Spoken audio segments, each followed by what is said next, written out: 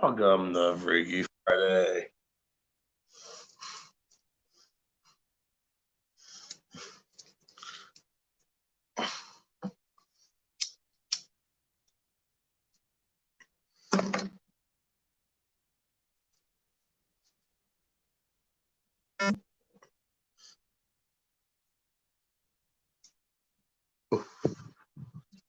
What up?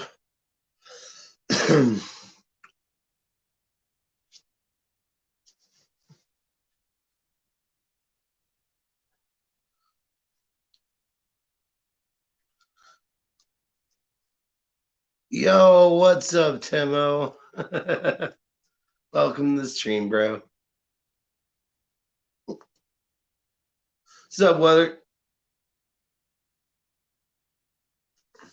No band-aids, we're going free tonight.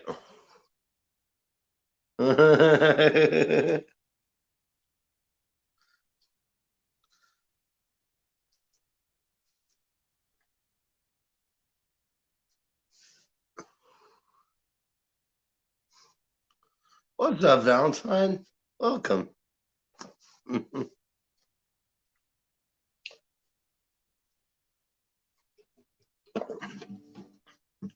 How's everyone doing today?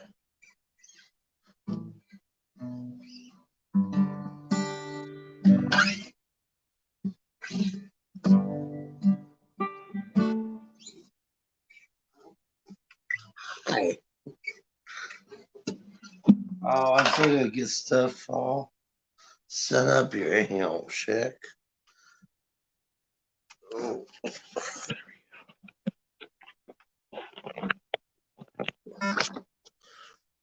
Power cord. That's needed. Oh.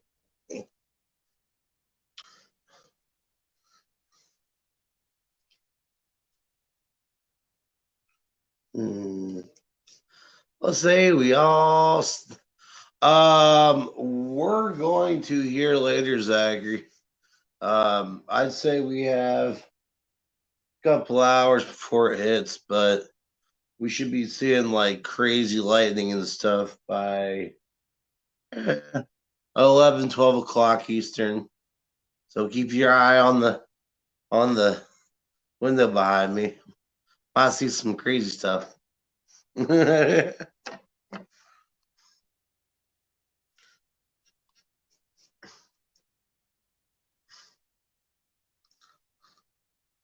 Chewy. Heating it up. We're gonna go for a lower temp, 535.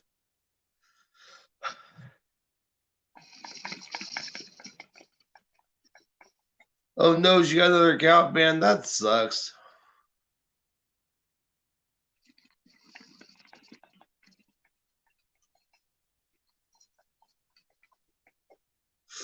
Cheers, everyone.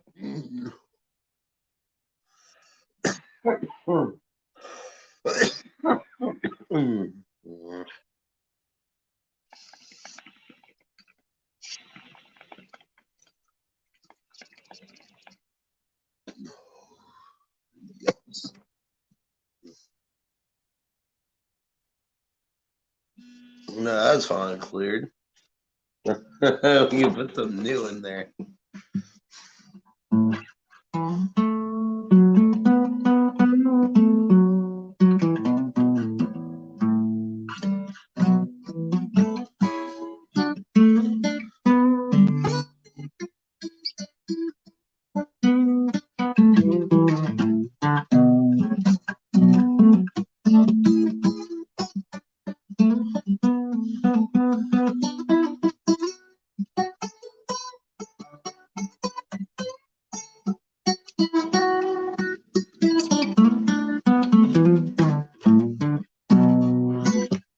There we go. Get this party started the right way. Lay down some licks.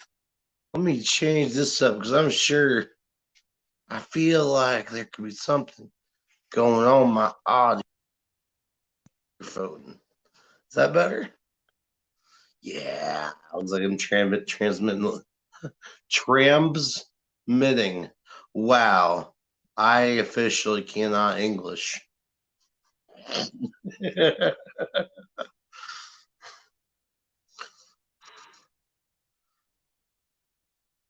Oh yeah, that's right. You got tropical storms going down there in the Gulf, man. Yeah, be safe down there.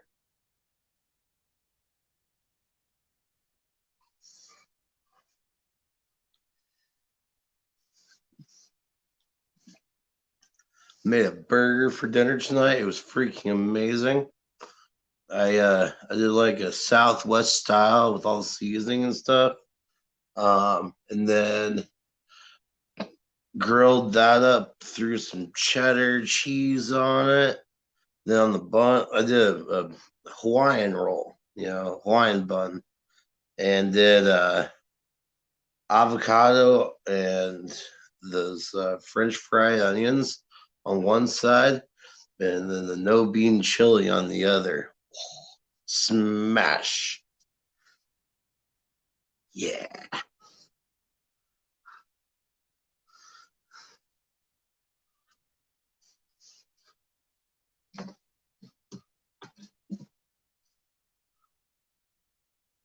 Yo, Weather, do you ever watch that one? It's Soha or Sowa fishing or whatever it is.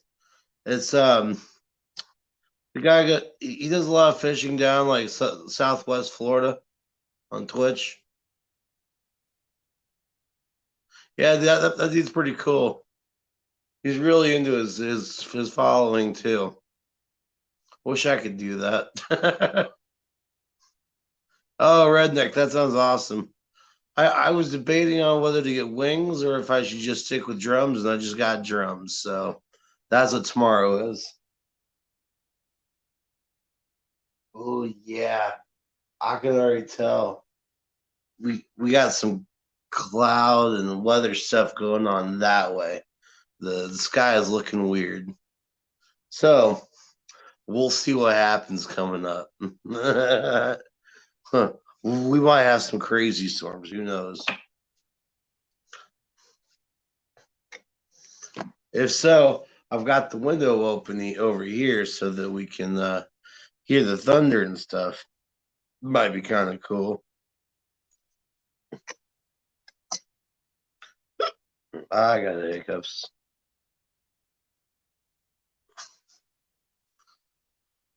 I haven't checked out Sean Jackie yet. I need to. They keep popping up.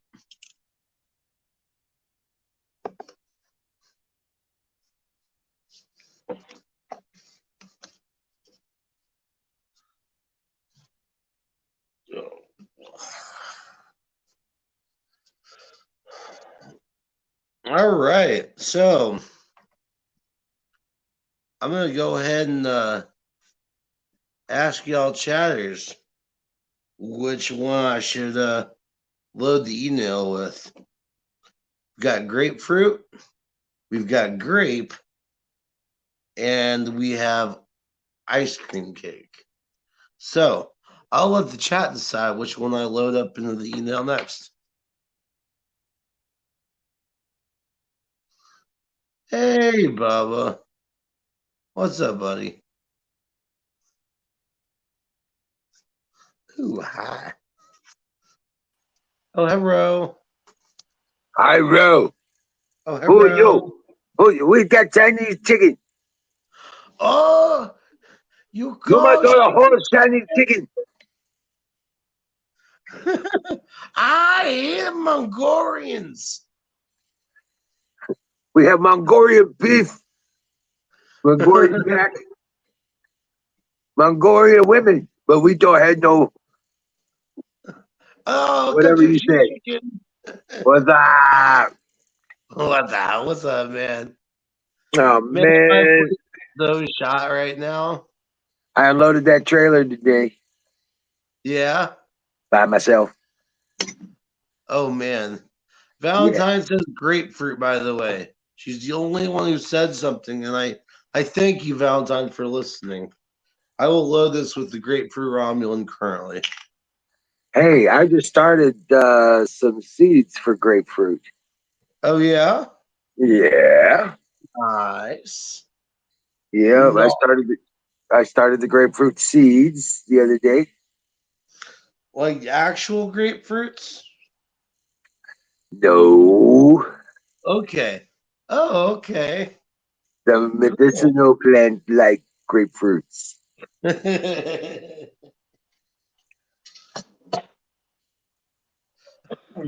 reminds me, I have to go out and check the mail. I might have gotten the care package. So let's go check on said mail drop. My shirt's backwards. Then it was brought again. There we go. Uh, let's see. I guess y'all can walk out with me to my mailbox. Okay, damn it. I'm not sure how good the signal's gonna be, but Well, I gotta go out and switch the sprinklers over to the. I gotta switch out sprinklers here in a minute. Oh, right on.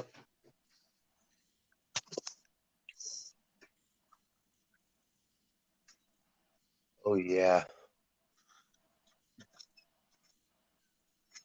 this guy's looking all pinkish and stuff. It's nice Yeah, out though. we're pretty much in twilight here. How is it you got sun? I'm not exactly sure. Indiana's weird that way. Right, Like the sun's gonna be up till, let's see, it's time right now. 8:15, 9:15 your 8:15. time. Okay, 9:15 here. The sun's probably gonna be up for another probably 45 minutes, give or take. Ooh, Yeah, maybe found I got cherry. clouds over there. I don't know. I found cherry. Yeah, but I let it go for 20 minutes on each one. The cherry tomato. Mm-mm. Actual cherry. You got cherries, Uh-huh. man. Took out all of our fruit, man. Oh no. No peaches, no cherries, no apples, no nothing. That sucks. What happened? The freeze, that last Oh freeze we had. yeah. Dang, With we the got all those snow. trees planted too. That's okay. They're young. It's all right that they Oh, don't have fruit this year. I wasn't expecting much anyway. okay. That so they're not spending energy on making fruit. They're spending energy on growing, establishing Yeah. the root, getting their branches and stuff established. I got I'm okay nothing with from it. Sausage Green Biscuit Farms. No, yeah, I didn't get anything either. Yeah. Well, I got the seeds the other day, but Yeah, well, that's what I'm looking for. oh yeah, you should get them here probably tomorrow, dude. Okay.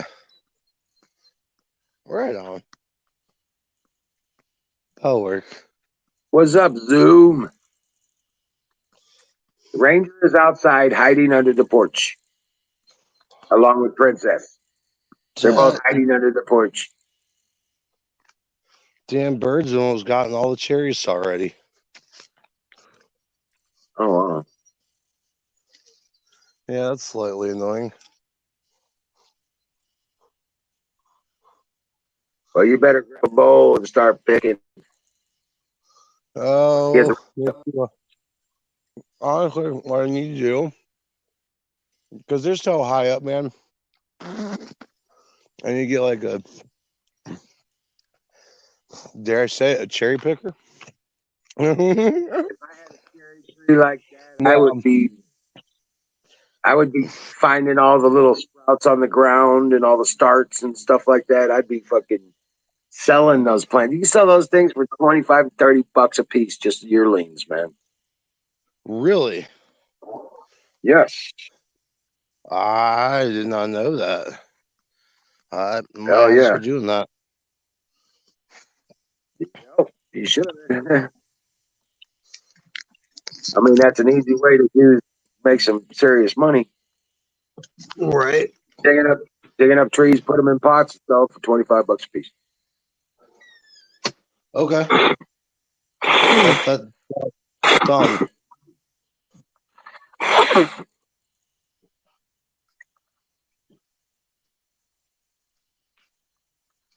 What kind of Oh cherries man. are they? What kind of cherries are they? Um, I'm not exactly sure. They're not exactly sweet, I can tell you that. So they'd be good for pies. I think they're Bing cherries. Yeah, Or no, Bing cherries are big. right. And they're not black cherries. Uh-uh. They're probably Talaris. Probably. I don't know. Oh. But yeah, I need to get a couple Bing cherries and another black cherry. Right. Oh, I love black cherries, man. Those are great.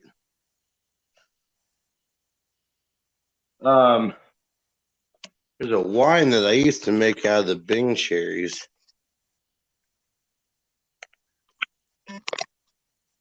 We take maraschino cherries, which are Yeah. Talars, and we dump out all the juice and then fill it with Everclear and stick it in the back of the freezer. Oh, there you go. Yeah, in a month or so, you take them out, you'll get trashed.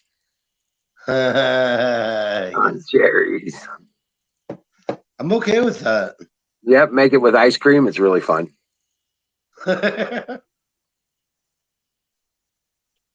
You know, put the cherries in the ice cream and stuff. Right.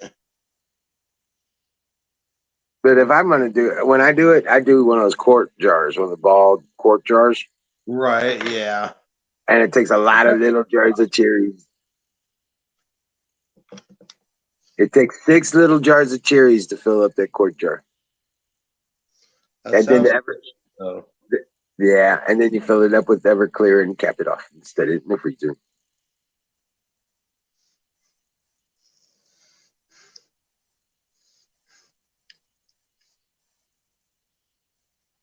I'll be There right back.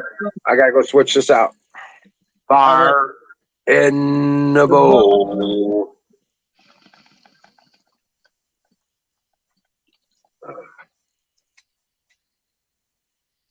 bowl. That grapefruit tastes amazing. It's grapefruit Romulan. Oh yeah, Yeah. I don't know what kind I got, but it tastes good as hell. It was one of my stashes from some time ago. Oh yeah. Oh yeah.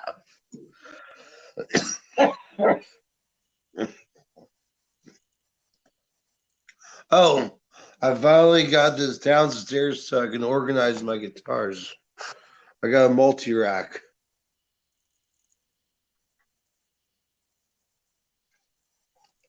So now I get like put 1, 2, 3, 4, 5, 6, 7, 8 guitars in that rack. I don't have 8 guitars, but I need to get 3 more. 3 more and I can fill the rack. And then I can buy a new rack and new guitars. Ah! More guitars. Need more. Need more effects too.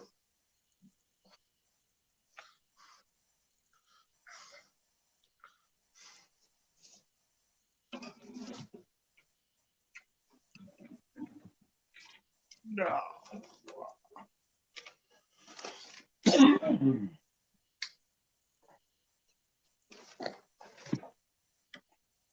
Yeah. There it is.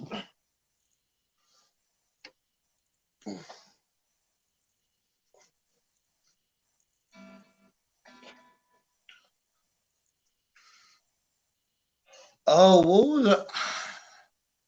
I was really high last night and I was playing something.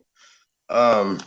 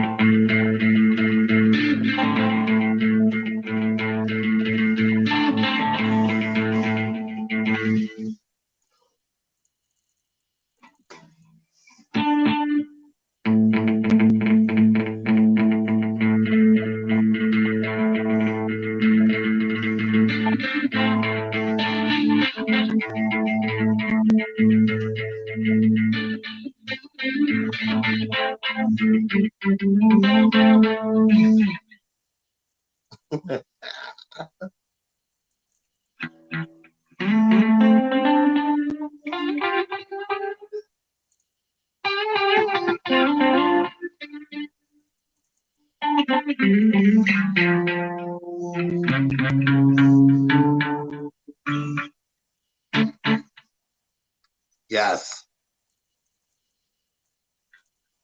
Whether this is very true.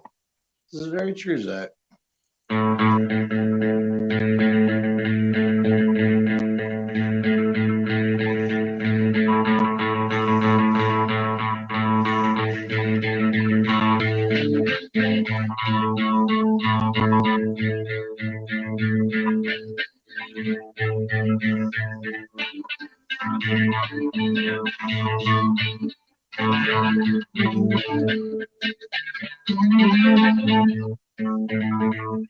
It's all freaking like trippy and shit.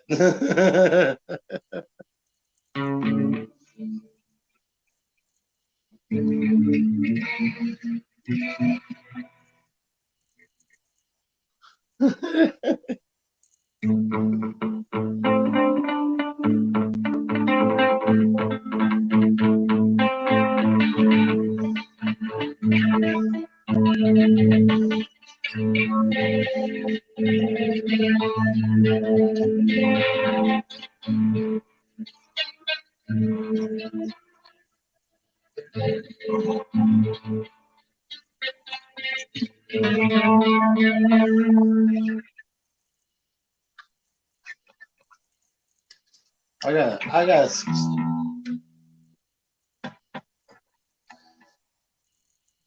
I can't remember what exact number it had the effects level on last night. Started playing around with it after the stream too.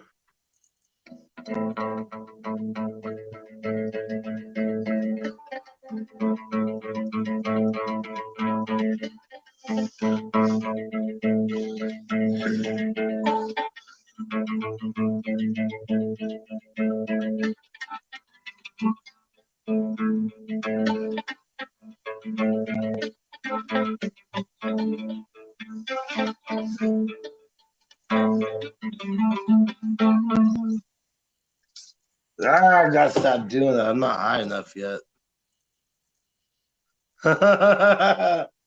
Right? We're gonna go ahead and blast off and get to that alien mothership real quick. You know.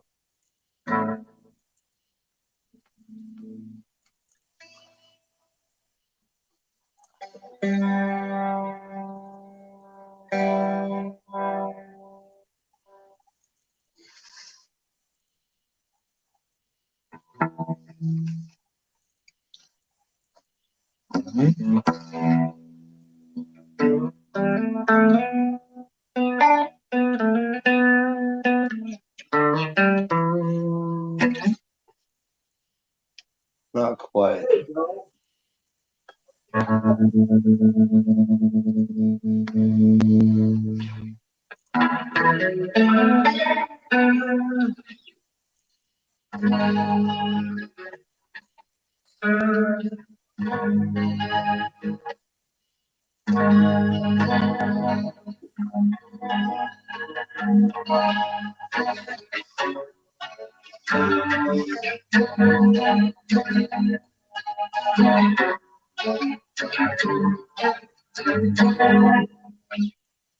There's a weird sound for y'all.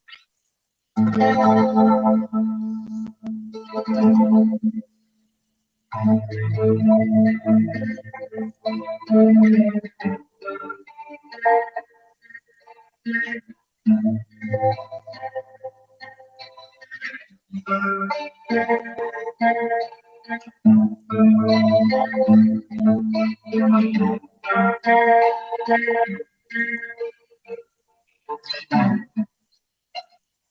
then you gotta get those sounds like.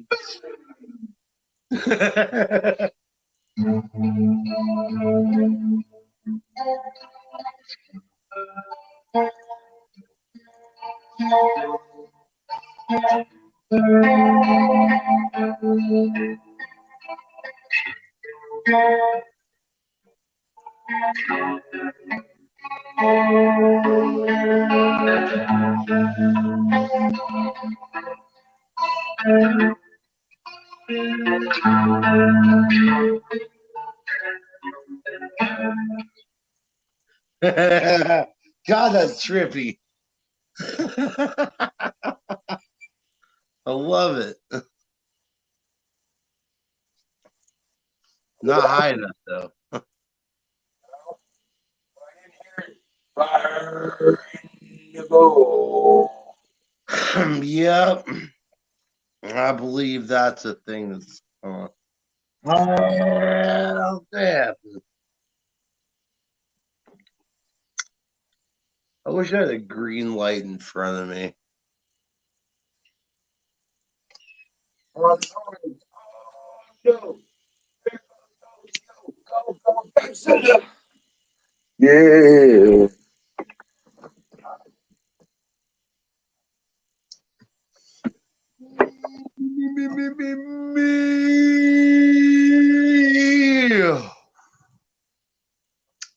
Brought to you by Sausage Gravy Biscuit Farms.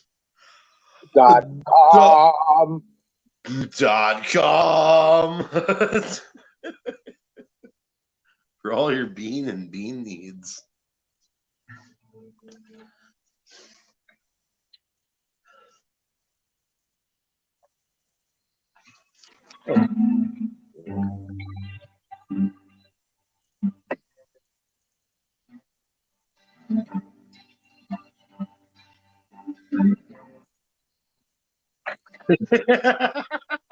That's the sound. Mama, take you back to me.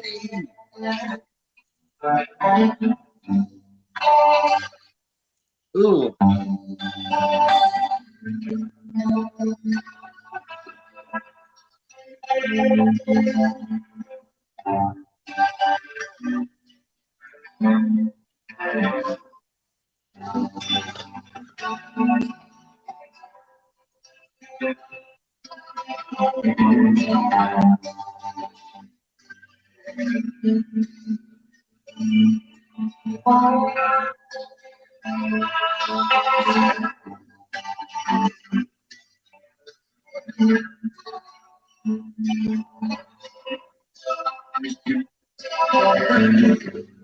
Mama, take this from me. I can't use it anymore. It's all tripped out and weird. Sounded cool though. I like it. I'm gonna have to remember that setting. What is that? Chorus with both delay and reverb. Yeah.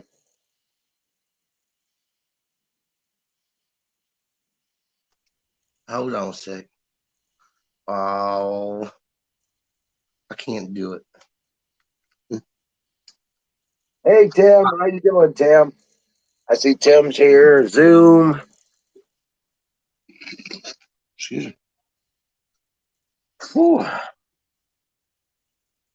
Good. Too early for that. It's Friday. Hey Valentine.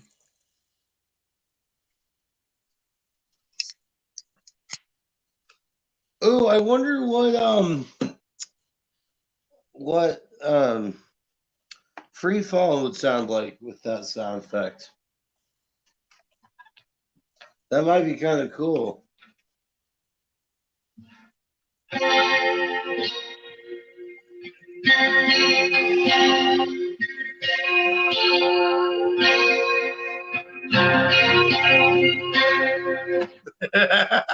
You need to back off the reverb just a little bit. Just a wee bit. It's on 10. Yeah, take it half.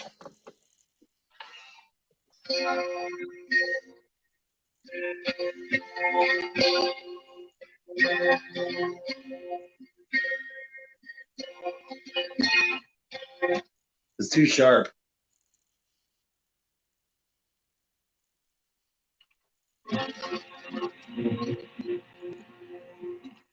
Ooh, actually.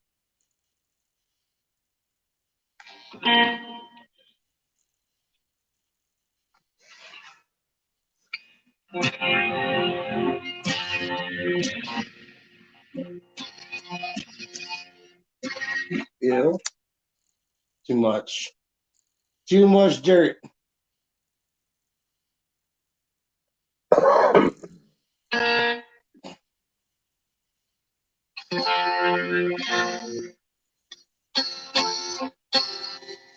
Also have 10. It is not one thing, it's another.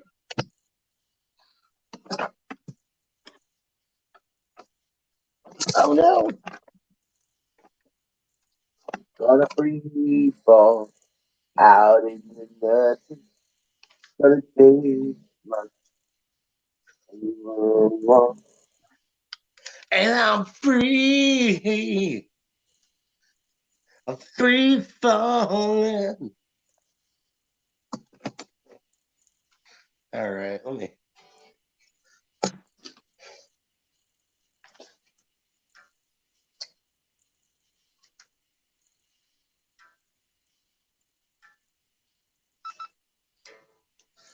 Yeah.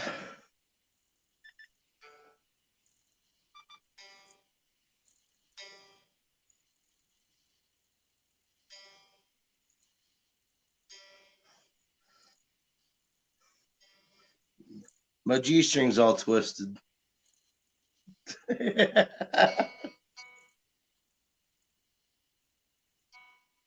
Musician joke. I got it. It just wasn't something I wanted to think about.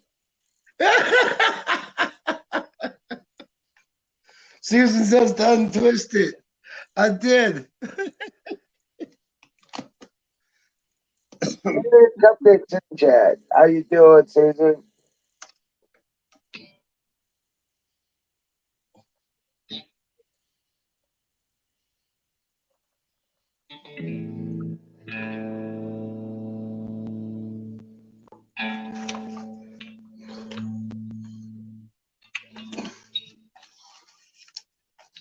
Oh, here we go. Oh, doing good, Susan.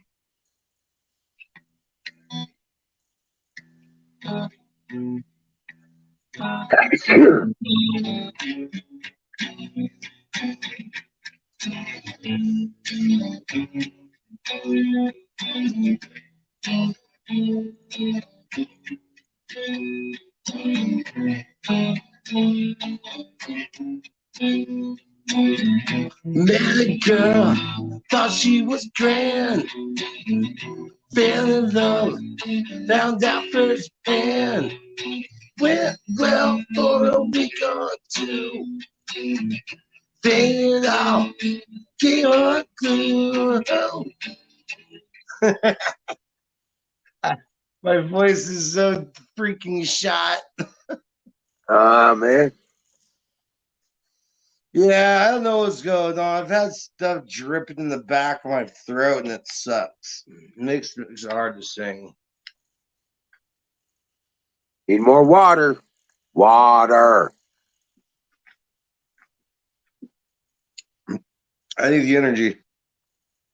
That's not water. I need energy.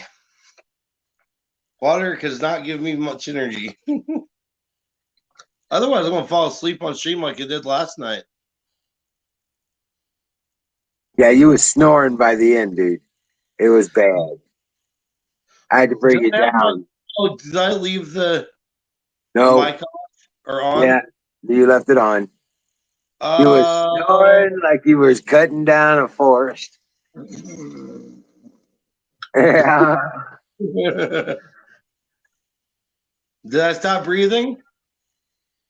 Not that I'm aware of. Cool. We got that fixed then. Wasn't keeping track, actually. We was hearing too much snoring. What's up? I said, yeah, I'm pretty sure you didn't stop breathing because you kept snoring. Cool. That makes things easier then. Whoa, excuse me.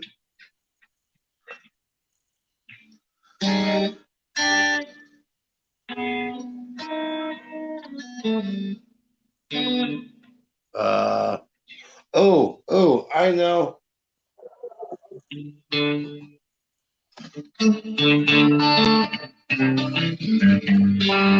Sweet home Alabama. I always fuck that part up.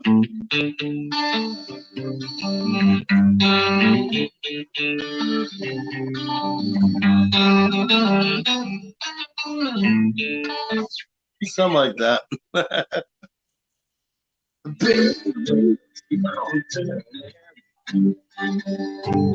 Give me home to my kid. It's better. It sounds better on an acoustic though. Oh.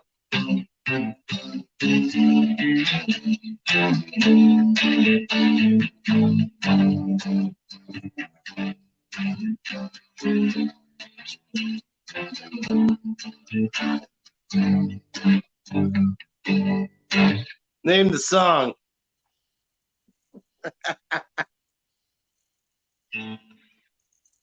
We're still on Leonard Skinner, so we got that at least out of the way.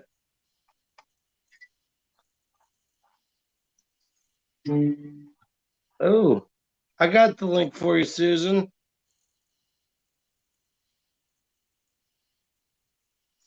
There you go.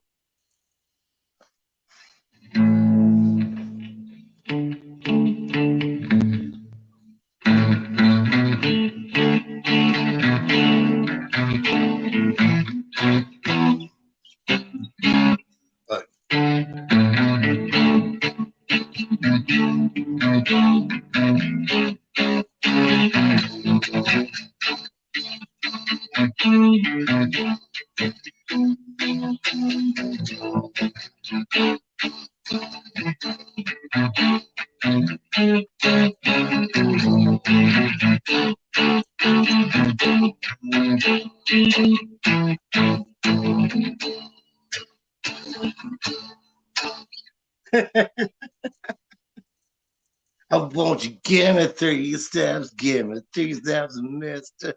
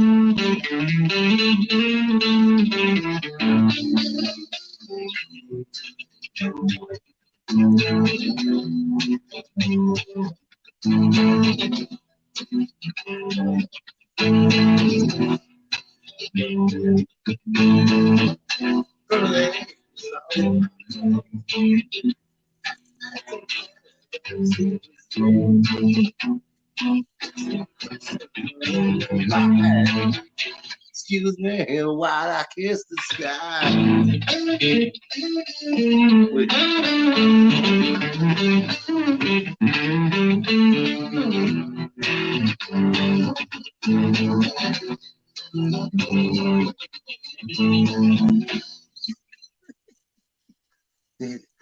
Long live Hendrix.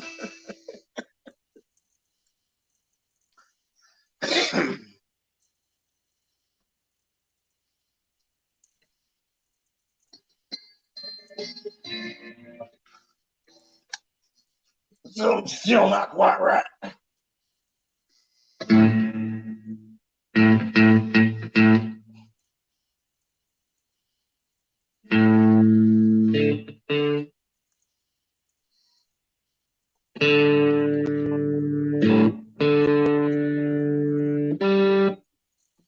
There's that. There's the. Oh, I know it's missing.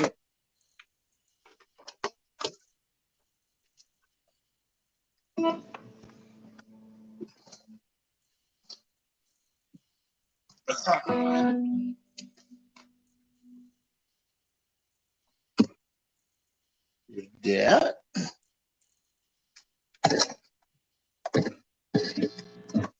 Ooh, the fire. I need more coffee. Send me coffee.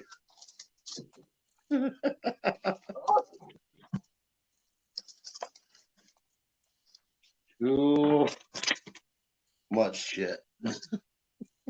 Pie, that's what you need. What? Any pie? Yeah. Seems logical. I'm pretty sure I need pie.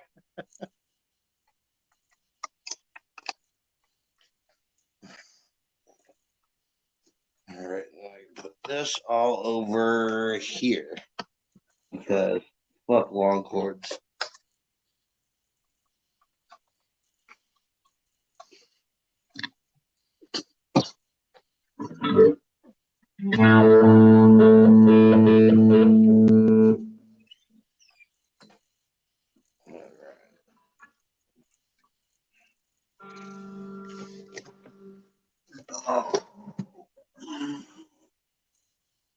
All right. Before I rip into this, ladies and gentlemen, can we get fire in the bowl?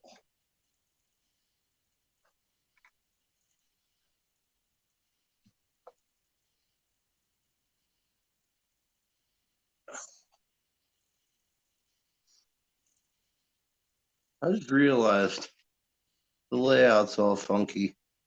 There we go.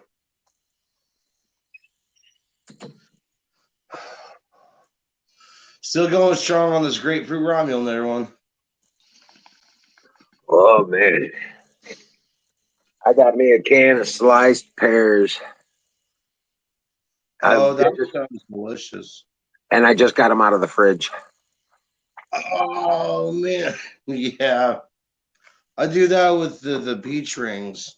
The slices of peach. Oh yeah. What natural nation? What's going on, buddy? Hold on a second. What's that?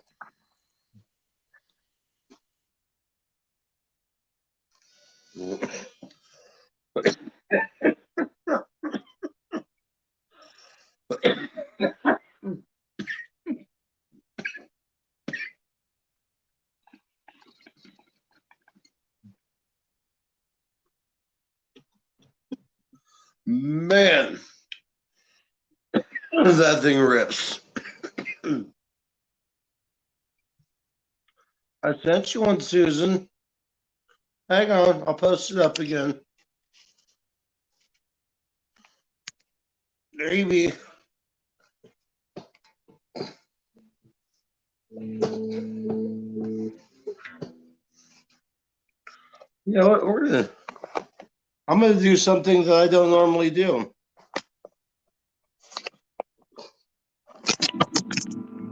Which is break my shit. Apparently.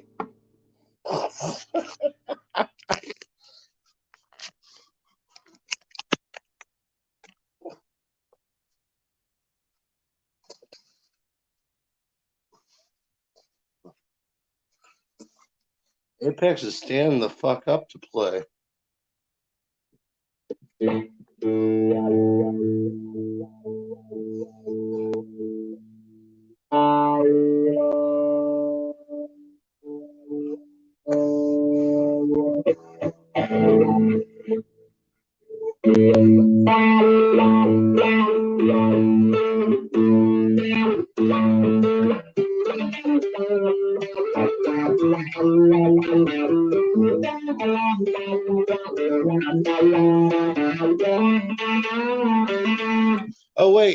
version. Hang on a sec.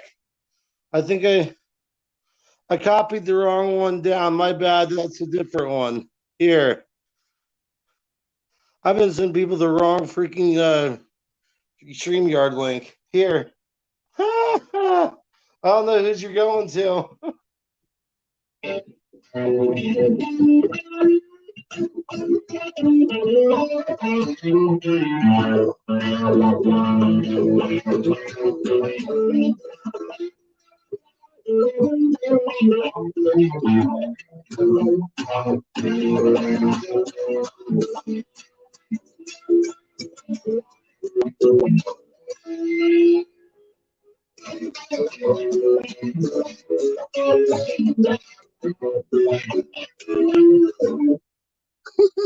There you go.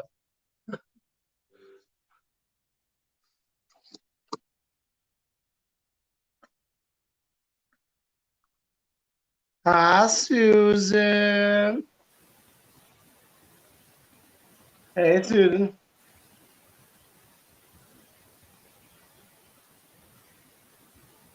Holy cow, it's Susan. How are you doing, Susan?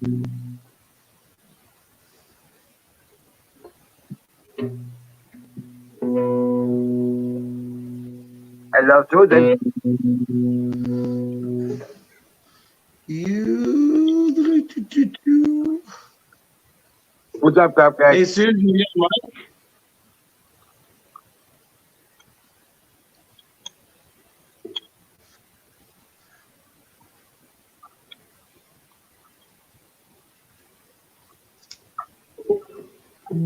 I tell you what, these cold pear slices, Yeah. oh man, they're golden on the hot evening like this. Oh, yeah. Oh, by the way, it's just the sun is just now down. It's like blue hour right now. As you can tell from my window back here. Damn near the same here, man.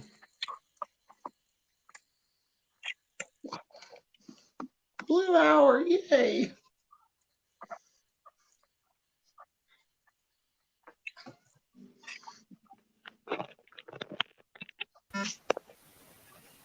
Susan, Susan. are you there? I wrote. Oh, yeah, I gotta take the thing down so you can watch lightning if it happens.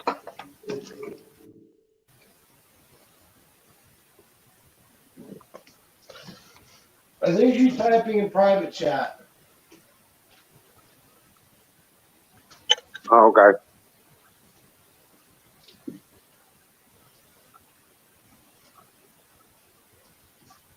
No, we can't hear you, Susan.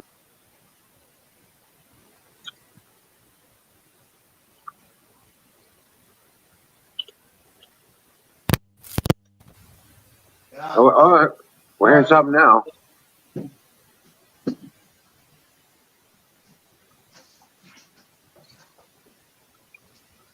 I thought I heard something.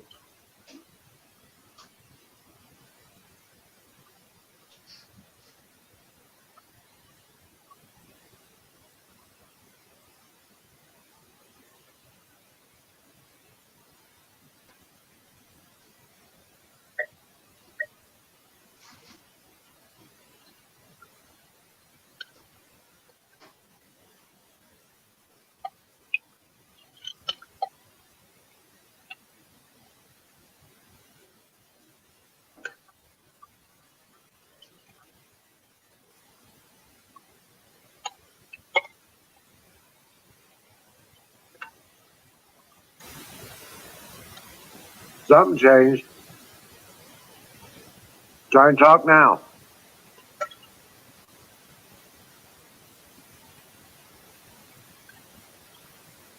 There we go. There we go.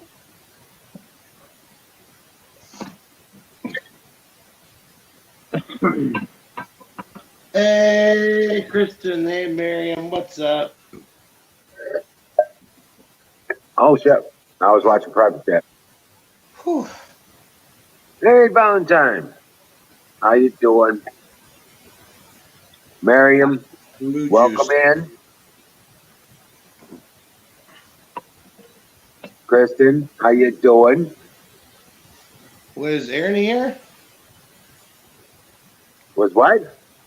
Did I hear an Aaron here? The Aaron's here? Or is that a no? No, Oh, that I okay. know of. Okay, that's cool. Either way. That's Natural Nation. Pie! It's my time for pie. Nah, I was having pear slices. Really cozy pear slices.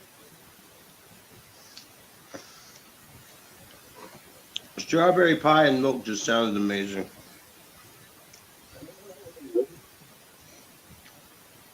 Strawberry pie? Mm-hmm. Oh, there you go. Strawberry pie.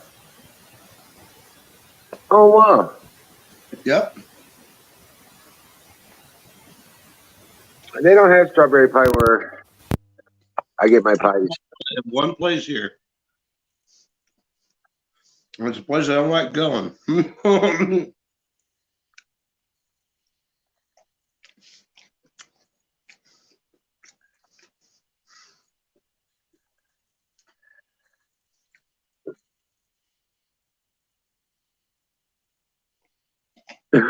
I'll check you out. Whew. That was needed. That was a got milk moment. It was. It really was.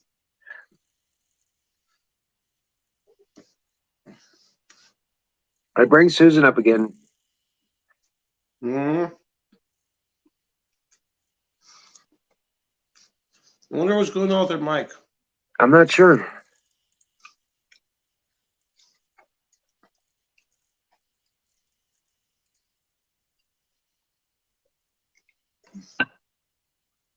Anybody else wants to come up? There's the link.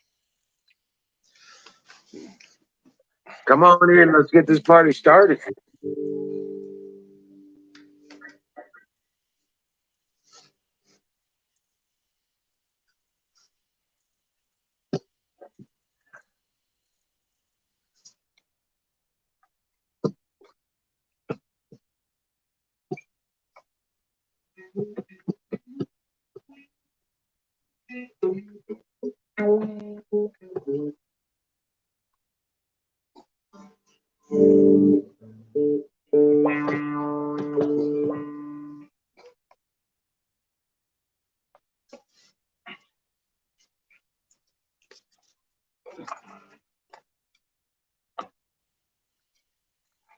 There we go. Hey, Rob.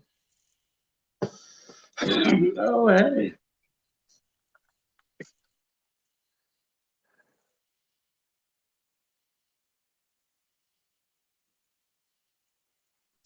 So, what have you looked at the news at all today?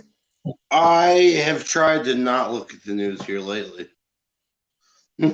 Uh, It's hard not to, though. there's some of the good stuff starting to roll out, though. This is true. This is true.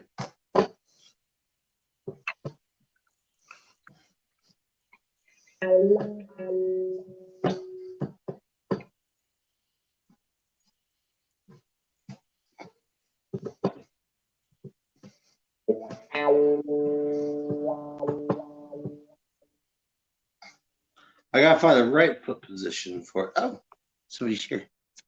Oh, hello. They say that Arizona audit's going to be that Arizona audit is going to be done by the 26th. Ooh, got a Wawa. Yeah, it's an actual. They say that Arizona. Hey, did you hear me? Apex. Yep. They're going to have that audit done by the 26th. Wait, what happened in Arizona? I'm sorry. One time. That audit in Arizona. Yeah. It's going to be done by the 26th of June. Ooh. Eight more days. That's just over a week, bro. right? Wow. Yeah. So what happens then? I mean, let's just say on a hypothetical that every state that does the audit overturns their election results. What happens then? Well, then it goes to the state Supreme Court. State Supreme Court has to rectify the election. Okay. Okay. So as if the election hasn't ended. Okay. Oh. Okay. Then the other states turn in the results from their audits, and they have to rectify their elections too. So, which other states besides Arizona are doing audits? Georgia will be doing one. Pennsylvania will be doing one. Michigan is doing one. New Hampshire is doing one. I think they're talking about doing one in Oklahoma and also in California. We're even talking about Utah right now. What's up, Susan? Even though we went solid for Trump, there was a lot of people that I think got in under skullduggery. Correct. Romney, for example. Exactly. Every state that had the Dominion servers and the Dominion machine are potential areas for discovery. I know that our elections on a local level have been rigged for a very long time.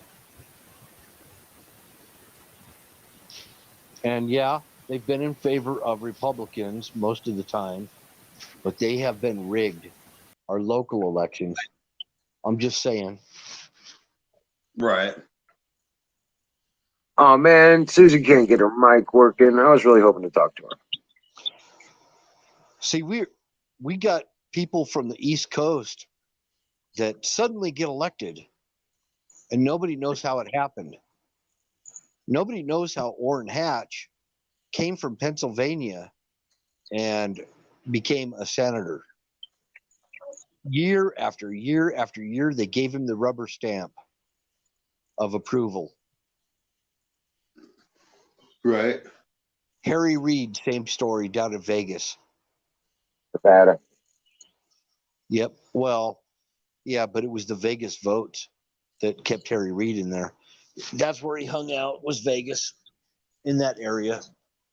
Like Nancy Pelosi, Adam Schiff, and Maxine Waters. Yep. Jason Chaffetz, he's from here. Mike Lee, he's from here. Mike Lee's a pretty good dude. I'm pro Mike Lee, actually. Right. He seems like a good dude.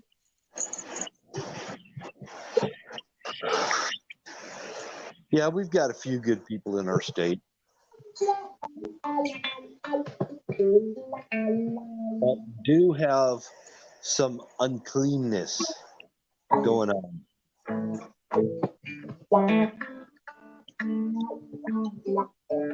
So I'm just hanging out just for a minute. I'm actually being a caretaker today for my Oh, mom. Yeah, my mom, she's elderly, and I gotta take care of her tonight. Right. We're taking turns, so she doesn't have to go in a rest home. Right. Yeah. Good deal.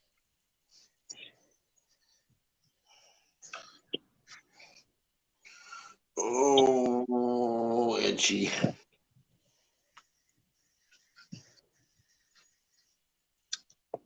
But my daughter left me some White Claws and some Kraken.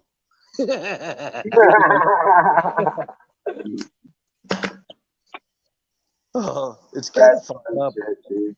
It's watermelon White Claws, and it's kind of, I don't know. It's not my thing, but hey, you know. You know, everyone that I talk to about, that mentions White Claws say it's really not their thing, yet they continue to drink them. Free booze is free booze. Exactly. I ain't complaining. And you know what they used to say? The best watermelon in the world is stolen. Oh man, I got a guitar. What the heck? My What? son-in-law left his guitar. What the hell? I gotta pull this bitch out. Ah, I gotta pull this guitar out there you go. just because Mm-hmm. Apex has got his guitar out, and I'm not good. I'm not as good as you on the guitar, Oh, but I'm not that good, bro. no, you're good. You're good. No, no. Well, okay, you're not. Always have room to improve. There's always room for improvement. Fire Always. the ball, by the way. Fire in the bowl. Fire. It's a motherfucker bowl. What do we have here? It's a Fender. It's a Fender acoustic guitar. Oh, there you go. I don't know if he's going to be happy about me playing it, but I'm playing it. Probably should.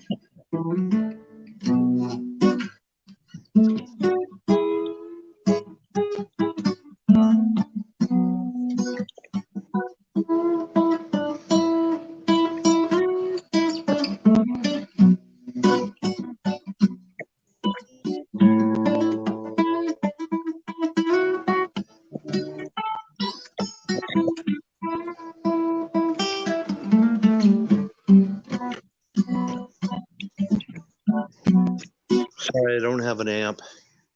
So you Oh, I'm probably not playing through an amp either.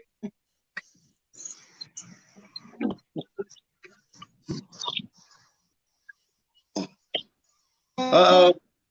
Song.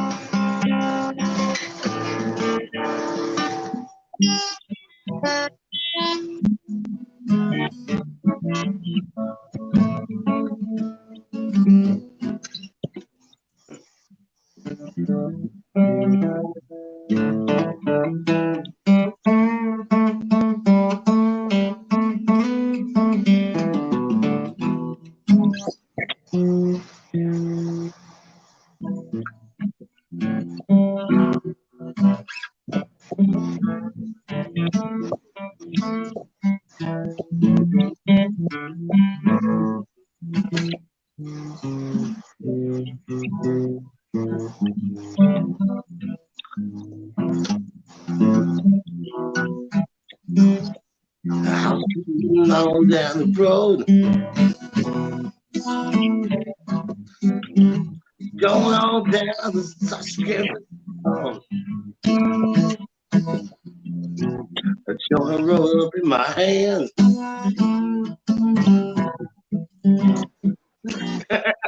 I don't even know.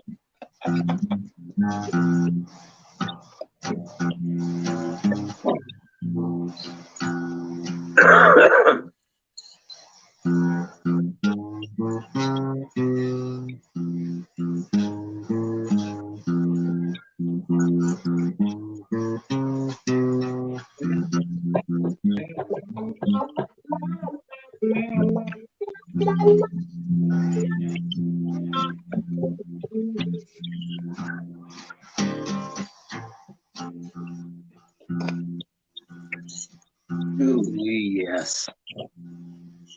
Ah, man, I tell you. Yep. Oh, I feel that funk coming on. Uh-huh. You need to go to the bathroom, Bill?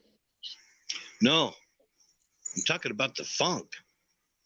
I'm Yeah, talking about the funk. The funk. The funk. Yes. There you go.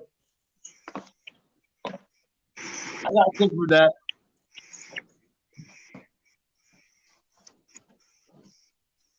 I got swamp coolers blowing in here and everything.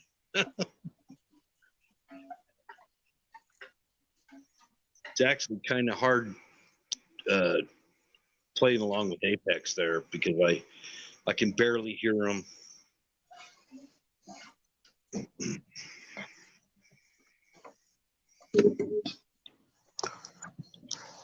Right.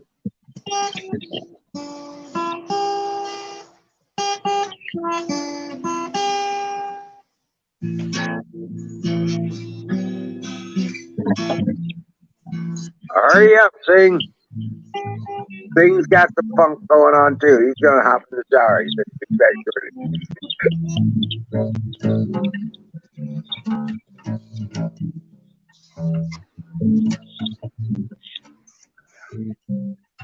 You got rain coming there, Zoom? We ain't got rain till next Monday. We need some rain. Yeah, I've been having to water my garden every day. Some of that rain out this way.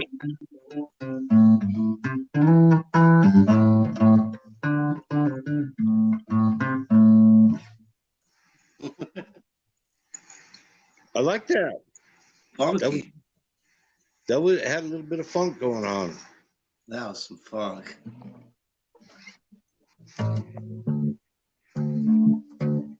So I'm pulling an all-nighter.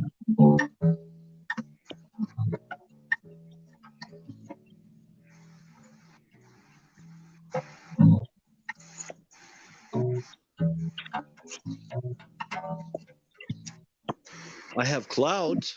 That looks kind of promising. Kind of high, but they're clouds.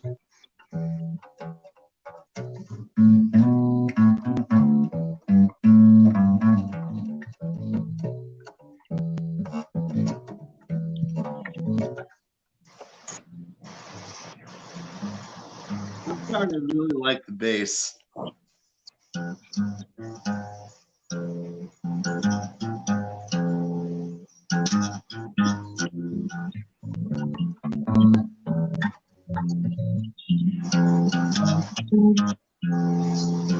Yeah, Miriam, I keep wondering why he doesn't start his own news service or associate with one of them or something like that. I mean, close to gets is OAN, I'm sure, but I would think he would want to,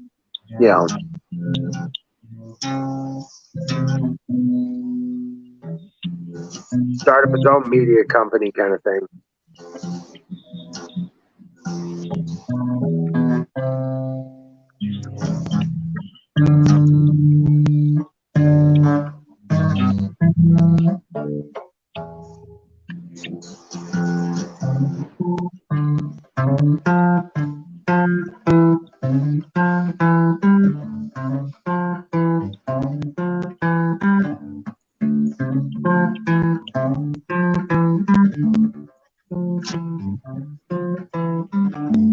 I know the pieces fit, that I watched them fall away. No bones.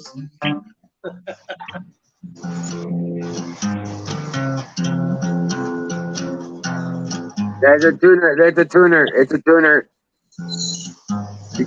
Nope, that third string was bad. Tuner.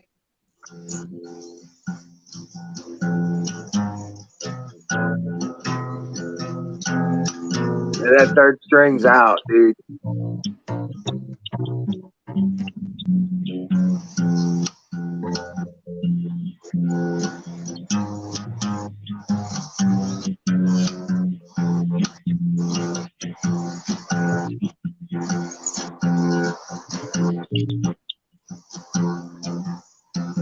Take it, Apex. What's up? Take it.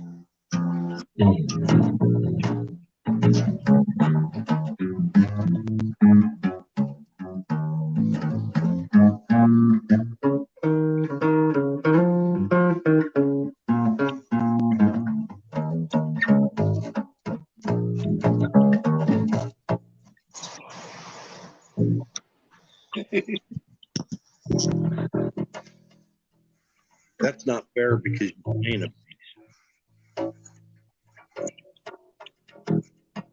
Yeah, you guys just playing a bass set.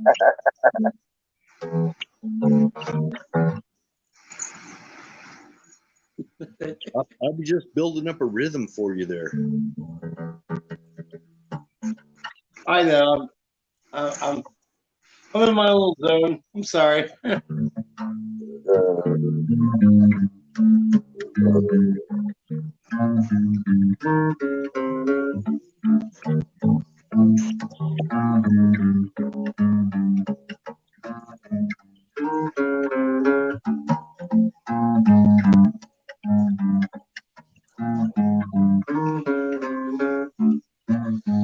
didn't want to fucking Green Day.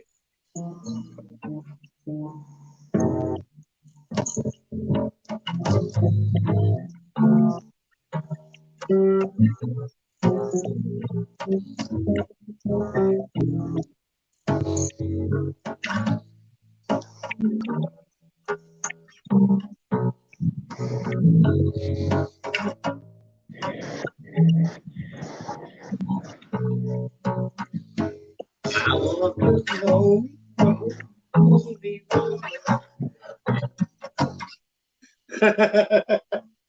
Actually, for that, I need this one.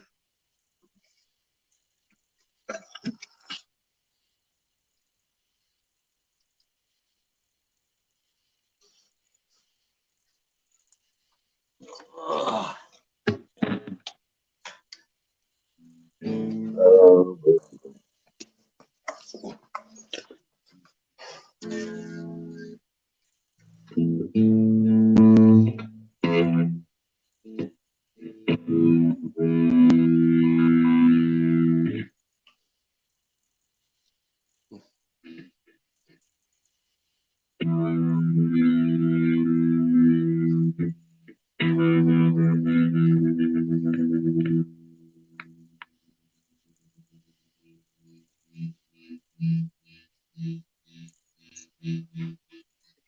You know what this whole thing about the shots is coming down to look like? Do you remember the movie The Faculty?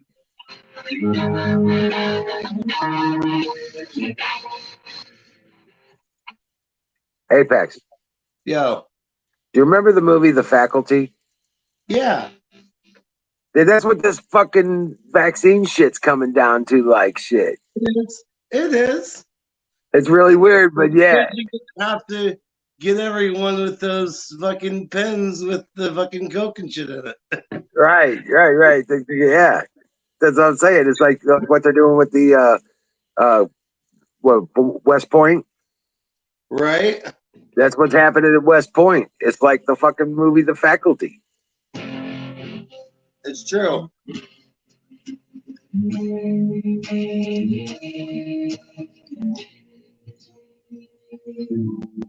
Something's not right.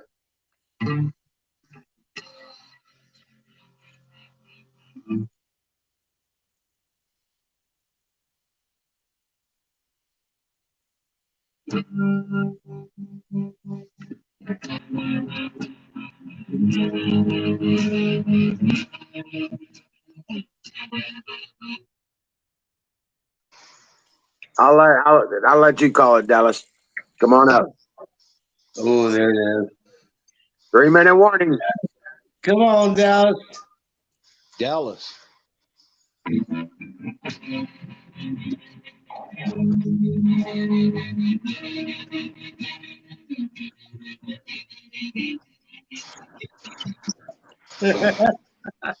There it is. That's Boulevard of Broken Dreams.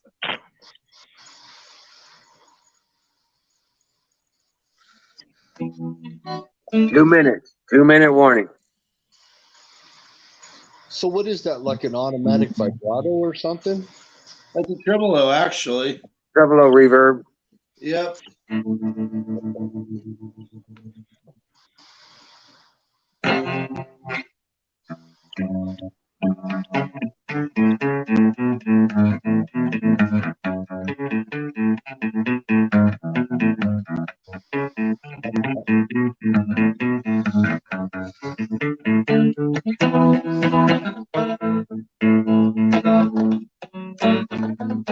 I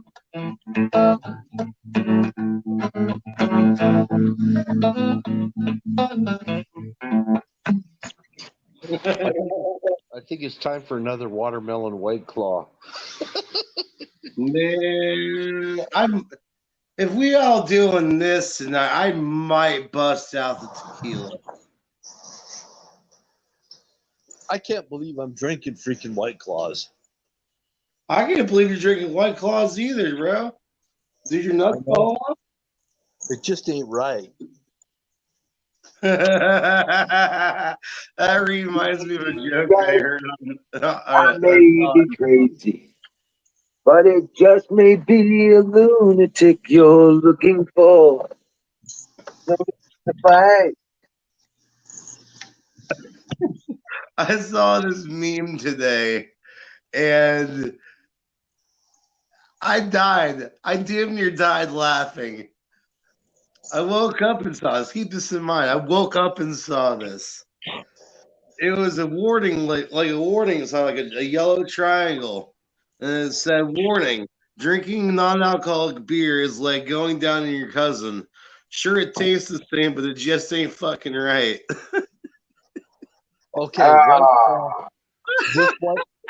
this White Claw is 5% alcohol. It's not non-alcoholic, even though it tastes like it. Right? See, I do not approve of non-alcoholic stuff. No, this is 5%.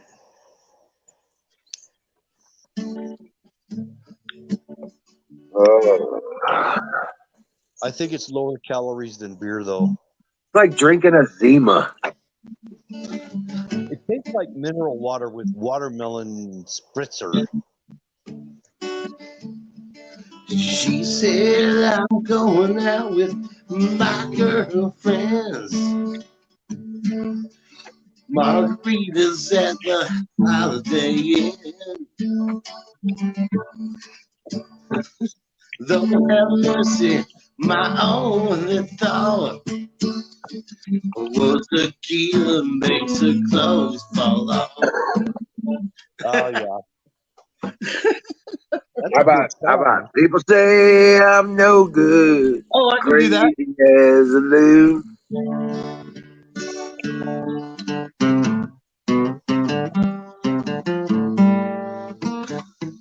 Hey.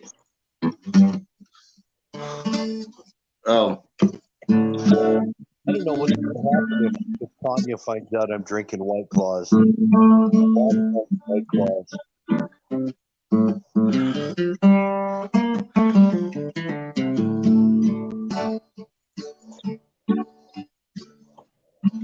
People say I'm no good, crazy as a loon.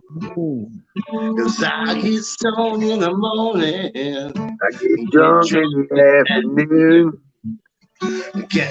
Count out my old boutique count. I've got to lay around in the shade. I ain't asking for no money, but damn sure got it made. I ain't nobody nothing. I skipped some lines there. I know If I I did. can't get it on my own, you don't like the way I'm living, you just leave this long-haired country boy alone.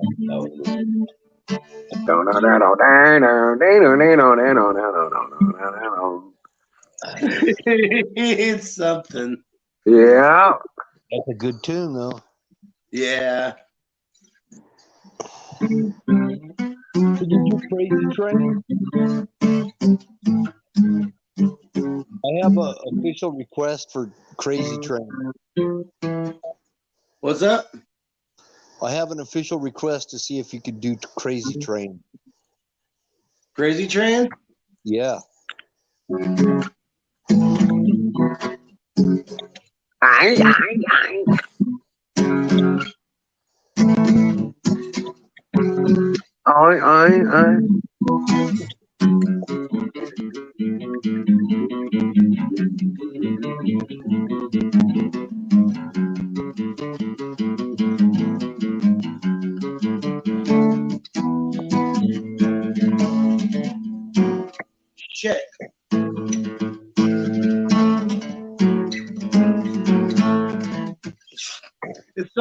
It's some weird.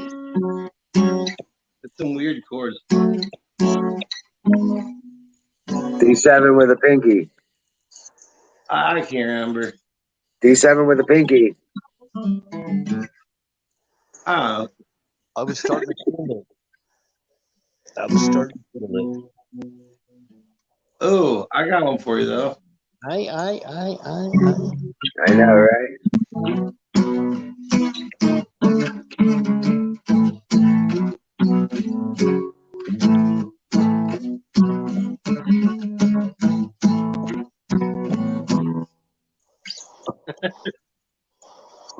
Yeah. Considering Da da da. Da da da da da da da da da da. Blind. Can he see or is he blind? No. I was doing Wizard. Oh, that Da one. da da. Da Yo, da da da da da da da da. What's up, Dallas? yo, You're not late. too much. Just chilling. You're 5 minutes late. Call it now. Just Hurry. chilling in the back. Fireball. Far in the bowl. Hell yeah.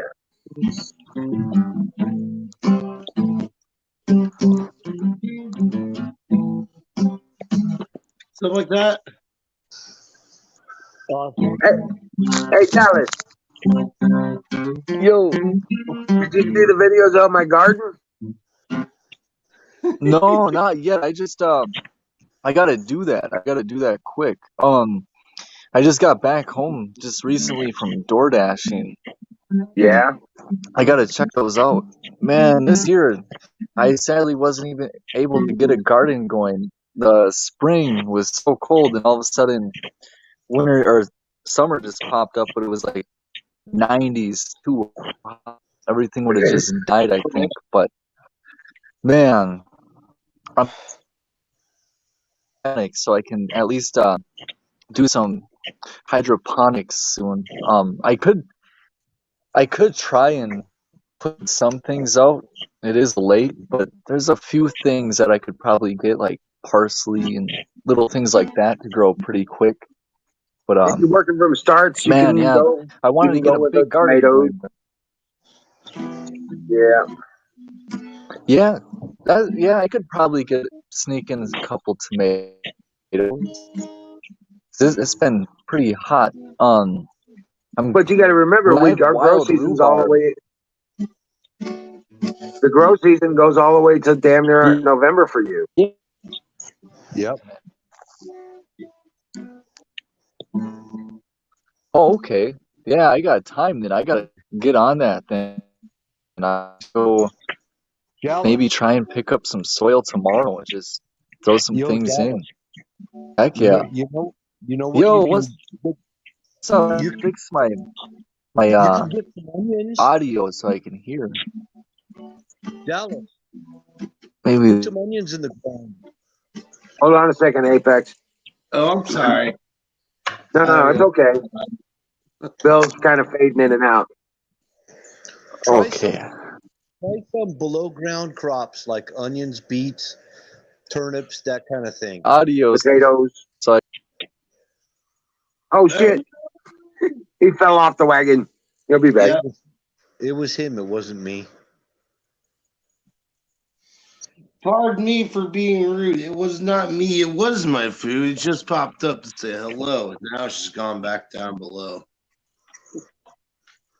What? You're a poet. What? You didn't even know it. I hit the wrong button. Yeah, don't do that. That's rule number 2. Don't hit the button. Yeah, don't hit the Don't red hit it. button. So Dallas, do some stuff that you could do a late harvest, like below ground crops. I'm sorry. What was that? I'm trying to fix trying to be able to hear better. Oh. Dallas, can you hear me? A little bit. Like when it's out here, I don't know why I'm having this tough time.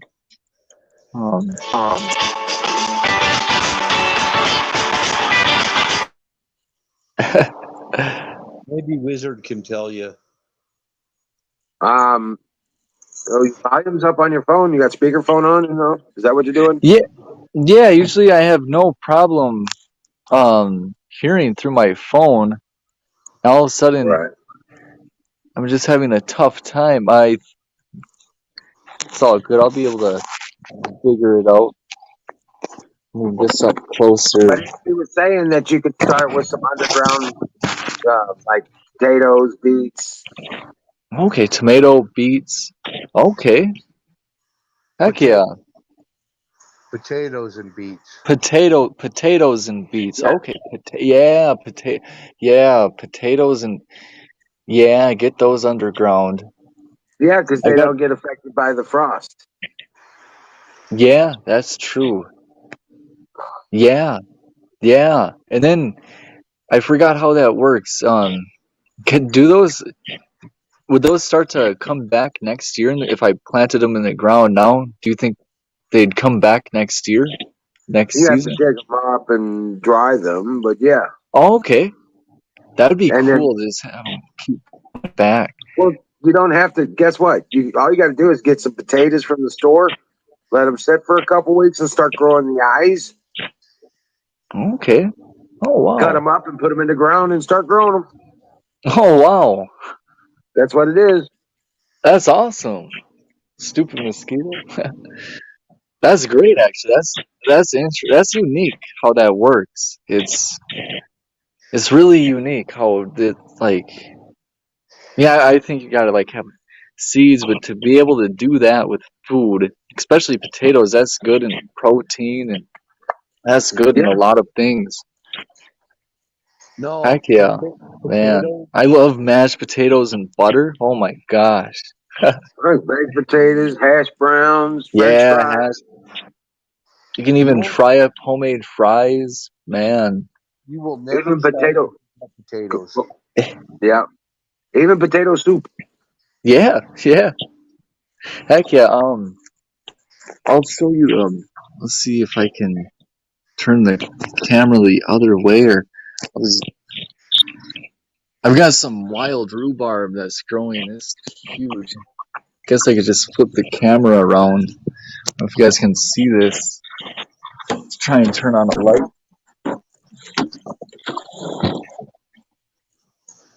I don't know if that helps. I guess I could just walk up to it.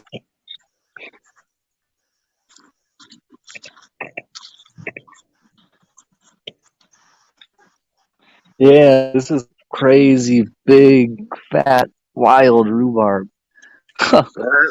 Fat old stone. Then on the other side of this wall, I guess I could just show you guys. Wait, that doesn't open up. It's kind of muggy back there, but it's wild. There's a lot of rhubarb on the other side. There's so many plants. Honestly, I'm gonna go check it out because I haven't seen it. Yeah, man, this place is pretty chill. It's pretty cool. Yeah. Pontiac, the crazy Pontiac that always breaks down, or is it? Oh, yeah.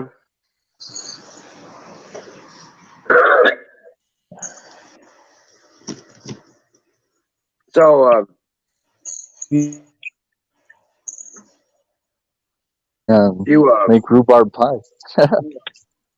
yeah, I've heard use strawberries to make rhubarb pie. Oh, okay, strawberry. Okay, I need to really start studying the recipe books. I need to really start looking into those and start getting better and cook more and all that. Yeah, I'm gonna turn that light up.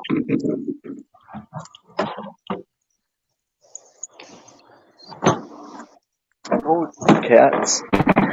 Yeah, yeah, man. There's still a lot of things I need to learn. I'm glad though. Right. Got my health back. Man, that's for sure. I'm feeling a lot better. Oofda. That was a crazy past 3 years. My goodness. Oof. yay. Without getting into too much detail, I'm glad to be off, like, not the psychiatrist, all that, not seeing her no more. Oh man, that was just really bad. They didn't do anything to like get you on like, hey, you should do this for like health or anything.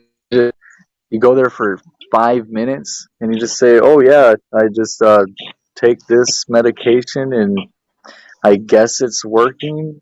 And they're like, okay, well, see you 3 months from now. And you're just like, um, okay, isn't there a little bit more to this? And man, I'm just like, anyways, long story short, I've been off that stuff and just taking vitamins and minerals, and man, I feel like I'm getting my life back here. Like, my goodness, I didn't understand how much those SSRIs were just destroying me. My goodness, like, just this crazy anger.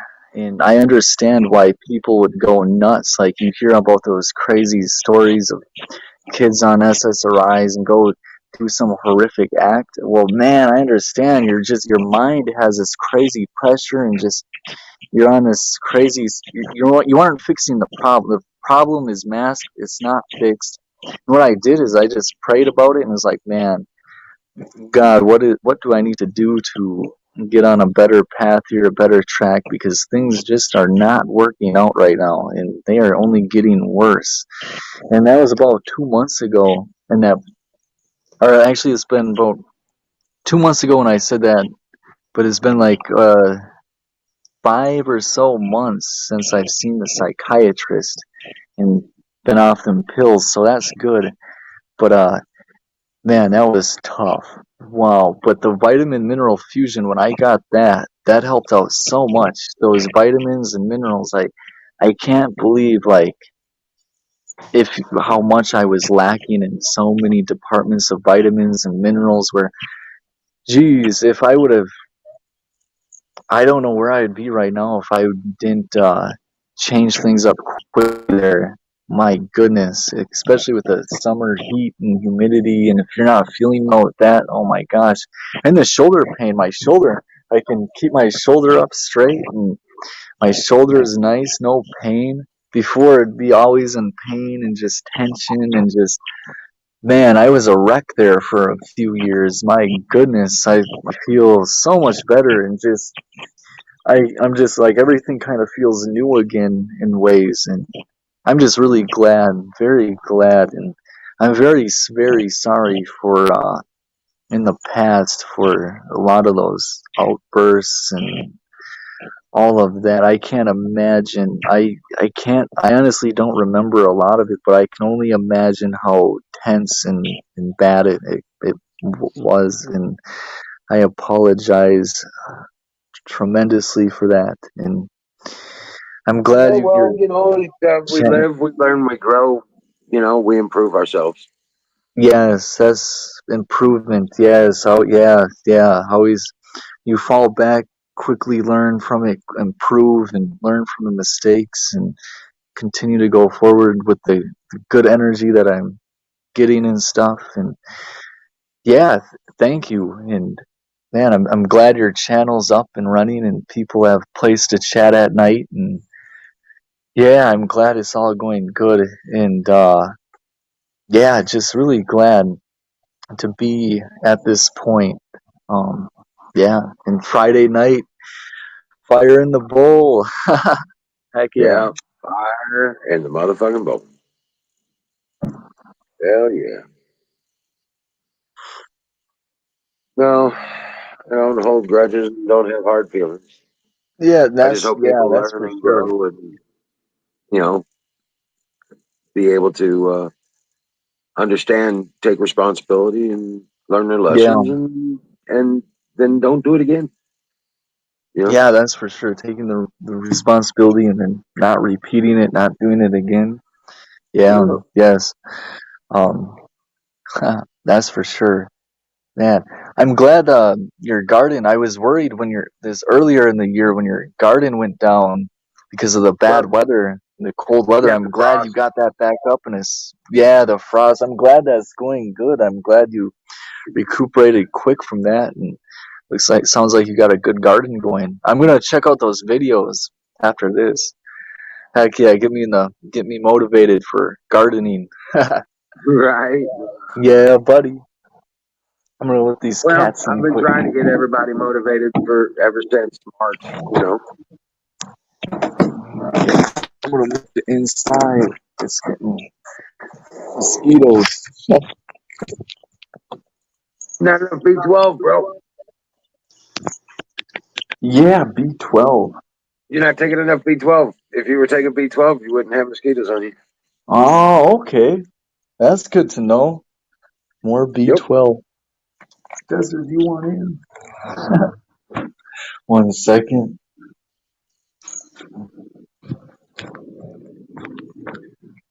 Heck yeah. Where did Apex go? Man, yeah, Friday night. Man. I know.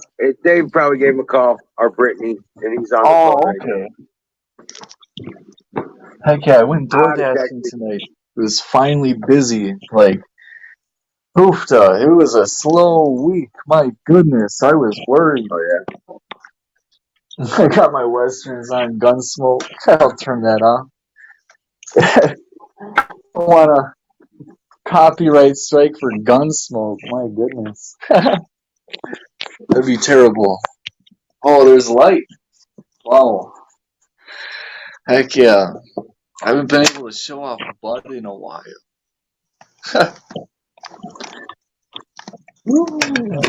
Dallas, it sounds like you're getting ahead of stuff. Yeah, buddy. There you Yeah, go. buddy. Heck yeah. Well, What's going on in chat?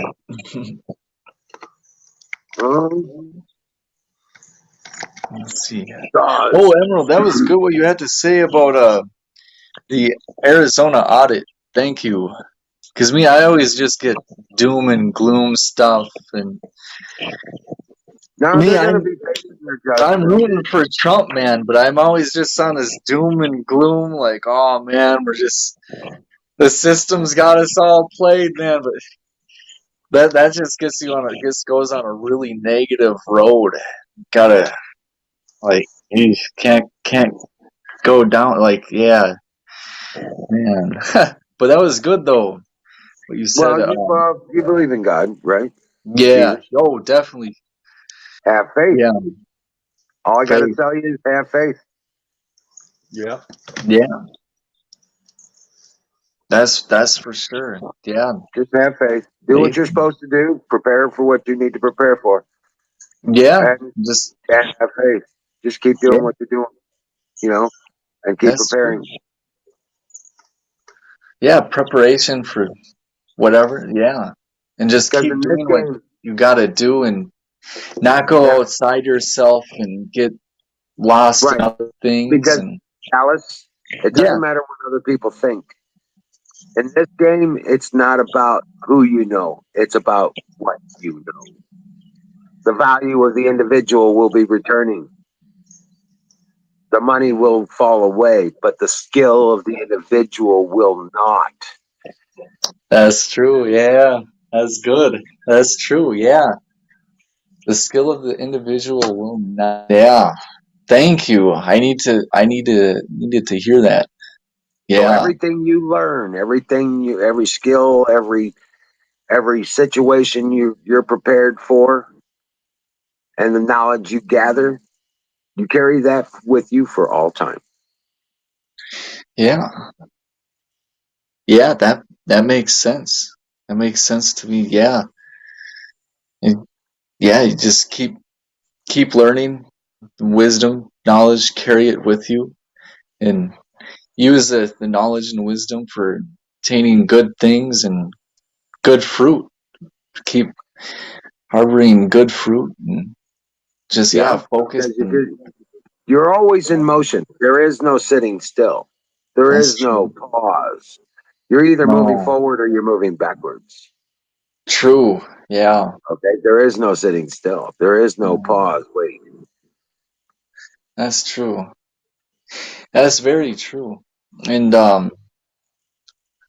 'cause people think, yeah, that's how people can get lost in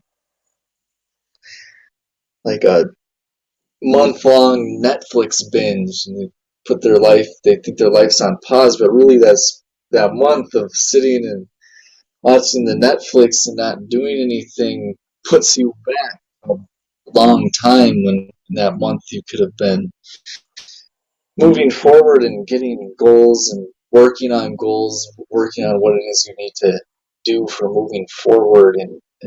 And people right now, I notice society, not everyone, but a lot of people are just sitting back, relaxing, and losing sight on what they truly want to do and their purpose. And people are just party hardy. I understand, like, have a good time and stuff, but man, I don't know. I don't know fully under. I don't fully. I can't fully explain it.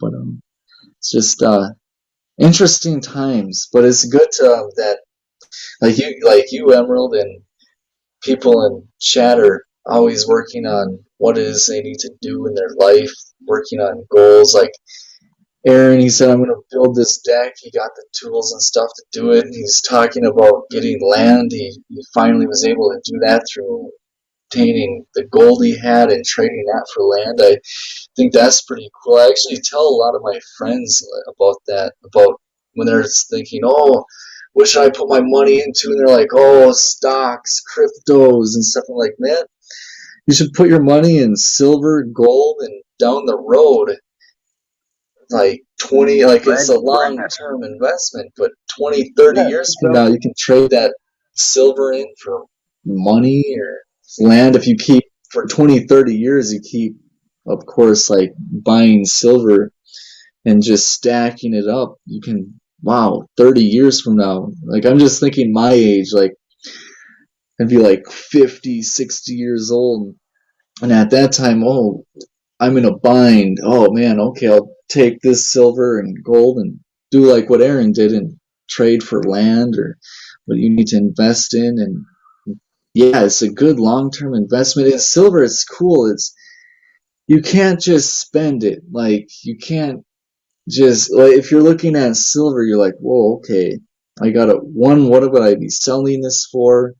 You have to really think. Where money, you can just spend that. Like I try and keep bigger bills. Like if I see like $100 bill, I'm like, whoa, that's $100. What am I spending that on?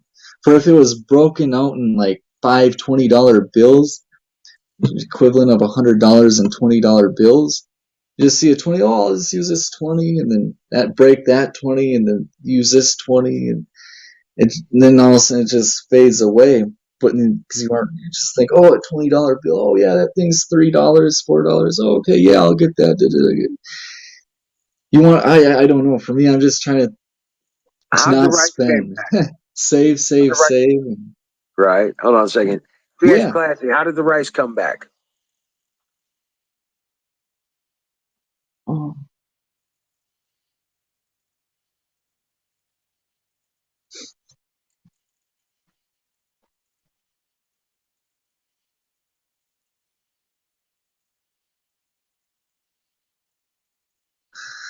Yo, Texas Classy. Yo, Miriam. Yo, Singularity. Yo, Kim.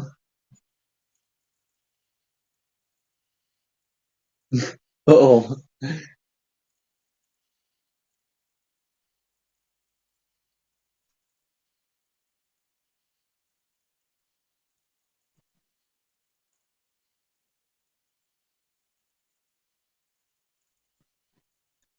There you go.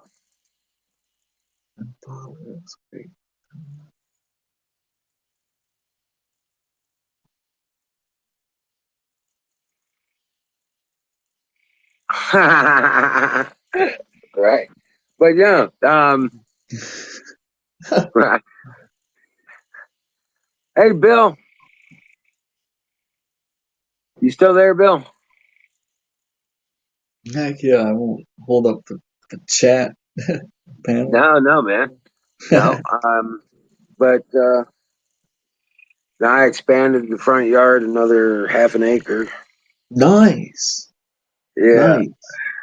got That it. is really sweet. Got most of the ground cleared and stuff. I still got to take out some trees and open it up, but yeah, I'm expanding that front yard and I'm gonna put a full circle driveway in.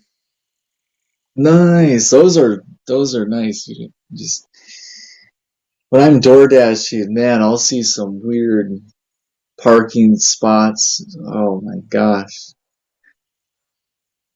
That's another I thing. got. I'm glad I. Oh, what? I'm gonna end up with a 3 acre front yard. Nice. Nice. Yeah. Well, I'm turning it into an orchard. It's Okay. got it's got the cherries, the plums, the peaches, the pears, the apples. That Yeah, I've sounds got. good. I Ooh, know, right? man, walk through there and geez, you got a lot. That's In a few some years, nutrients. right? No singularity. I'm not asleep. I'm right here. I was gonna say singularity. You need to bring your ass up too, buddy. Yeah. There you go. Because he needs to get up here. Yeah. Hayes canoes to the moon. Well, that's the command chat. Oh That's yeah, that's okay. Yeah, because we're streaming on his YouTube as well. that's right. Yeah. Hey, tow truck. Yo, Hey, man. Tool Truck, how you doing? It was funny. Alex Jones today, he was asking Matt Kaiser for 10,000 Bitcoin. And Matt Kaiser said to Alex Jones, "You're not mature enough for that much money, Alex."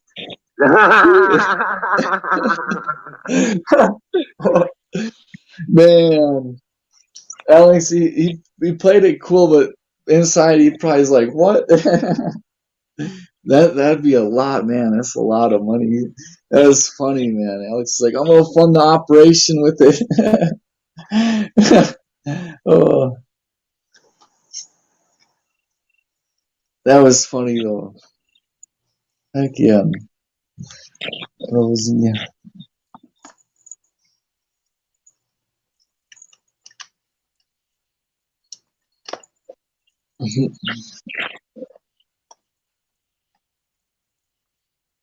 I like apple. Yeah, Kaiser already gave him like 10 grand. Yeah, that's what I thought, and that's why I was kind of confused because Alex he said that today, and I thought like, where did I hear that? Like yeah, but Alex he said that today. He asked him today, but I remember hearing about Alex had a computer with Bitcoin on it, and I don't yeah because he did say that today though, and Matt Kaiser said you're not mature enough for that much money. And That's funny. that is live on his show. That was funny. It's like, oh snap. um, but yeah, I thought Alex had a laptop with Bitcoin on there. And, yo, Diesel, heck yeah. What's up, Diesel? How you doing? Singularity's supposed to be coming up here, and Apex should be back any moment. Oh, he lost the password token. Oh my gosh. That's okay. Kaiser had it for him Oh, that's smart. That's smart. because he never really took possession of it. Kaiser tried to give him the password, and just Oh, okay. back in the day when it wasn't worth a bunch. You know what I'm saying? Yeah. Yeah, Yeah. that's a time to get on that is when it's just built when you like find out like, oh I wow, think this Kaiser bought the majority of his stuff before it even hit $1. wow. Yeah. That's I was looking at some of those cryptos that are like 30 cents a coin and I was thinking about that like what would be a good small crypto that you could invest in and hoping like 10 years from now it hits $1? Like, let's say it's at 20, 30 cents and you keep buying it for like 5 years, and then 10 years all of a sudden it all hits like $1, $5. I don't know. I was looking at that into that one day. I'm just like, man, that's just, I don't know. A lot of just time and always looking at your phone, seeing if the money's up, down. It's so stressful. And Uh, you buy silver, you stick it in a box, and you forget about it. yeah. Don't have to worry about it getting hacked and this and EMP or government saying, Nothing to oh, remember except for where you stashed it. yeah, yeah. Remember your stash spot. Yeah. Silver and gold's just the way to go. My friend, he has a lot of copper from like plumbing. He went to this place. They had a lot of copper there. Or I forgot how he obtained it, but he's got like hundreds of pounds. He's got like $5,000 worth of copper right now. I did the math, and it's like I'm just like, hold on to it. Don't get rid of it. Just keep holding on to that. Because copper, that's going up. But yeah, silver, that's fun. Well, actually, gold is the best because it's got a 500% potential to go up, and silver only has a 200. Wow. I don't know about all that. I just buy silver, and you know what? Yeah. Because Well, 200 is still like, that's not bad either. Like, it all started from the Hunt brothers. but the best though is just being able to What grow the heck your is own that food. noise? And how's the chat tonight? How's everyone in chat? What's everyone up to? Um, Or in the chat, they're like, yeah, just asking everybody in chat what they're up to, what their Friday nights like. well, did you have you seen the crazy shit going on with the Chicago mayor? Not really, no. I saw people talking about it today, but didn't really pick up on what the main She's topic insane. was. She is absolutely insane. I can't imagine. What was she saying? Do you remember? Like, yeah. Oh, just all kinds of crazy shit.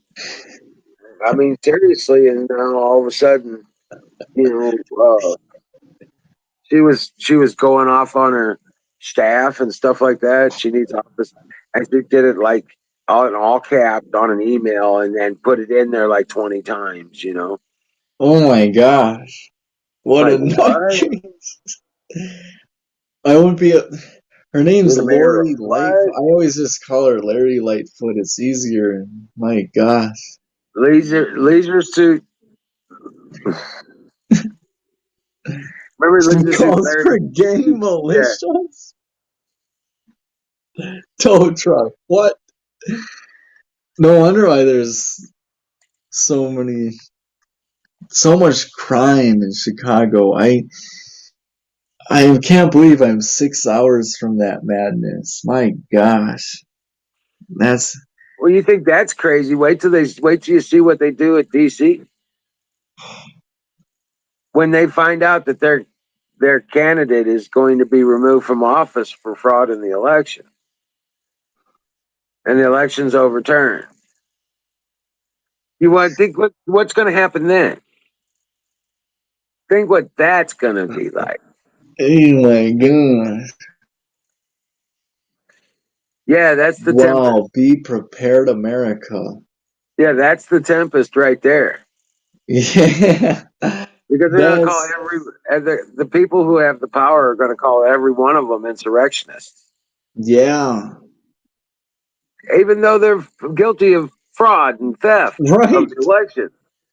They're And going to it's call gonna everybody cause else the criminal.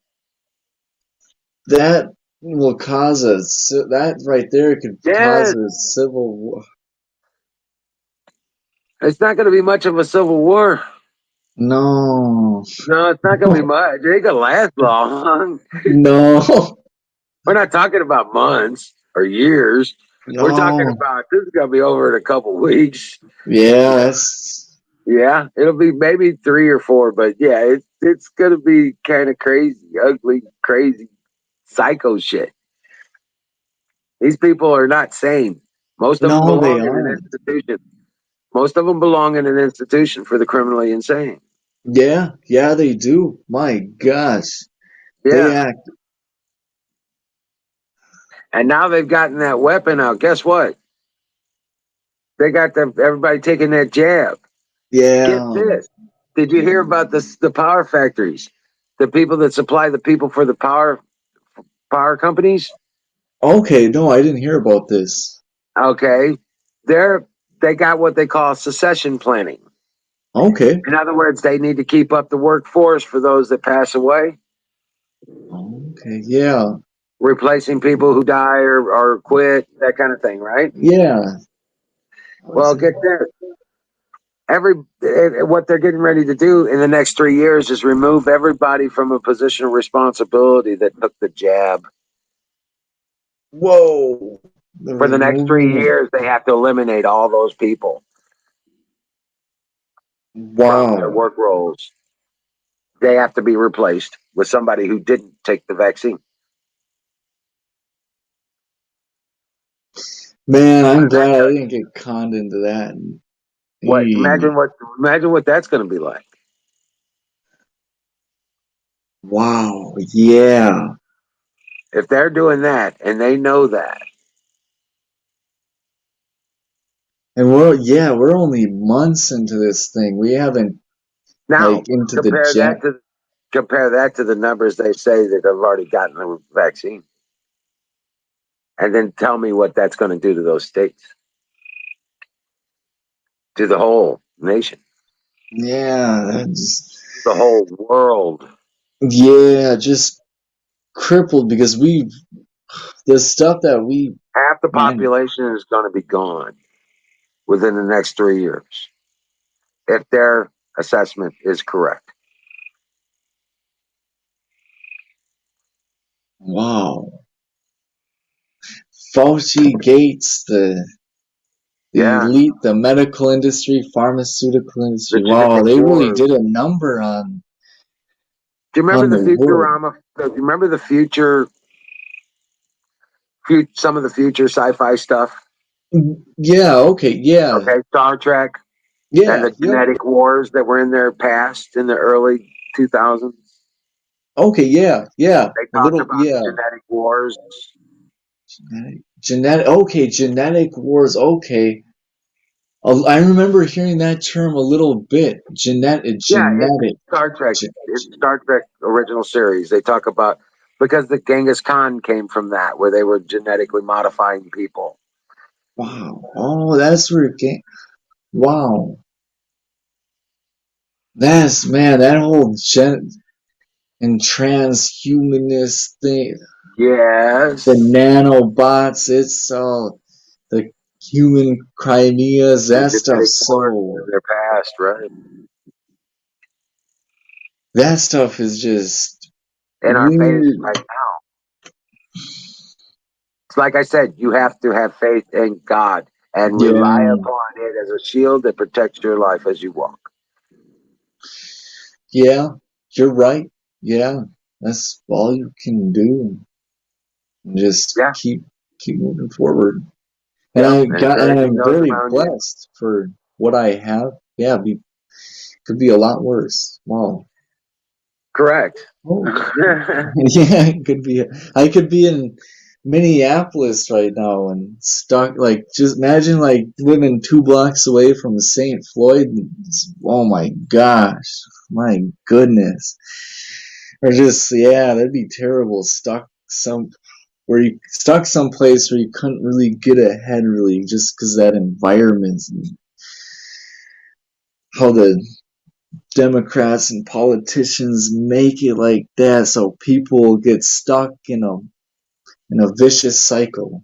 My goodness. Oof. And people losing sight on how to get out of that and pursuing what they could do and all that. It's sad. Man. I like the town I live in. It's chill. It's not it's very Well, no, small, but yet I'm there's an old cold. proverb that says, "May you live in interesting times." Oh, we got an echo going on. Oh, really? You can Yeah. hear it?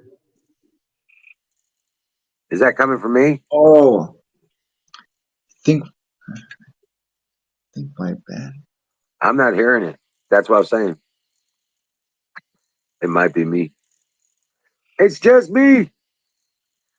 Hello, my darling. Hello, my baby. Ain't we have fun? So what's happening, guys?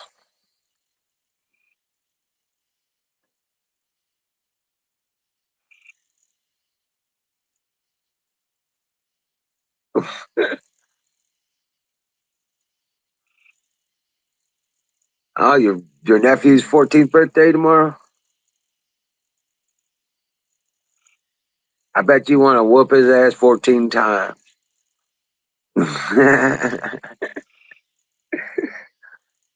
Happy birthday. Happy birthday. Whap, whap. Happy birthday 14 times. Hey, what's up?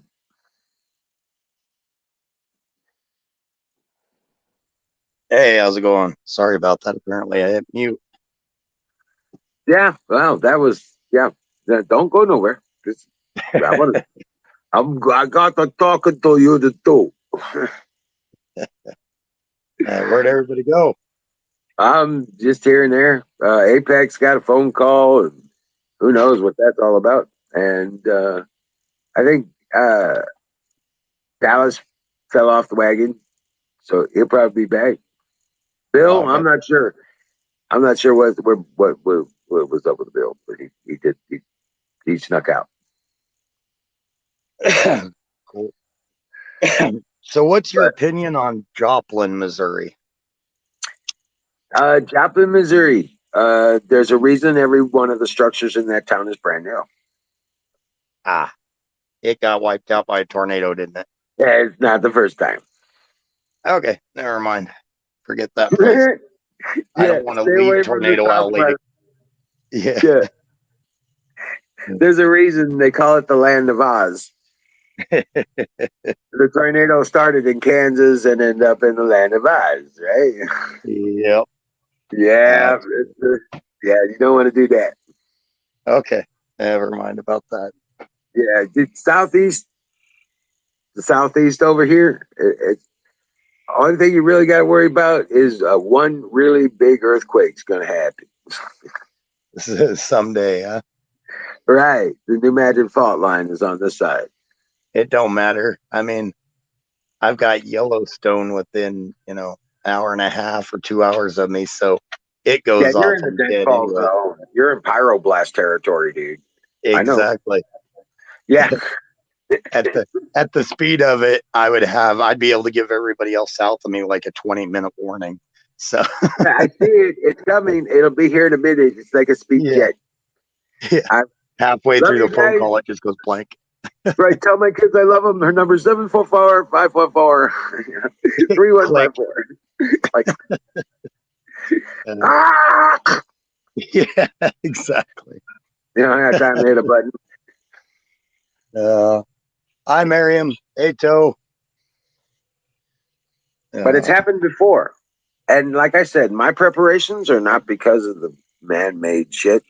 It's because of the nature-made shit that's getting ready to happen. Yeah, and we're actually overdue on a lot of that nature Yeah. made shit. Yeah, the New Madrid fault is, well, let's just say it's 3 years past its prime. What type of earthquakes what does that produce? Like what on the The level or last time it moved in a serious way, they yeah. felt it in DC. Wow.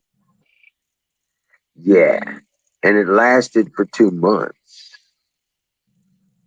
Nice. Hard So it's just for 2 months. It was knocking houses, bouncing houses off of their foundations. so you're saying don't build out of stone. No, I'm just saying, potentially, and the Bible tells us that we don't get to take none of the shit that we got with us. We have to rebuild everything on the other side of this. Yeah. So, what you can build,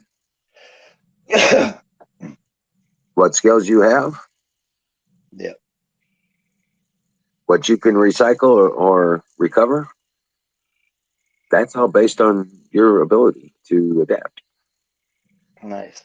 And that's my strong suit, is being able to adapt, being able to take something nobody else would use and use it, or be able to make something out of it or something. So Right, right.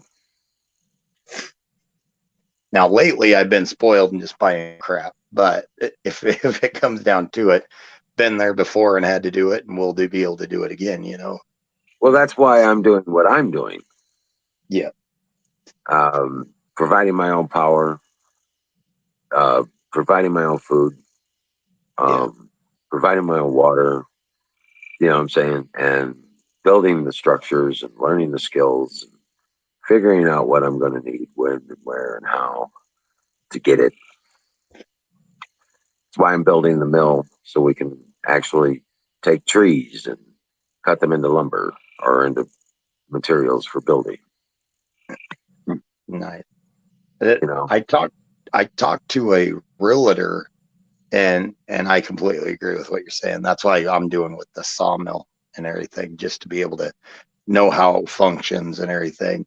If it Mhm. gets destroyed in something, knowing how to build another one, or even a splitter or something like that. But I was going to tell Correct. you, I talked to a realtor, and he was apparently west of you, but is there a town called Jefferson or something like that close to you? Jefferson City, Maybe that's it. that's the capital of Missouri. Okay, screw that. I don't want to be close to the capital, because he Yeah, and you said, don't want to be in Jefferson County either. okay, Okay, Jefferson County is bad. You don't want to okay, be in Jefferson County. You don't want to be in Franklin County or St. Louis County or um, Crawford County. You want to be like west or south and east of that, but not too okay, far. Not too far east. You don't want to go over to the line, and if you don't really want to be a lot south. okay. I don't know why, but this seems to be like this area within 50 to 100 miles of me seems to be like the perfect area. Um, as long as you keep your elevation above 1,000 or right at 1,000 above sea level, Yeah, basically you're looking at oceanfront property kind of thing, yeah, true. Before effectively. too long. Yeah, Correct. yep. That's not a bad point. I know I was talking to a guy earlier, that realtor, and he said they've got 10 and 20 acre plots. And that's what I was going to ask you, in Washington County there somewhere. And there's, like, they've also got like 508 logging plots that are like a half a million, or 500-600 acre, and they're like $500,000 or better, or $750,000, but they're logging plots apparently. Right. So I don't know what that means. That just basically means that they're just letting the trees grow for logging. Oh, so that's why it's so much more too. Well, how much acres you were saying? 500 acres? It's 500 acres, and they're like 3/4. Well, that's only 1,500 an acre though. Right. Right. So Right. That's a good price. If you can, yeah, yeah, that's a big chunk, but I'm saying, you yeah, know, but yeah, um, that's a big chunk. Yeah, but that's only $1,500 an acre, yeah, which is a true. good, Now like I the couldn't, bigger, yeah. I couldn't afford it anyways. Not at a $500,000, $750,000. I could pull a 200 or something like that possibly, but no way on the 3/4. Right. I'd be Right. No, selling kidneys and everything. no, you could do, you could do it. Find yourself a 40, keep looking and get you Okay. a 40 and, or better, but, there's reasons for that. Like I told you. Yeah. Yeah. And, you get 40 or more and you should be good right in there, 80,000 range. Yeah. You know what I'm saying? Maybe 100K for that, for 40 and I turn see around. that's good. Yeah. And then I you mean, got I the could. money to establish your Okay. house. You know what I'm Yeah. saying? Get Yeah. your land work done, dig your basement, and start building. Nice. Because see, I could sell the house here and cover that and build a house, and that this is just a double lot in a tiny town. That's how crazy Colorado's getting right now. Right. Well, I would suggest you get yourself a pull behind or a motorhome kind of thing Yeah. and live in it while you're building your place. Yeah. Yeah. And that's what I was thinking. And I mean, it'd take me a couple semis to get everything down there because I got equipment and everything. Right. At one, you think about, well, could I sell and rebuy it? It's like, crap, some of that stuff I got for a really good deal though, and I'm never going to get that deal again. Right. So Well, what you do there is you make sure you get yourself a location flattened out and cleared so you can put in a garage. And you can get those U.S. steel buildings pretty reasonably. All you got to do is get the pad poured and the building goes up in a week or two. You know what I'm saying? yeah, and that's what I thought. Even start out with like a 30 by 50, just have it put there where I could cram everything in there. Yeah, And it's never going to be big enough. So, yeah. yeah, yeah, exactly. Should probably do a 40 by 60, and well, still probably. I think it'll work, but yeah, like you say, it's never what you think. It It's never, always need more. it'll never be enough. So just get as big as you can afford to do. You know what I'm Yeah, saying? yeah, Because and you'll appreciate it a lot later. yeah, exactly. And the 30 by 50 would be the safer bet because if I expanded too much above that, then it's going to take away from the house and whatnot. So Right. I'd have Maybe to, I might go 40 by 60. I would think that wouldn't be too much of an increase. true. You know what I'm Yeah, saying? true. But it would be On the metal amazing. building. Yeah. But that gives you 2 garage doors on the skinny. Yeah, true. Yeah, easier access to get in and out too with some of the equipment. You're right. Yeah. Because your 30 wide ain't gonna be but about a 9-foot wall. Yeah. You see where I'm coming from? Yeah. Yeah. And see, I think the ones I was looking at were 10 to 12 walls. Right. Thing, a little taller, which is more than I need. I could get away with 10 because not that I have is big. I mean, it's not real big.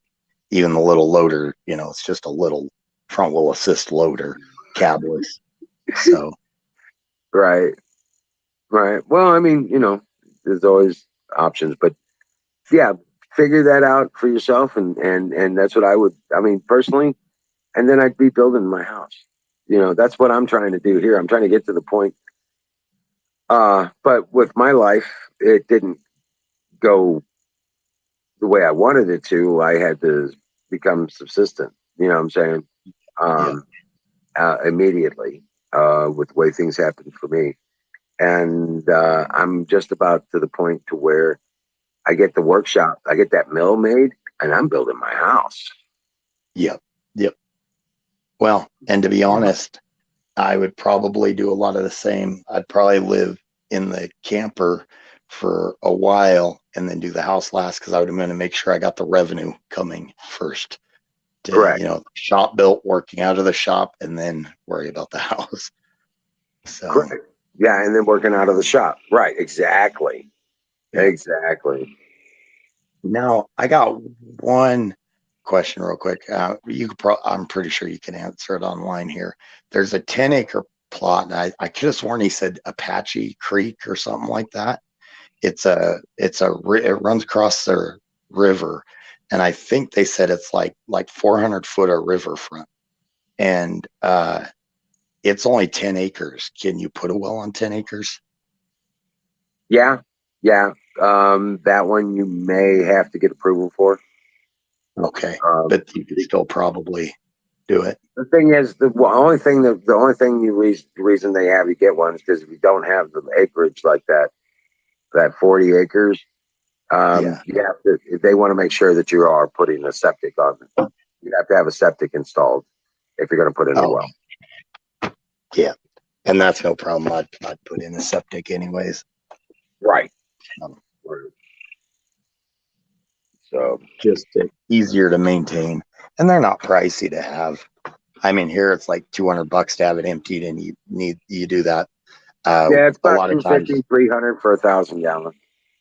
yeah. Yep. And you could do it every 2 years if you wanted to, but for best practice, yearly is a good idea.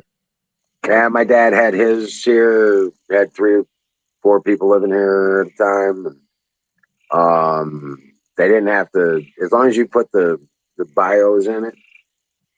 Hell, Oh, they didn't. I don't think they ever had it pumped off. But when he passed away, I had it pumped off. yeah. Well, and I don't know about there, but here, hell, you could buy 1,000-gallon poly insert for $1,500 for the Right, septic. Just right. 1,000-gallon Bury it. tank. You put it in place and concrete it in. Yep. And then you're looking at maybe total, with all the piping and everything and all the leach lines, looking at maybe $4,500.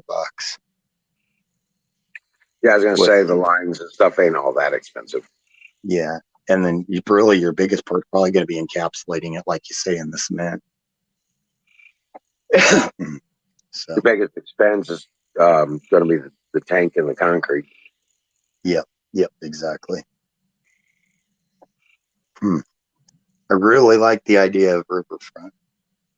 Yeah, that is kind of cool, but at the same time, it's not. It's only 10 acres problem, and that's Okay. gonna cut. Yeah.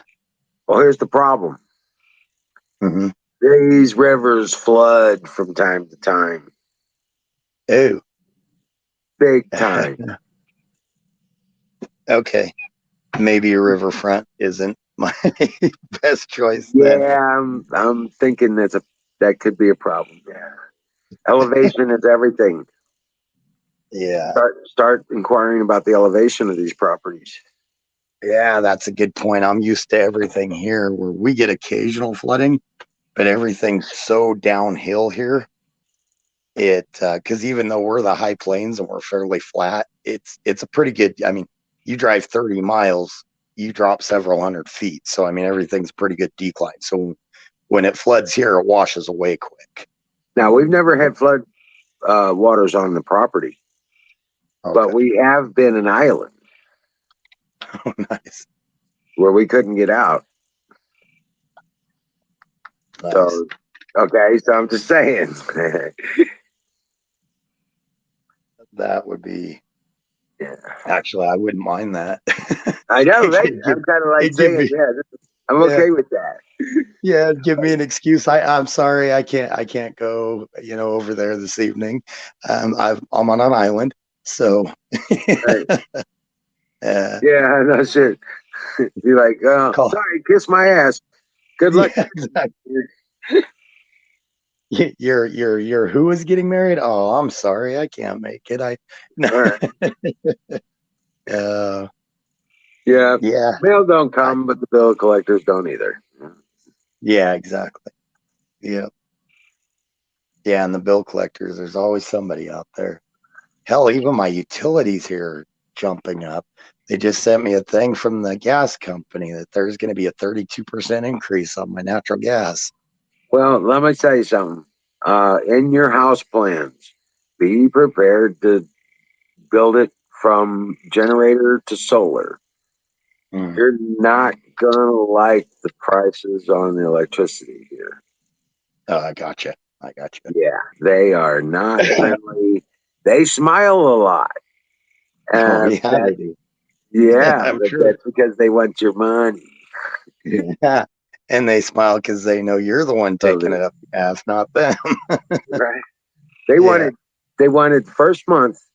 They wanted a $600 deposit and $300 first month up front and $300 a month mandatory billing to turn on the electric on this property. You could finance a $15,000 solar array for that much. You may as well just go out and get a loan for the solar array. Well, actually, I had a large solar array, and Oh, nice.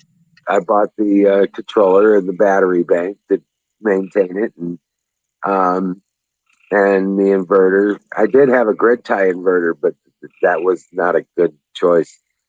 I found out shortly after buying it what the deal was with the local electric service, and it ain't worth fucking nothing. It ain't worth doing. In fact, I need to get that out, take pictures of it, and list it up again for sale. Yeah. Yeah, because that's a $2,000 6K grid tie inverter. Oh, nice. Yeah, Nice. Grid tie is good. That way you feed it back in, make a little right, off of it if you're not using it. right. That was the idea. But the local electric service here, it's not even worth the time to Ah, do it. I got you. Yeah. Yeah, they fuck the people around here. So I just off grid the whole thing. I actually had them come in and remove their transformer, their lines, and their meter, and decommission the drop. See ya. They took all their shit. They left the poles so I can put windmills on them. Oh, nice. Heck yeah. But yeah, Well, and done. that'll work good because you'll have the solar and then you'll have that backup in the wind generator and everything. Oh, I was going to answer Miriam real quick too. You can build elevated here in some of the flood areas, but we're on clay and sand, so to wash out anyways. You just want to build the whole. You could do elevated if you built the land up, but plus, even if you build that land up here, you're still going to have to be on floodplain insurance, and holy cow, is it expensive! I don't know about their Emerald, but like floodplain here, Mm-hmm. you pay about 5 times as much on insurance as you would normally. Correct. Yep. That's the other thing. But here, Butch, what I was explaining to Singularity is that build your system, your main system, to be a generator. Okay, for your main backup. You know what I'm saying? That's your fallback go to power source. If anything goes wrong, you've got generator to take care of it. You know what I'm saying? And when you do the generator, make sure it's gasoline and gas, like natural gas or propane. That and for a home use, good luck finding a burner so that you can afford to produce steam to run a turbine to produce your electricity. For home use, I think solar and all that is the way to go, because even if you run a diesel generator, that diesel gets pricey after a while. Well, So, I'm just saying, it's not so bad. It's not as bad as paying the fucking electric bills around here. oh yeah, I completely agree with you. I'd go I mean, solar. I bought the damn generator and I wasn't using more than about $110, $120 a month on because I didn't run it 24/7. But you know what I'm saying? Oh yeah, I, yep. I turned it off when I was sleeping, and I only used it when I was in the house, you know what I'm saying? Yep. Or in the shop. So I only go through about right now with the solar and everything. I only start the generator when I need the well, when I'm running the Nice. well. So I only or I'm working the saws in the shop. You know, See, I would need it for welding and everything. I do a sure. lot of welding, and then some of that crud that would be a problem too, because like some of the One for equipment the is. shop and one for the house is the idea. Yeah. You know? Yeah, true. That's probably what I have to do. Just a bigger generator. I could run some three Right. phase. And that way you can do all your electric the way you want to. And then you put in the solar, do some wind if you want, because when it's not sunny here, it's windy here. Right. You know, Nice. okay. Yeah. So generally they do complement each other. Nice. And the other thing is, the reason I say when you buy a generator, get it so that it runs on natural gas or propane, is because, well, my thinking is that I know how to turn water into hydrogen fuel using solar panels. Yep. Thank you, Zachary. Yep. And you Great. can store it, but it's not going to be like, you're not going to get, like you get an LPG tank, a 20-pound liquid propane. You know what I'm saying? Yep. It'll last quite a while on a 2-burner set or something like that. Yeah. When you're dealing with hydrogen, though, you can't get it down to liquid without supercooling it. So you don't have as much use on a tank. But if you're producing it on the fly, the tank is only a buffering. Oh, yeah. Tank's only a buffer between your use and the production. Once the Just if you tank need comes up to pressure, it automatically shuts off the power to the generator that creates it. And when you use it, it gets under pressure, kicks back on, and creates it. True. And those CNG and then the natural gas ones too. I mean, they're pretty efficient. Yep. And you can run your generators that way without having to buy fuel. Yep. Nice. Yeah, beats the heck out of diesel. And you make it from water. Yeah. Once you build the array, I can show you how to do that. I got the plan. Nice. Well, I know one thing for sure. After I was looking at Google Earth, also around that area, those forests, you don't know how bad I've wanted to live in a forest. Even if I get like 5, because see, our Washington County here is also kind of a little bit of a sanctuary county, real small county, not very many people in it. And that's the one I was looking at some of that land. If I got the land there, I guarantee around where you're at, I'm going to at least get one of those 5 to 10 acre for a vacation spot. Right. Because I've always wanted to live there, and then down the line move there when I, maybe at a time when I wouldn't have to move everything. I mean, there's still a possibility because you're kind of right now I'm split. I would love to and everything, but I still got business here too. Yeah, and I know. starting over is kind of scary. Right. But at the same time, there's this part of me that says, just move, do it, go. Do it soon, yeah. Please. Yeah, exactly. Colorado is not. I mean, you've got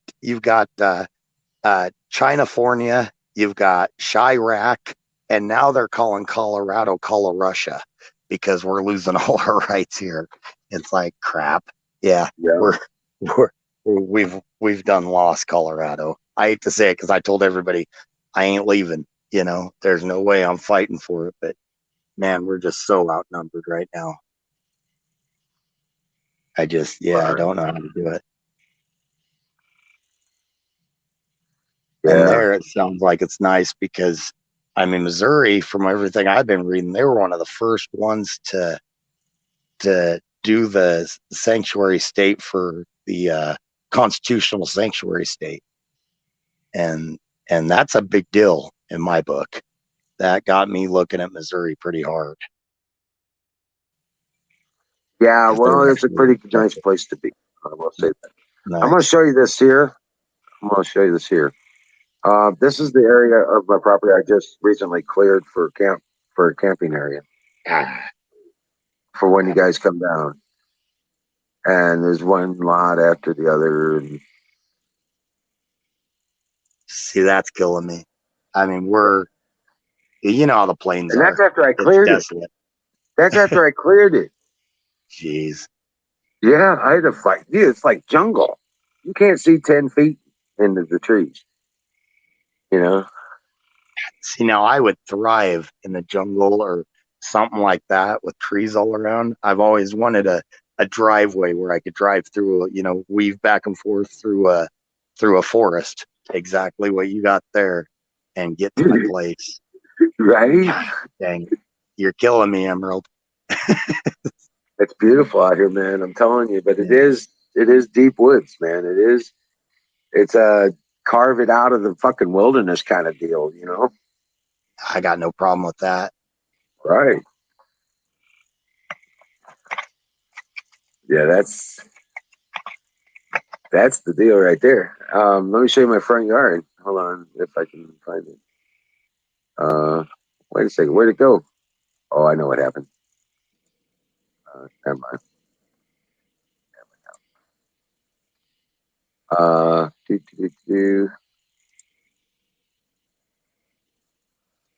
Sorry. Oh no, that's all good. I'm actually looking at that plus looking at Google. Okay, I think I got Washington County. So you're not like the far southeast. You're kind of up ways and then back west ways, aren't you? Yeah, yeah. I'm at the Are very you northern edge of the Ozark Plateau. okay? So is that by Marble Hill and some of those? Pea Ridge, the Merrimack State Park is there. Um, Okay. Yep. Yep. I'm right behind Merrimack State Park. Nice. The If you had a land of Jesse James, my friend. This is where he hid from the authorities for all those years. nice 1,500 an acre. I mean, some of those, even some of those 20-acre ones weren't much more than 1,500 an acre. And to me, Yeah, that's insane for wooded land because if I were to go to the mountains and try, I mean, I'm looking at $20,000-$30,000 an acre in the mountains right. with, with treed land. So for treed land, that's insane. Check Oh, this that's out. nice. This is my front yard. You've got a pond back in there, don't you? No, we got a frog pond. It's a pool, but we don't have a Okay. pond yet. We got several places to put them. But yeah, it keeps going. Hold on. I've expanded all that area back over here in that area. That's all opened up now. That looks nice. That really does. And that's my brother's building a house about 150 yards that way, through there, but you can't see it. And yeah, that was my garden, and those are Now my patio. this is gonna sound like a funny question, but I'm a kid at heart. Do you guys get snow over Christmas? Yeah, most of the Awesome. time. Because we Yep, don't most of the anymore. time. We get snow, and we do get snow sometimes for Christmas. Nice. Um, and we do get cold. It will dip to like 10, 15 below Oh, for about a week, a week? maybe two, maybe, Oh yeah, hell. week, maybe two. And then turn around and we do get the 100-degree days, maybe for 4 or 5 of a summer, Oh maybe, dang. maybe a week. I Yeah. our our cold spells are all the way January through February, and we can hit -30, wind chill -42 below, and yeah, so yeah, -10. I'm okay with that. Yeah. Yeah. That's what I was saying. But we get it all. We get the wet, rainy springs and falls, and everything grows here. We're right on the line between 6 and 7 grow zones. So Yeah. everything grows here. I was actually reading that online too. For I wanted to put fruit trees in, and that's There's what. my corn. Hey, I think you got the same rototiller I got. Is that a Yeah, Toro? yard machine. It's a yard Oh, machine. yard machine. Okay, cool. But there's my corn. There's my onions. This is carrots and what's supposed to be spinach, but I'm seeing some of the carrots come. That's potatoes. And there's those are the pole beans. The okra is right here in this row, but in this video, it's kind of small. It's gotten quite bigger than that. Nice. It's not. Right. So I got a whole row of okra and the potatoes. And, but yeah, there's my tomatoes, Oh, cool. and there's the bush beans in the middle there. This is a archway trellis for the pole beans and the tomatoes. Oh, okay. It's a full arch. I was thinking it was a growth bin. It's a Just fencing. No, I made a trellis out of it. That's nice, zucchini, the lettuce. nice. Rabbits are eating all the lettuce, but I planted it there so that they would eat the lettuce and leave my rest of my plants alone. Oh, yeah. Makes sense. Right? It's for sacrifice. Yep. Sacrificial lettuce. Yes, yes. They like the baby plants of the bush beans. Um, so I was trying to hedge them away from that stuff. Yeah. You know, Well, and lettuce is cheap enough to where it's not going to harm anything that's a little harder to grow or takes longer or a little more it expensive. keeps regrowing too. So hopefully they stay away from my other stuff. Nice. But I've got so much planted that I'm not real worried about them getting to some of them. You know what I'm saying? Yeah. I've planted way more than I'll ever be able to utilize. Those are Uh, Anaheim I peppers. really, Those oh, are nice. jalapenos and habaneros. And yeah, those are habaneros. Then those are the green peppers are over here. Those are hot bananas and right in front of me. Then some more. Those are green peppers right there. Sweet green peppers. Nice. Yeah. So everything's kicking. I'm pretty happy with the garden. See here this year, we hit that heat so much, it torched out my garden. We hit it so quick. Went from 70-degree days up to 100-degree days within, well, Wednesday, the last cool day was a couple weeks ago, Wednesday, we were at 71. And then by Friday, it was 98 degrees. Yeah, I've been doing hour-long watering at just at twilight. Yeah. I don't want to mess with it in the morning. You know what I'm saying? And leave the water on the plants. Yeah. And see, here So, we're under water restrictions. Now we're oh starting shit! a month earlier. We set over the Ogallala Aquifer, and I don't know if you've I'd like read to much see on them. that. I'd like to see them restrict my ability to start the generator and run the well. Yeah, that's not going to Yeah, happen. that's another reason why I'm thinking it's going to be a good idea to get out of Colorado soon, because that aquifer is seeing a lot of damage. Too many farmers just let their sprinklers run, and they're just chewing up all the water out of the aquifer. Oh wow! So yeah, the aquifer is a hurting unit. There's places, if you're on the edge of that aquifer, you're pulling dust and sand. Oh geez. Yep. Yeah, well, we don't have problems with water levels here. You just have to come far enough to get them. How deep do you guys have to go? Because we got to go minimum 280 to 320. I think my brother's well just went down 350. 350. Ours here is right at 400. Nice. So yeah, What's your elevation there? About 2,000 feet? 1100. 1,100. Yep. Jesus, I'm at And almost 4,000 feet. My ears would pop 10 times by the time I got there. well, yeah, but it's still going to be 500 feet above sea level. By the time everything's said and done, yeah. Yeah, Well, and that's the yeah, funny part about it. They're talking about this global warming that, oh, the polar ice caps are melting. It's like they're going to do that anyways, genius. That's what Earth does. It cools off and then it melts and then it cools. I mean, it's all cyclical. It's, right. I, it's And yeah, it we, does it to every planet in our solar system on a exactly. scale, okay, because it's the location of our solar system within the galactic cloud and relevant to our place in relevant to our position to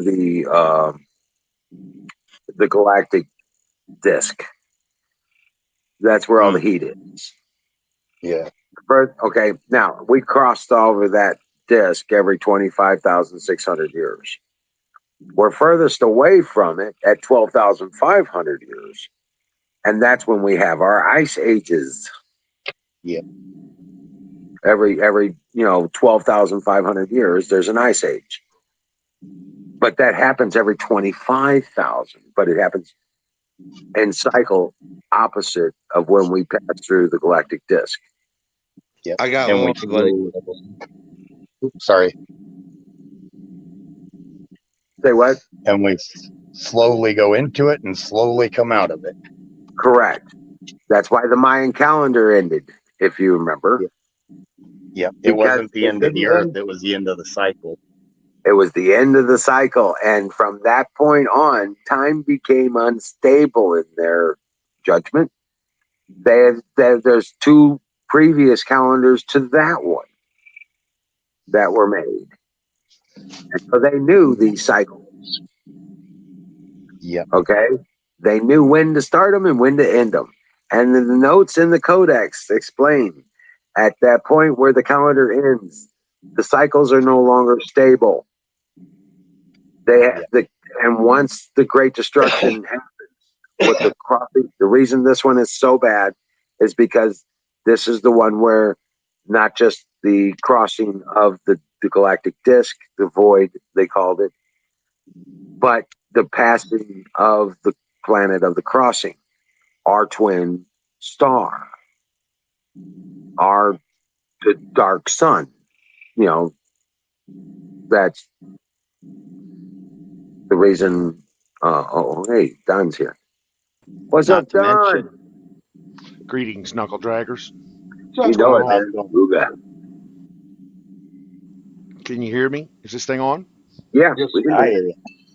Wonderful. Welcome in, man. Welcome. Thank you very much. I'm sorry I'm late. I've been trying to conduct a little business with a neighbor here. Set up a weld for my Jeep for my winch, my new winch plate. So I'm pretty excited about that. Dallas, brother, I saw you up on here earlier and you're doing your thing. That was pretty cool. Sing, always a pleasure. Wizard, Yes, Going. my friend. Mr. Lestonard. Let's go there. Let's How, don't how, how. Oh, Oui, oui. Wee And on wee. that note, I call fire in the bowl. Far in the ball. Brought I to you just by learned. CrazyVistaFarms.com. I just .com. Emerald's been teasing me with Missouri land. I just learned today that apparently they got enough votes. It sounds like within the month they're going to pass in Colorado the restriction on semi-automatics. Oh wow. Ridiculous. So that's why I was asking you today, called you today or texted you today, and then talked to you on the phone about land there, because to me that's just one step too far. I mean, we've lost the state. Right. No, I get you, man. Right. And I don't talk about them much, but I like my guns. Yeah. I don't want to keep them.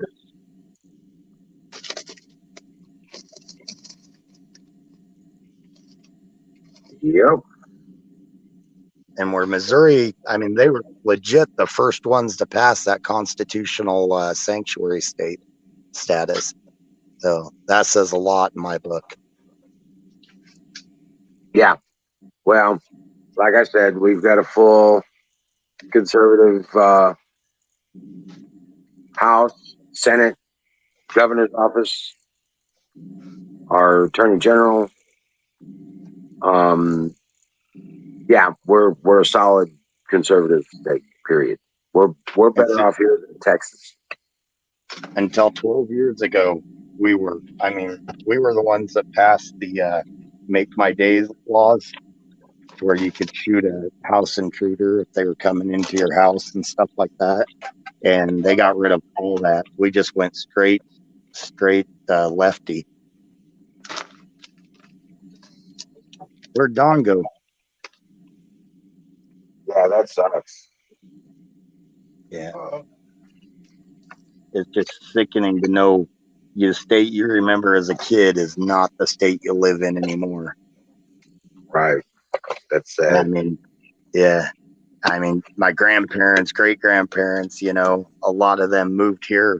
You know, they came in from the East Coast after they came to America, and they came over here. So it's kind of crappy that direction, but hell, you move on, you grow. Right. Exactly. So Exactly.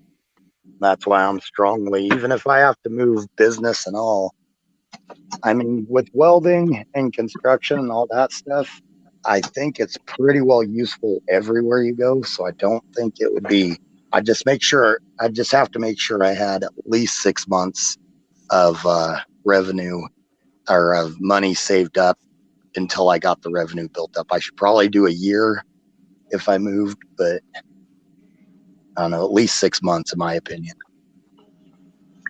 Well, whatever you end up doing, just, let me know. I'll hook you up. I'll do what I can to lead you in the right direction. Nice. Yeah, because the sounds of it, I'd like to be in Washington County there. And apparently at least 40 acres, the way it sounds. Make everything a lot easier. Yep. In No way. constitutional days, that made you a man. Remember? Nice. You know what I'm talking about, right? They'd say that again? Back in the day, when all this was the Louisiana Purchase, a mule 40 acres made you a man. Yeah, made you a man. Yeah, because you were able to get it on the land rush and yeah, yep. 40 acres per man, right? When you went out west. Yep. Yeah, true. That was 45 years. It'd be about damn time I became a man, I guess. Well, you know what I mean, but that was what it was. Yeah, I know what you meant. Yep. Enough of a landowner to be determined within the Constitution is what you mean. As an individual, yeah. As a resident. Yep. Yeah. It was hey, I wanted to sing. Yeah. So I wanted to ask you about this whole, and I caught this in passing because I was having connectivity issues, but it sounds to me like you said something about the state of Colorado is about to pass a no semi-automatic law. Yeah, Did you say that? Do you have any idea how unconstitutional that is and how that it'll just never fucking make it? It'll never make it out of the fucking legislature. I hope not. I was surprised as crap when I found out that they had enough votes in the legislature. That just blew me away. If it were me and if I were you and I would be standing outside waiting on that motherfucker to drop to be the first guy to sue against it. And it would guarantee that it would never leave the fucking legislature. Yeah. Listen, the Ninth Circuit simply put all that shit to bed earlier this week when they said that California can't rule fucking magazine sizes and what a semi-automatic weapon is. They can't do it. It's illegal. They're still pushing that simple. It's unconstitutional. You can push it all you want. You can scream all you want about it. But it's fucking wrong, it's illegal, and it's unconstitutional. Dream well, Dream well, dear Butch. Off my soapbox. Take care, dear. I'll see you tomorrow. No, I appreciate your input, and I completely. I was just there, but I've been fighting for. I know it probably sounds like I'm being a wimp and running, or kind of giving up, which I kind of am. It's 8 years I've been fighting against this, and like you say, one of the first ones in there, and that's how I got political. And I've been as loud as I could be, and everything. And it just, I don't know, we just keep getting so many people that I think we've got such an influx of people coming in from the excuse me, West Coast. That damn dry throat again, but the West Coast that I think we're just Colorado's changing. And right now we're pushing hard again, and I'm in the group that's pushing hard again to get the eastern part of Colorado. We're trying to separate again. It's just because we're not even, I mean, we're more like Oklahoma out here than we are the Front Range. It just, we don't agree with anything that they do. So we're trying to just completely, put a streak down there. And I know it sounds cheesy, but we were going to call it Northern Colorado at one time. But I just don't know what to do next besides get to a state possibly that has the protections. Well, well, Sorry, given the time Dante, I that we're, cut you off. Oh, sorry. he fell out because of connection issues. Oh, okay. He's right back. Yeah, it's definitely one of those things that concerns me that there's so many states doing that. Now, mine's one of them, but yeah, it's so ridiculous that they're even able to get the votes for it. I made myself a walking taco. I heated up leftovers today. Huh? It was good. Yeah. This burger I had earlier was amazing. It was like a southwestern style cheeseburger with like cheddar on top. Had all the kind of like southwestern seasoning stuff, and then I put on a Hawaiian bread, avocado, and then the Hormel no bean chili. It was really good. There you go. Don, I got to tell you, I don't know how you're handling. At 101 degrees, I start sounding like this, and I cannot get enough water in me. I don't know how you're handling 116 degrees down there. 3 air conditioners. Oh, that Three would air conditioners. 3 air conditioners. No shit. In an RV. nice. So just keep the fucking thing closed and turn the air conditioners on high. They got cheap. Sounds about right.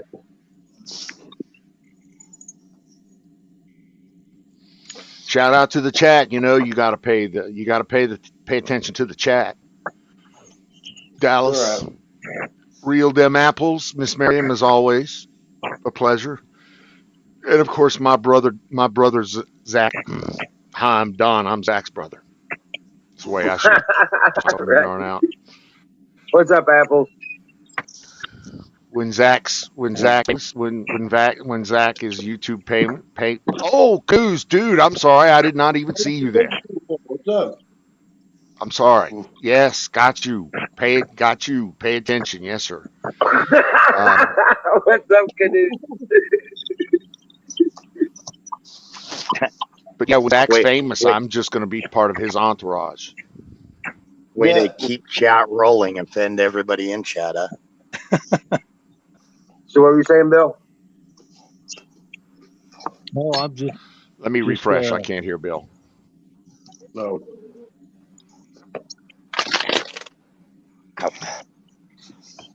I thought you were saying something. No. I'm just headed to my mom. That's all. Oh, okay. Okay. Was that you, Apex? No. Liar. I said nothing's. I Where you crushed get the over water there? bottle. Smash the water bar. Damn, it's hot.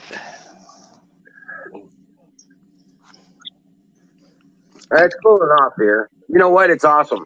I got off the roof the other day, off the roof today. It was like 97 degrees out. So I had to go up on the roof and fix some connections with my solar panels.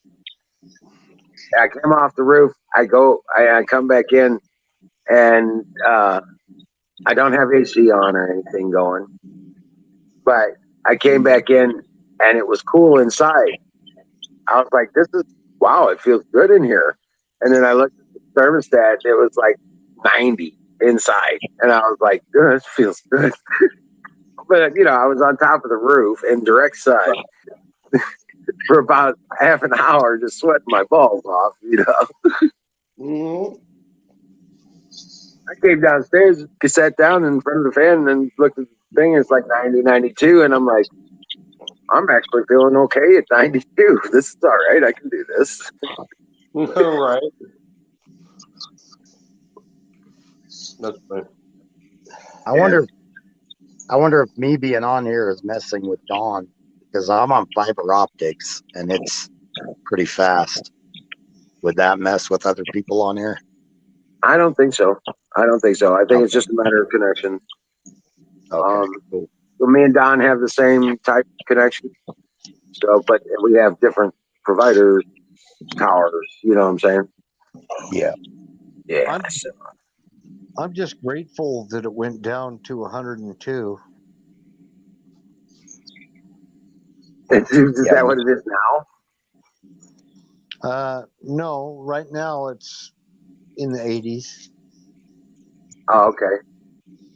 but it went down only to 102, you know, from 105. So So right now it's 83, and tomorrow's supposed to be a high of 94. The thunderstorm officially started over here. Well, they keep threatening to give us a thunderstorm, but nothing ever seems to manifest. Yeah. I mean, I want to know if there's any rain dancers out there in the chat. Well, our ground is now solid iron. There is no forgiveness, no show. You'll have to water the ground before you can dig. High clay content there too. Oh yes, iron encrusted clay up here. Nice. Yeah, we Plateau. sit on a caliche deposit here, and you try to run a set of post hole diggers, and it's dry. It's just like hitting rock. Well, you're here. You are hitting rock. Yeah. Oh, yeah. Nice. It's iron encrusted limestone for about 3 to 6 feet, and then it's marble. Nice. And yeah, that's another reason why it's fairly expensive to get a well dug here. 74 I got you. Fahrenheit, but 81% humidity. Buggy as fuck. Yeah, we have a lot of granite.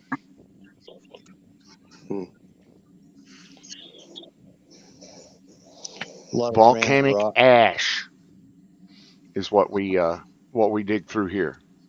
It's Really? literally volcanic ash. Yes. So you could dig down and find another house. Probably. Yeah. If Utah keeps getting torched like they are, it may be volcanic ash there too, Bill.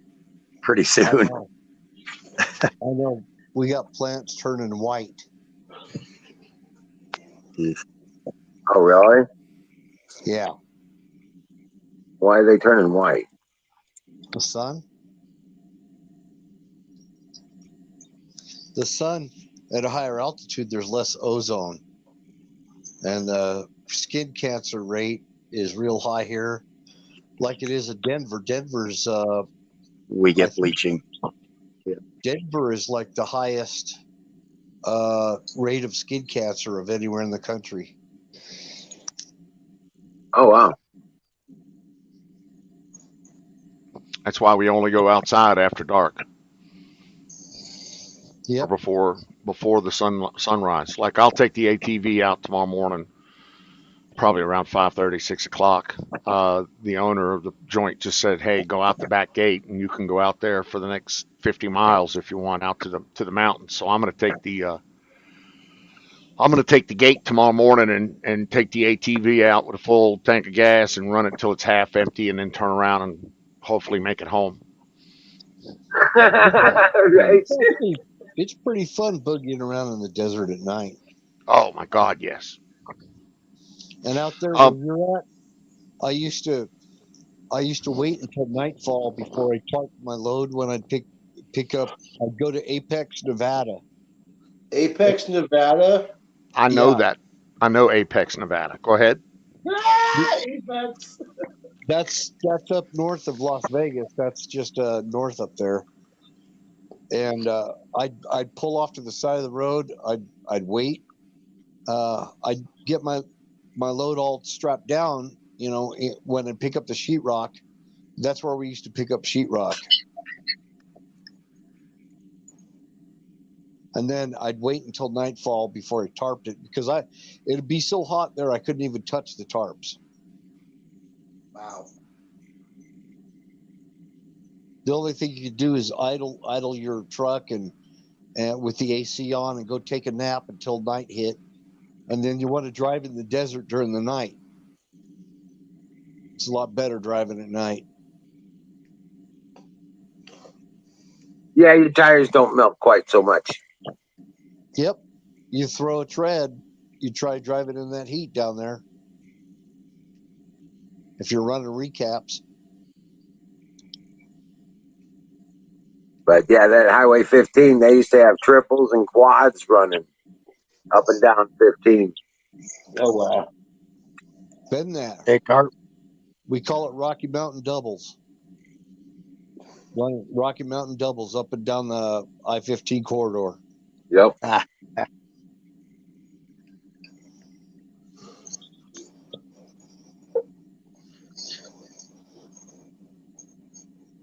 that's cool. Aaron's live hosting. Hey, Aaron's chat. What's up? Hey, man? what's happening? Yay. What's That's happening? cool.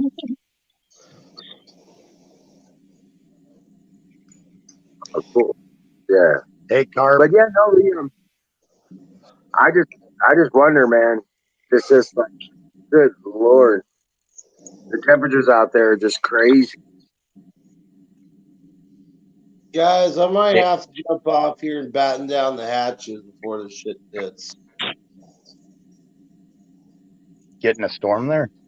Yeah, we're supposed to get up to like 55, 60 mile per hour wind, so I gotta get some shit nailed down. Well, just hit the mute button and go take care of what you got to take care of. Oh, I might jump off here and just watch the storm after this. I'm kind of tired, anyways. I've been up since 4 this morning. Oh, yeah. Yeah. Usually All right. here it doesn't get All Take right, care, man. guys. Yep. Have a good one. I'll talk to y'all later. All right, man. Come Peace. back when the show's over. Yeah. Toodles. Peace. Go ahead, Don. here and oh, sorry. I got nothing. Oh, I thought you were trying to say. Go ahead. Oh, I was just gonna say that here and we're kind of like Wyoming. We don't get terribly nervous until the gusts start hitting the 65 to 70, and then that's when you got to make sure you don't have anything in your backyard that could blow away. Right. I know. Especially the snow. Yeah, exactly. That Utah drought is so bad. They said it's at the warm air coming over the mountains. Our rivers are full, and it's melting everything quicker. Plus, it's causing our heat out here to rise 8 degrees. Oh, That's how really? bad Utah is getting hit out there where Bill's at. Yep, they've got it bad right now. I was looking at a map. Huh? I was looking at a temperature map of the United States, and everything, and I mean everything, is orange and red, except for the Rocky Mountains, and the Front Range between Denver and Pueblo. It's at like 67 degrees. Everything else is orange and 90 degrees plus in the United States, except for maybe some coastal Oregon and Washington stuff. But everything else literally is 90 degrees, except for that Front Range. I thought that was pretty cool. If you look at the temperature map, you'll see that that's the only thing green in the United States today is that Front Range. Those Wow. pricks are getting our cool weather. See, we should be at It's like 60 Yellowstone. this time of year, and we're in the 90s. Yellowstone is 75 high right now. See, They're I'm still looking getting for a that place to cool air. escape. I'm looking for a place to get the fuck out of the sun. Because The reason I'm here, Don, here with my mom is because my daughter took off to Yellowstone. We're at 75 degrees in her trailer. aha. Okay, well that from one perspective that makes sense, but in the leaving the mom thing that doesn't make sense. So again, the world is about perspective. Well, I'm But yeah, here. 97 degrees is hot as balls. Balls. Or as they say it in Jersey, balls. I'm trying to give my daughter a break is why I'm here. So, Okay, well, Oh, dude, cool. it's fine. I mean, I heard you earlier. You said you were, you guys said you were sharing the responsibility for mom. That's good fucking. I think that's awesome. That's honorable. I did the same thing. yeah, my sister was here before I got here, so grateful for that. My You make sacrifices for the ones you love. It's really just that simple. Oh yeah.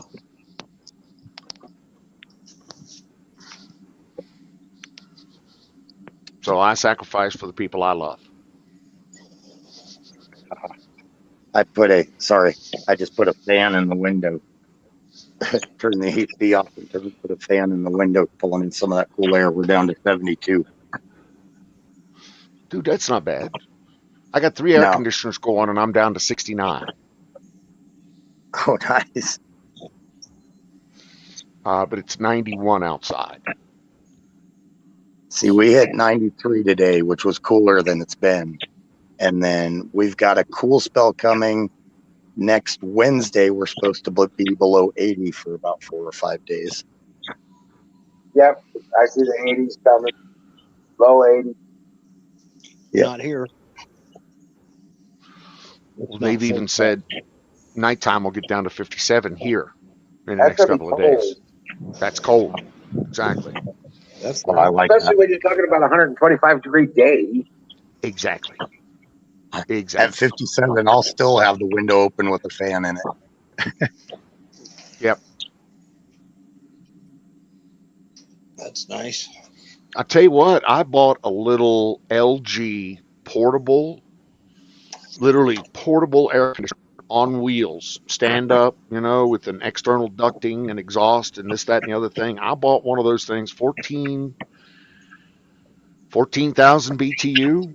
I think I paid a little less than $400 for it, and it has been just a champion, Oh, wow. absolute champion. Well, I'm outdoors right now, and it is a warm breeze blowing right now. Dude, I just came in from outside. It felt like an oven. Yeah. Walked in from an oven into I a could meat tell. locker. Right? I noticed though down there where you're at, it seems like the earth releases its heat better. Over Good news, my brother. during the Was night. up? Same here, Carpenter. If I can stay in the shade somewhere, it's not so bad. It's just that being in the sun over that white clay or sand, it just bakes a person. Yeah, but it gets cold at night, right? What's that? It gets cold at night, right? It cools down usually. There for a couple nights, we stayed around 80 when we were hitting 100 degrees and better. It was getting right around 80 at night. But yeah, we typically, this time of year, we're usually maybe, because we don't hit our hot month till about, July and August is our 100-degree months, 90 and 100. And usually this time of year, we're at, 70s. And then at nights, we'll hit, maybe 50, 49, 50, low 50s. But this year it's been different. But that's what they said, that the Utah is sending over that warm weather, and it's melting the snow for the rivers a lot quicker, and then out here on the plains where it's affecting us by about 8 degrees. I still see a few patches of snow up in the mountains. Nice. Above timberline. Yeah, it's up in the. We'll Above the go timber. right up there and make an igloo.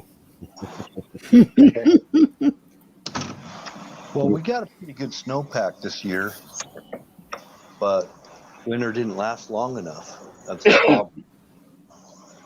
If you get above timberline, just make sure you bring a bottle of oxygen, or you won't know where you're at within about 2 hours. Yeah, I know. A lot of people have to explain what timberline is when they see the bald mountain. When you get up to that point and there's no more, it's like, yeah, the air is very thin up there. You don't want to hike up there. I can't remember what it's called. It's called hyper something. But Hypoxia or something. Yeah. hypoxia. Hypoxia. Yeah. Your nose will start bleeding. Sometimes you'll even bleed out of your ears.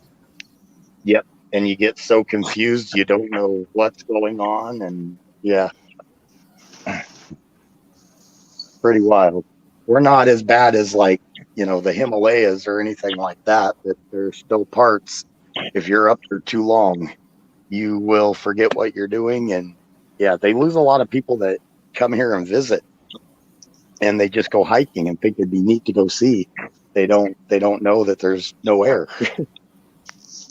So, yeah, not a good place to hike. You try to get a campfire going, and it's like, why aren't these flames coming up? You know? Yep.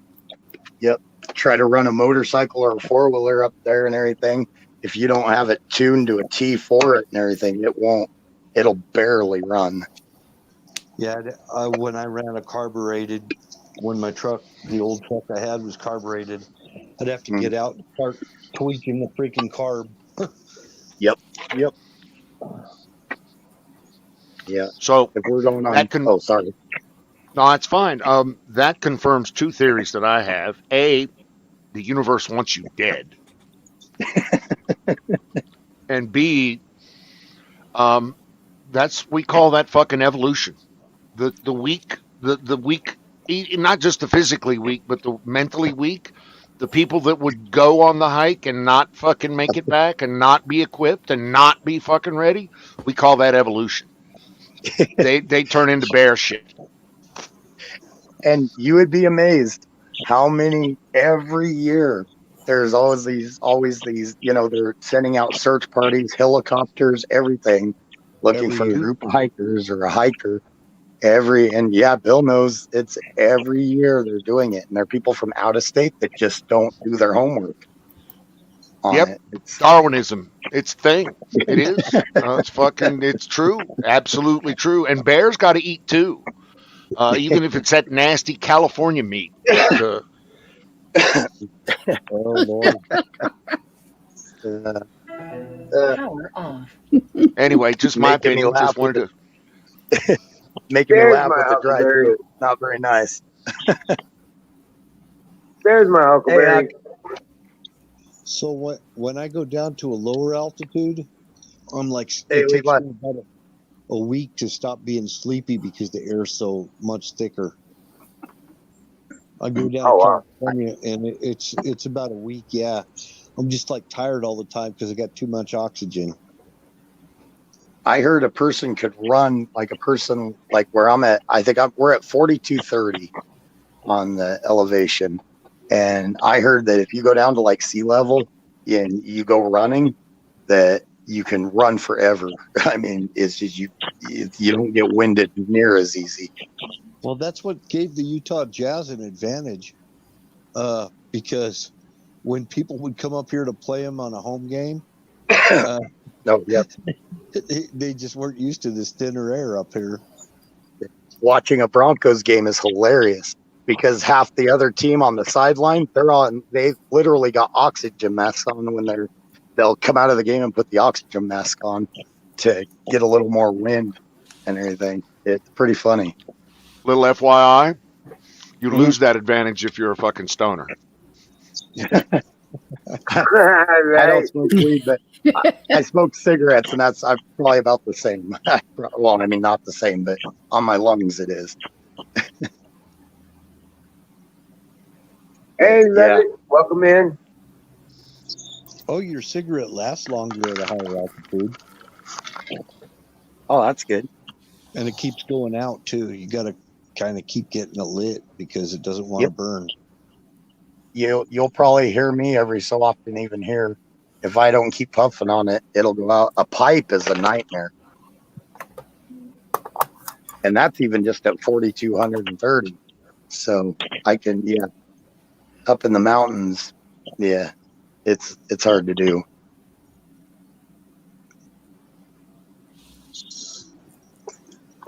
One Yeah. minute warning. I'm only So- about 4,800 feet. So you're not much higher than me. No, I mean, a lot, but elevation wise. See, but even if I go to Denver and it's only 1,000 feet above me, I go to Denver and I could tell the difference in that 1,000 feet. Right. It's, even that 1,000 feet, it's a huge difference. And when Yeah, I get that's up my into the baby. mountains, You get what? I'm sorry, that Block 3 EW system is my baby. Yeah, I worked on an earlier version of that. Yeah, I thought you'd get a kick out of that. Thank you very much, sir. Yep. hi, Kim. Hello. How are you Hey, doing? Kim. I'm doing okay. I popped on because I have a question. Okay. We might have an answer. No I guarantees. hope so. My water, okay, I have a well, and my water out back is constantly running. And now I got it running into like a old bathtub. And the bathtub was nice and clean. It was nice and white. And now the water in it is red. Is it well water? Yep. Yep. Red. As you said, Mineral deposits. You got yeah, iron that's in the water. iron. Okay. You can filter that. You can filter. You can grab that with a 5 micron filter or a 1 micron filter. But yeah, And if you're looking to clean that tub with all that residue, try that CLR stuff. Yeah. Well, I started catching it in there because I figured, because the stupid backyard, the water won't quit running.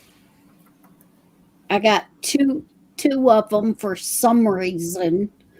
This year they decided to keep running. I can't get them to shut off. So it's constantly making my well pump kick on. Ugh. not only Oh, is that wow. going to run your well pump more than it should and eat your electricity, but it's also going to continue. Yeah, you need to fix that. Yeah. 'Cause Yeah, that'll destroy your well pump. I know. Uh-huh. They'll burn it out. Yep, it'll burn it out. And I don't know what happened. What Got it. if it started leaking to make them out there, because I got like 3 or 4 different connections in my down by my well to where the whole back part of the place had all different water supplies. Okay, so it sounds like you've got a header of some kind. Multiple different places of water distribution Yep. from one place. And so you should be able to go to the well and shut that off at the source. I tried, and I think that's where it's leaking through the regular ones to screw off. I think the soft the rubbers when you Okay. shut them off. Seals. Yeah, Yep. the seals. I think they wore out. All And then right. the Well, handle on the back one, on the one outside, it blew completely off because there was so much pressure. It blew completely off. So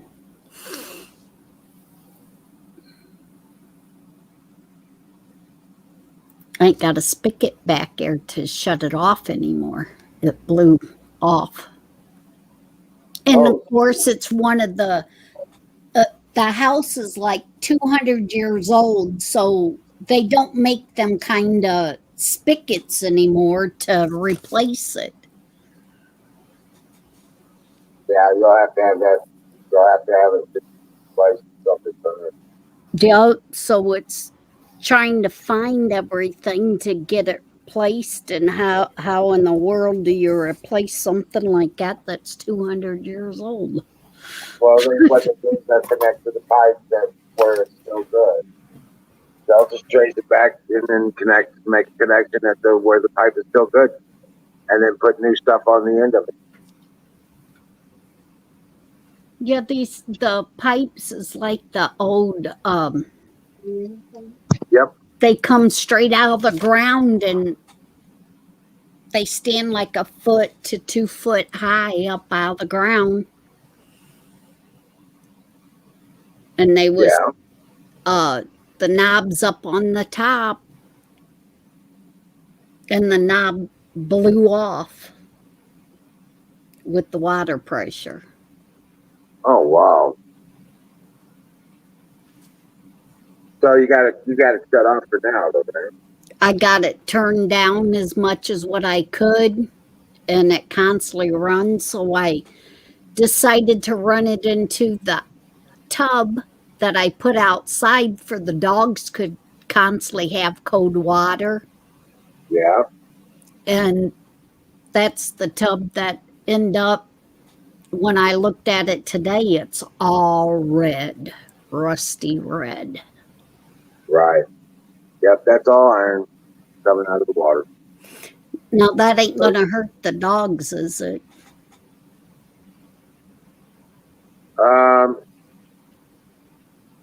Not directly, not too bad. Over time, it might be a problem, but yeah, generally, but you'll have it fixed before too long, right? I don't know. I've been trying to do it for. Well, here's what you can do. You know where the circuit breaker is for your well. Yep. You can shut that off, and it won't run. Just at all. Until you turn it back on. So if you like to say you run out of water pressure, you need water for this or that, you simply go back in there and hit the breaker, turn it back on, and let it run for while you need it. Then when you're done, you go shut it off until you get it fixed. And it won't drain my well or the pump. It won't mess up the pump, no. Okay, because that's what I was worried about shutting it off, that it would drain the water that's in it to where I have to prime it to start it back up again. Generally, those kinds of wells, the pump's way down underground. There's no priming necessary. Okay. All right. You don't have to, as far as I know, the pumps are in the ground on most wells. So if your pump is above the ground. Yeah, mine is. I got a holding tank that's above the ground. It's actually in my back room in a concrete thing. reservoir. Yep, it's in a concrete one. And the well sets down in it, and a holding tank, a small holding tank sets down in there.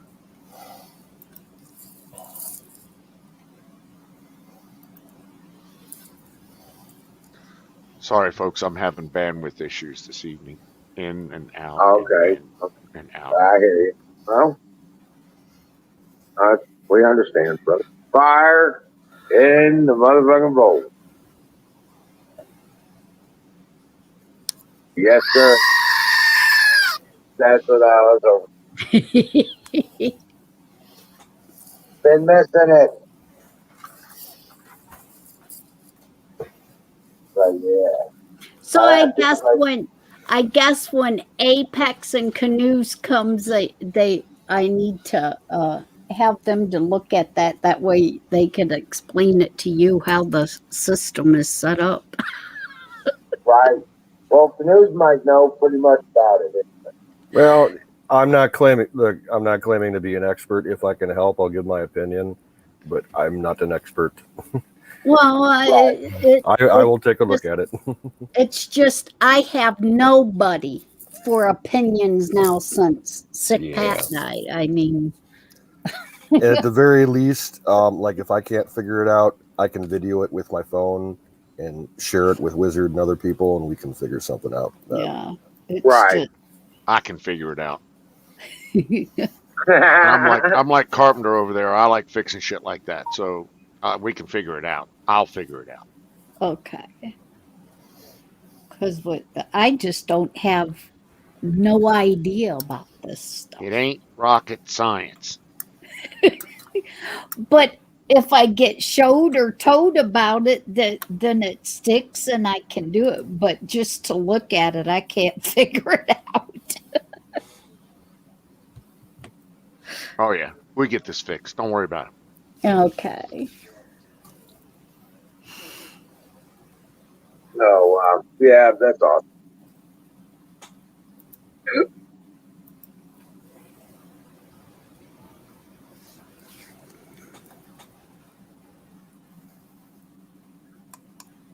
But besides that, everything else is going real good. Awesome. Good to hear. Yeah, we are. I was looking at some of this news, and I'm still seeing all this crap, but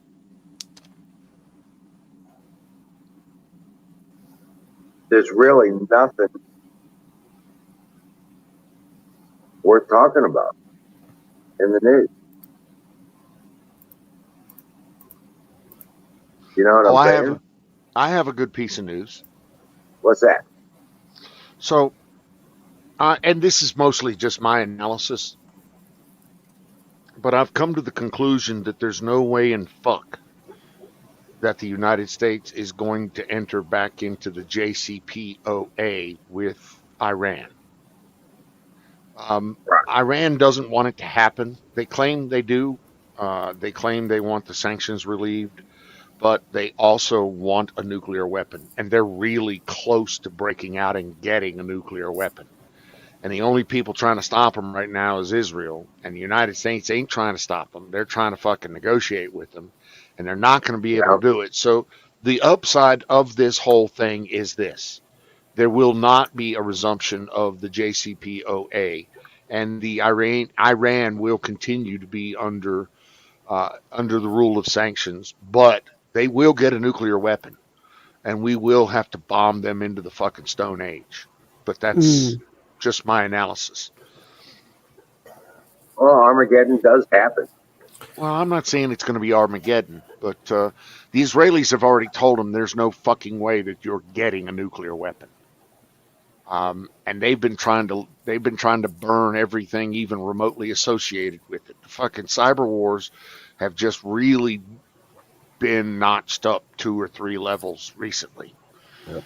The Russians are starting to turn to make shit. When you see lots of fires in lots of industrial plants, industrial areas and doing various and sundry industrial things, metals, electrical, petroleum, things like that, machine parts, ball bearings. When you see fires and you see mishaps, you're right. They're getting stuck, and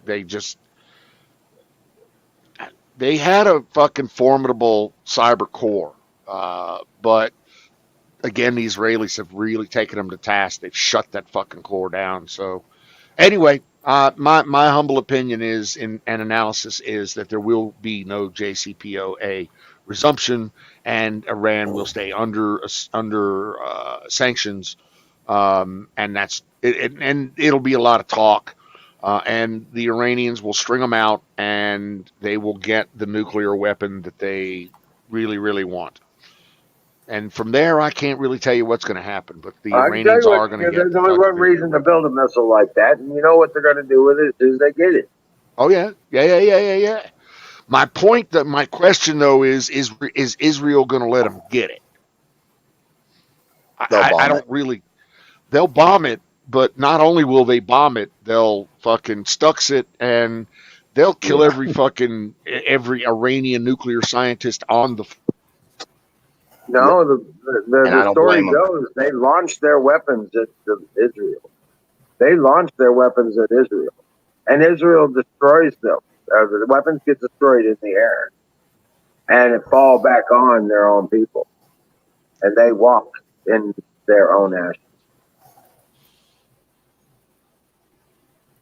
Not to change the subject real quick, but did you all hear that scream before I muted and left for a minute there? Kind of, I think so. Why would happen? I think it's a fox. That damn thing was right outside my window and scared the shit out of me. Screamed right into my window. I don't know if they're if it's mating season or something, but they've been screaming all over the place. And this thing, I don't know, saw my light on and was up in the window and screamed. I dropped the phone, was trying to hit mute, went outside to see what it was, and yeah, it's got to be a fox. But it scared the crap out of me. Didn't expect it. Okay, anyways, carry on. Sorry. No, I was like, whoa, that's weird. He's coming for you. I didn't know what it was. I thought your guys' aliens were coming after me or something. Holy cow. I got my blood pressure up. Oh. But there's a couple correlations with our going back to the conversation we were talking about things. Yeah. There's a couple correlations of the Hopi and the Aztec Mayan stuff, and also there's another one. But you know, the Hopi say that, you know, there comes a day. It's basically an old wise man speaking to one of his great grandchildren or something like that. And he says to them, he says, one day you will wake up, the ocean will be at your doors, and the sun will rise in the west. Now, you can take that metaphorically, or you can take it literally. Yeah. But if you take it literally, when we pass through the gravitational event horizon at the center of our galaxy, and we pass through that event horizon, which is what the Mayans called the void, our south poles are still going to be facing that event horizon, only we're going to be on the other side. So effectively, literally, scientifically, we would actually reverse the roles of the sun, and it would start rising in the west. Well, go ahead. Well, scientifically, I mean, that would have to do with flipping on our axis too. And they say that someday the Earth will continue to rotate and slowly, basically, north will be south, south will be north. I mean, well, there's last also time when we did. Yeah, but there's Sorry also about the issue of the 3 days of darkness. Now they've proven it out in the calendars that it's happened before, but it was prophesied in the Bible about the 3 days of darkness. Now, And the moon has become locked in rotation before, hasn't it? say what? In the past, the moon, I mean, it would just be a portion of the earth, but the moon has become locked in a path before, correct? Because right now it's like opposite of us, but it also, or it doesn't go opposite of us. It goes basically rolls around with the earth as it rotates, but it's at a different angle than we rotate. But it's become locked in the same rotation as us, right? To where it could cause a multi-day, like say an eclipse, if it stayed locked with our rotation speed. Yeah, but that doesn't. Yeah, that explains for a very small portion of the surface of the planet. Exactly. But if it was That's somewhere not where a they were, that's not a planetary darkness. and they talk about planetary, not just where they're. Correct. Okay, I got you. Okay. Yeah, I just thought I'd throw that out there. I've had no other reference for that at all. Now, the Zoroastrians, they believe that when this event happens and we pass through this gravitational event horizon, that there's a flash of light. That there's a layer of light inside of that passage that we have to pass through in order to go to the positive side of the galaxy. Right now, we're kind of at the negative side of this galaxy, and we pass through the light, and supposedly that is they're what they call the judgment. You know what I'm saying? Yep. And well, just like the universe, each galaxy is also expanding and reforming, and so I mean, none of but that's they have their central power points where they have that event horizon. That's why the stars and the planets and the asteroids and the dust all gather there. You know what I'm saying? Yep. It's amazing how, like we were talking about the Mayan calendar, it's amazing how if you take the basis of what we thought they had accomplished and everything, but what we think they had accomplished and everything, I mean, their astronomy and mathematics were insane. I mean, there is no way, if you go by the history books, what the history books teach us about the Aztecs and Incans and all them, there's no way they should be that advanced, because, advancements didn't come until the Greeks, they try to tell us and everything. They were that's all crap. That's all relative to Greek society and Western development. But when you talk about the Mayans, they talk about, and the Aztecs and the precursors to them, you know what I'm saying?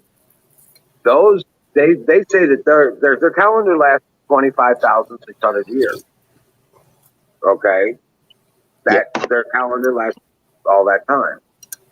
Now, they say that there were two previous calendars to the one that just ended. Nice. That they knew of. Okay, so it lends credence to the idea that man's been on Earth for about 50, 60,000 years. If all together. It would also, the timelines are out of whack, but one of those passages of the Great Destruction would correlate with a great flood, a planetary flood. See where I'm coming from? You mean like a lunar expulsion, you mean, or like with our tidal forces? With the tidal forces and the melting, the heat of the, no ice on the planet kind of thing. Okay, I got you. Yep. Bringing the water. In the time of Noah, before the great disaster, the great flood, it didn't rain. Yeah. No, And then they that's got the reason why everybody made so much fun of Noah and laughed at him because he was making the boat for the great rain. And there Yep. was no, they didn't know what rain was. Or something like that. you know, a lot of people mock the 41 days and 41 nights and or 40 days and 40 nights and everything. And have you ever been, or you've all been in just a massive rainstorm within an hour? It's flooding everywhere. I mean, 40 days and 40 nights of that, I could see everything flooding. Right. So Going back to the Hopi, the Hopi were a lot like the Aztecs. The Hopi, and I believe it was the Hopi that actually the ground fathers, the ones that brought them out of the caves from the ground. That's the Hopi, right? That believed they were yes. brought out of the ground they were like in caves and caverns. They were saved from the Great Destruction by the Ant people that lived in the ground. And then the Aztecs, there was lizard people, they say basically that's why they worship snakes and stuff like that, because there was reptilian whatever, and I'm not going all alien on everybody, but there was like reptilian that brought them out of the ground, that saved them and then brought them out of the ground afterwards. Makes you think that even though there's even time-wise, there's a big distance between the Hopi and the Aztec, that it almost makes you wonder, going back to what you were talking about with around Georgia, where they're finding a lot of those Georgia, Virginia, through a lot of those areas, they're finding a lot of potentially old mounds of building sites, similar to canals. They had all those canals. Now, here's the thing. They were literally draining the swamps at the time. That's kind of funny. They were draining swampland and stuff like that at the time. And this would have been around the time of the Aztecs. So it makes you wonder if there was another civilization. No, it's prior to that. It's prior to that. Now, think about this. If you take the Hopi symbols that they draw on the rocks, the ancient ones drew, and you start comparing it to drawings from the Aztecs, okay, they don't even, I forget what they tried to call those people, but they don't have any idea what those people were called. The Anasazi. I think that's what you're referring to. The Nazca people? Oh, the Nazca? Oh, yeah.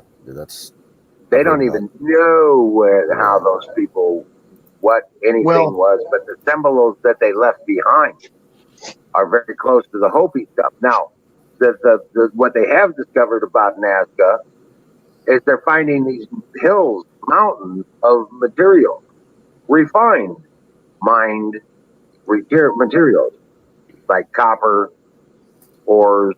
You got coal, you've got salt, you've got mountains, and it looks like a giant supply depot. Yeah.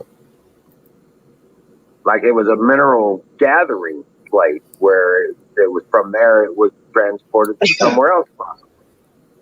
But it looked like a storage place for massive amounts of material, minerals, and other useful resources. Sorry, Huck got me on that one. I had no response. But if you stop and think about it, those canals start making, obviously these people had air travel. Well, not to mention technology the mathematics it takes to construct something like that is insane. The Aztecs also, if you look at a lot of the Spanish writings from the conquistadors, they were told that by the Aztecs, or the Incans, sorry, not the Aztecs at the time, it was the Incans, that those cities were not built by the Incans. They said they were built by their forefathers. They were there when they got there, they said. Right. That's what they told them. So, a lot of that stuff could be quite a bit older they were basically there and maintained it and built on top of it. Yep. It's They're finding a lot of that. Yep. Going back to what Huck was talking about, where she said giants were here first in southern Colorado. If you go to some of the reservations that come out of Oklahoma and go partway into southern Colorado, a lot of the older Indians there will tell, and Native Americans there will tell you that that their grandfathers' fathers fought red-headed giants and stuff like that. They'll tell them that they ran them off the land, and they won the land from the red-headed giants. And so, I mean, that's just things that have been passed down through their history, you know, their oral history. Right, So right. I think anything's possible. I think we know a minuscule amount of what we think we know. Well, nobody's ever been able to you've seen those gravel mounds where they've got the statues sitting on top of them, like in succession rows? South America? Oh, yeah. Yep. And they've got these weird little sweater caps on, like the wizard hat kind of thing going on. Yep.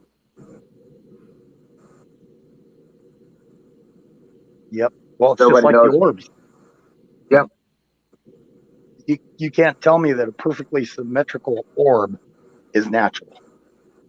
Correct. Right? It's just not really believable. It goes back to what we were talking about the straight lines. Nature just does not do straight lines or angles or perfect 90-degree angles or anything.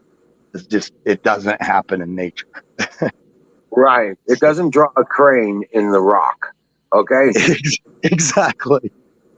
But if it doesn't fit the archaeologist or the historian's story, then all of a sudden, well, yeah, it can sometimes. It's like, no, don't feed me that. You know, you told me it doesn't do straight lines if it fits, but if it doesn't fit, then it does straight lines. You can't have it both ways. Correct. And they like to do that. Oh, yes, they do. They don't want to admit there's giants either. Yeah. That's bullshit. Has anybody ever taken like really good ground penetrating radar and done anything over those mounds that are, because I think Missouri has some of those big mounds too, don't they? Actually, it's in Illinois on the other side of the river. Oh, okay. Yeah. And they pulled a couple giants out of there and then they shut it down. That was 40 years ago. 40, 50 years ago. They shut it down. So, the Cahokia Mountains. They won't dig into that or any of that stuff at all anymore. They keep trying to say Mississippians, but then they don't, okay, then why are all these pyramids all over the place, Yeah, that they're finally talking about now, that they've called conspiracy theories forever. And now they're finally starting to hit like the History Channel and stuff. Well, there's pyramids here. We're just trying to figure out what they were. It's like people have been talking about that forever. And you guys have been calling them conspiracy theorists, saying that they're natural hills and stuff. And God, that gets frustrating. I know, right? But then again, it says in the Bible at the end time, they will not be no secrets that won't be uncovered. That's true. Yeah. Yep. And I think we have the facilitation in front of us in that. The information, internet. Well, yeah, true. Because there's not going to be many secrets left if everybody can access everything. Yo. Okay, that just gave me chills. Both of those. How the things fold together is way I look at things. Remember, I was telling you about my research. Yeah. Because I wasn't after a specific culture or archaeology. I was looking for process of how the science of creation and works and the evidences thereof in our histories, whether it be geological, scientific, or otherwise, religious or ancient. You know what I'm saying? Hey, Colonel Shaw.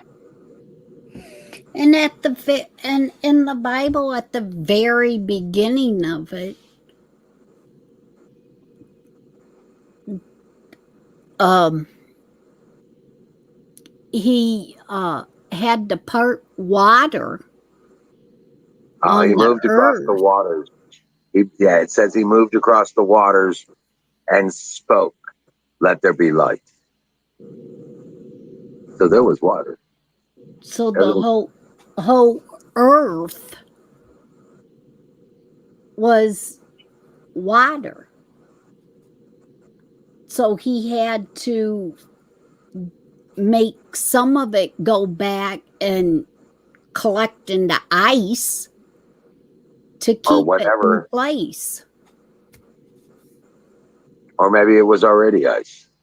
Because water is ice in Right. space. But Yeah. it would have been flowing water at the time if he went over it and to make it light and stuff. Here's a thought, and just kind of out there a little bit, but what is it? Something like one of the most abundant elements in the universe is hydrogen, right? Right? So if it fills everything, could it be thought of as that he went over the waves to, of the hydrogen out there with, God spoke over that, let there be life. And that could explain other planets with life too, then, because then he could cast it out everywhere. And sometimes that's where I think that even the people that heard it and wrote it down, saw it from our aspect here on this point here, man's view of it, and then wrote it down that way. Maybe didn't quite understand it when they wrote it down. I don't know. I just thought I'd throw that out there. Just seemed to be an idea. Right. Well, I mean, I don't have all the answers, but I'm just saying that was my process and pulling all these things together. The only time scales I've been able to that I actually believe are reasonable are the ones from the Aztec Mayan calendars. Yeah. And they say we've been here for 50,000 years.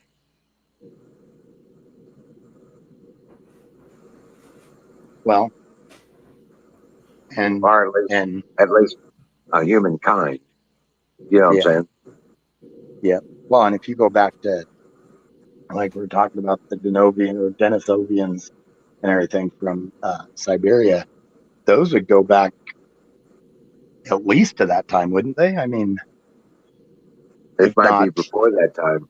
Yeah, if not a little before. It's believed that they were one of the progenitor races. They were one of the originals. Because, well, you have Gobekli Tepe. They say they were from the system Sirius. Yeah. Okay. Denisovans, I think those were the original. They claimed heritage into Seven Sisters colony stars. I believe that was correct. And then you have the Pleiadians. You know what I'm saying? And they believe that they were from Orion. Right? Mm-hmm. One of the stars in Orion. Well, almost every ancient civilization talks about, star people and stuff like that. So, yep, even the Hopi. Yeah. When you see the spirals in the sky, beware. For the people from the stars are about. Yep. And they've got actually a lot of their work on the cliffs and stuff like that. They put that. I mean, a person standing between several different, it's just a bunch of lines, but it's basically stars, and they're surrounded by stars and everything, and it's just a person planted in the middle. And those were some of the people that saved them, brought them to the ground, and brought it back up. Right, but when you see the spiral in the sky, you know the star people are near, and beware your virgin women. No, Yeah. And that makes sense Because- because you even go back to, and you go back to, and this will be kind of a religious aspect that no, it's not, Huck. But anyways, the going back to the fallen angels, that a lot of people said the fallen angels, in biblical terms, the fallen angels fell when they bred with the women and everything. So, a lot of those things kind of intermingle. Right. Flat Earth. Sorry. Earth is not flat. Only maybe where you are. At best, it's an egg. There's no flat spaces on this planet except for the ones that man creates. Yep. Guarantee you that. But was they man on earth when the angels fell? Or did that happen after? I don't think it really says I think it's a presumption that they were here. No, they were But- already here because he became the snake in the garden and corrupted man. And then they continued on, and they're the ones that, some of them laid with women and stuff. Yeah. And there's actually several earlier, like the Romans, several of the earlier Greeks, their pagan religions, a lot of those had similar deities that would come down and sleep with human women and stuff. I mean, so. And there was female versions in the Anunnaki stories that would come down and capture males, and they would never be seen again. Yeah. Yep. Makes you wonder if that's where the Amazon stories came from. I mean, odds are there was actually probably really a tribe. Somebody saw a tribe of women that were warriors, and that's where it came from. But it makes you wonder if that's where a lot of the, if one influenced the other. You know what I mean? Correct. I see what you're saying. Now, Colonel Shaw, that's completely feasible. There's a lot of theory floating around that we live on a hollow earth. I mean, and this idea goes all the way back to, what was that movie? Jules Verne, the book? Journey to the Center of the Earth. Journey to the Center of the Earth, yes. Yep. One of my favorite books. And I don't know about hollow, but I think extraordinarily cavernous, possibly. That would seem like so massive of caverns that would seem like it was almost hollow. Yeah. Right. Well, look at what they're finding underneath the ice in Antarctica.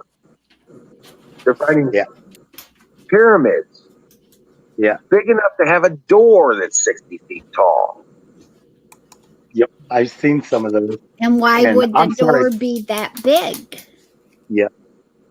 Now, here's a theory, and I heard this once from somebody. And what if Antarctica was Atlantis, and if we did some type of rotation, a pole rotation, and then it became frozen, or if it was Atlantis before the ice, before the ice caps began to form, and Sure. they were here even longer. What if, though? I mean, when that melts, we might find a lot of stuff we weren't expecting. Well, yeah. Which Well, could and be that's- bad. Well, that's what was said earlier about us going through the time thingy, that the sun would be on the opposite side. Yeah. Right. We will do That would mean where it's the coldest, it would become the hottest. Yeah. Yeah. Well, it would move. The cold will move. And they've already projected that the new positioning potentially will be like northern, above Europe, like where Finland and Sweden are, rather than the North Pole where it is now. And you said Oh, the yeah, other calendars, there's at least 2 calendars Yep. prior to the Right. one that just ended. So if this has happened 2 other times where it's went through, then where it's winter at or cold at, it would May have not been be warm then. correct. At one time, their findings, the findings before they shut everything down in Antarctica, where they were finding the whole cities, whole areas of jungle. The Peary's map shows Antarctica's true physical shoreline, and it was not a frozen place, according to the map. I remember that's- reading years back from an archaeological and paleontological standpoint, like scientists were finding fossilized remains of dinosaurs and plants down in Antarctica that were indicative of tropical climates. So Correct. at one point in time, it was warm down there. Yep. I remember something about palm leaves, that they found impressions of palm leaves or something like that. Right. And that's 2 more intersections of Greek mythos and then something clear across the world, Aztec mythos. So, and I shouldn't even say, I shouldn't even mention mythology in it, because when the more that we learn, the more a lot of that actually becomes more believable. But it's just so many times they intersect. You got it here and there. Yet they tell us that these people weren't world travelers. They didn't get around. Somebody must have. And I don't know if you're familiar with the story of Thoth or Thoth, however it Thoth. Right, the writer of the Emerald Tablets. Yes. Yes. Yep. And the fact that he actually went and got into something about the underworld and spoke with the underworld, and he wasn't supposed to, and There's they had 2 to. chapters. Yes. There's actually 2 to 3 chapters of just having gone through the underworld and through the recycling of life. Yes. Yeah. Yep. And that's where the whole, and it's another thing that comes in with is it Buddhism that doesn't like corners? They like everything rounded for the chi or whatever. Is that Buddhists that do that?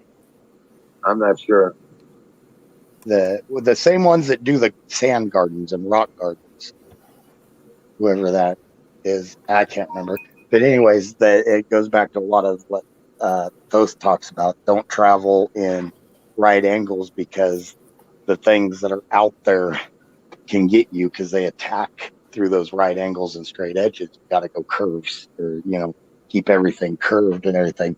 So it talks about you'll be happier in life and everything if you don't put yourself into corners and stuff, and whether philosophical or literal, kind of makes sense. It's kind of a neat thought, actually. Right. And he's the one that when they left Atlantis, when the 7 ships sailed from Atlantis in those stories, he's the one that went to Egypt and froze them like stone, right? Because of his powers. Well, he lifted in the Emerald Tablets, it says he lifted his stick and it emitted a signal, a frequency or a sound, and people froze in their place until they succumbed to the will of Thoth. Yep.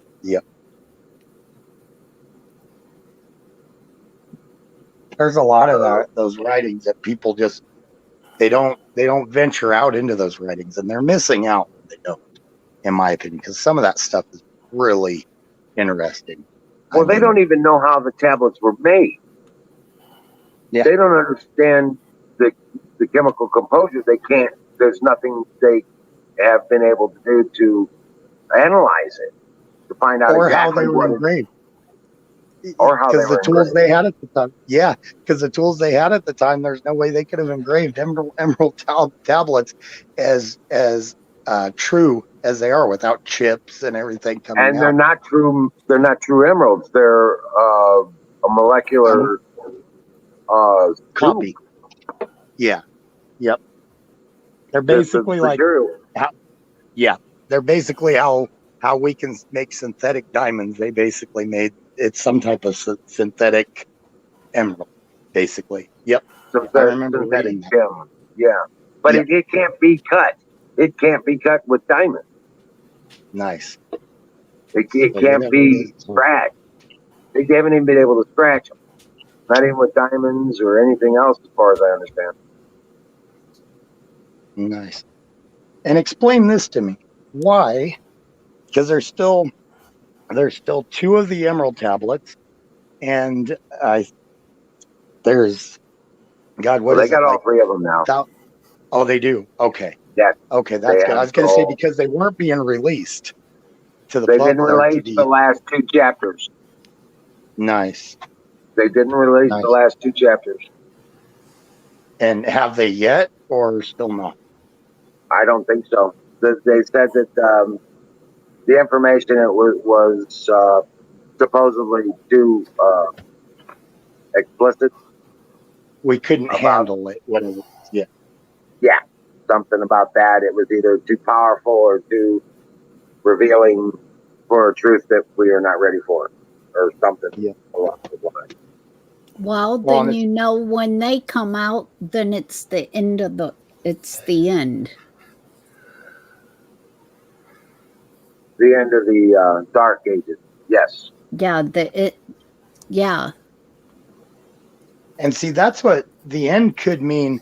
It may not mean literal end of everything. It could be that we could end, like Emerald just said, end of the Dark Ages. It could be a beginning of because everything that ends is a beginning for something else. So it could be the beginning of a new age of enlightenment too. Correct. Right. Now, that's what I'm saying. There are several theories on what happens to us when we pass through the void. Nice. The void, and many of the cultures call it a time of judgment, whether it be a flash of light or a blink of an eye, or it's the passage through that event horizon that exposes us to the light of judgment, to the Nice. light of God. That would be now. See, in my opinion, that would be great. Then I can't wait for this ending if we move into a new age of enlightenment. Now, Correct. if it's just everything ends, I'm not looking forward to that. No, nothing ends. Nothing ends. Yeah. But everything changes. Yeah, and that's what I like to think. I really do. It's kind of a philosophical sense that it's not. Because the evil that we face, the evil supposedly, and this is according to the Buddhists, this is according to the Sanskrit, and according to Zoroastrian and some of the Germanic ancient stuff. One, Yep. that barrier, it is a barrier between evil and good. And those that are origin evil cannot exist on the other side of this passage, or the other side of this judgment, or whatever you want to call it. They can't get through it, and they know it. They know they can't get through it. So they're trying to keep everything this way. So They're trying to corrupt and destroy everything possible, scorched earth kind of policy. So they're trying. Nice. That's, yeah. See, to me, that sounds believable. You know, if I can't have this toy, you're not having it either. We're going to break everything. And that's, Correct. you know, a lot of people out there like that. A lot of religions would call it the unmaking of creation. Oh, yeah. And that falls into place with the reason why they're trying to keep no more children born, because Yeah. of the children being innocent, even though you're born in sin. If you do not know no better, you're born of innocence. So you go to heaven, you go be with God. And if there's no more children to be born because of all this other stuff and they prohibit any children being born, then Right.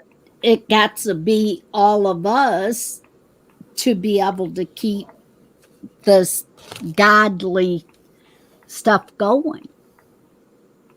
And the more that they can corrupt and turn away from God, the bigger their side gets. Yep. And But to on make this the planet, in this system, they can't survive on the other side of that divide. they can't pass over. I got you. Yeah. They can't exist in that space. The frequency changes and they are non adaptable. Okay.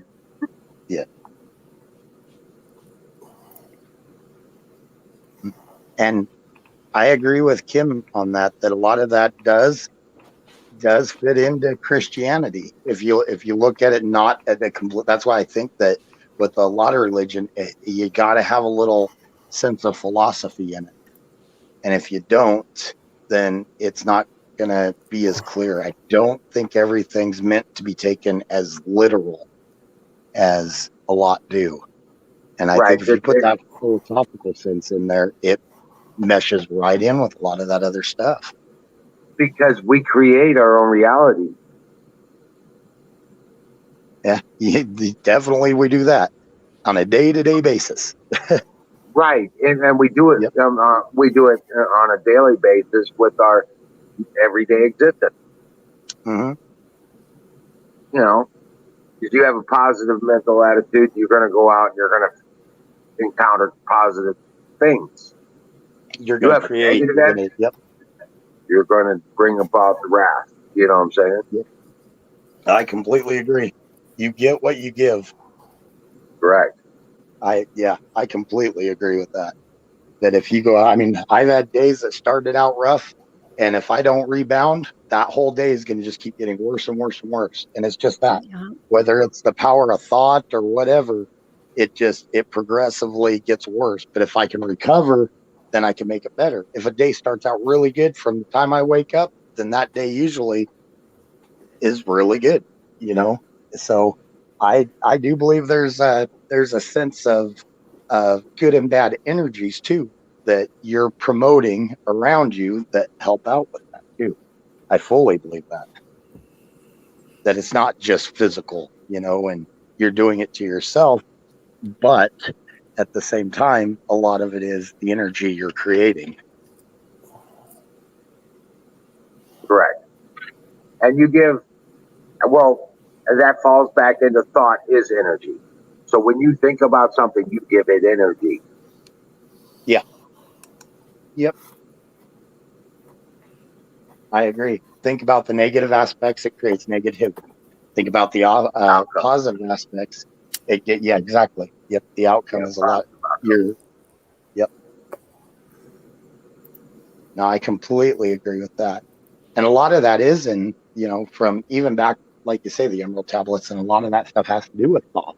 I think that's kind of a morality story. You know what I mean? Kind of a story against temptation, against creating negativity and everything, and keep everything positive, and then you'll be all right.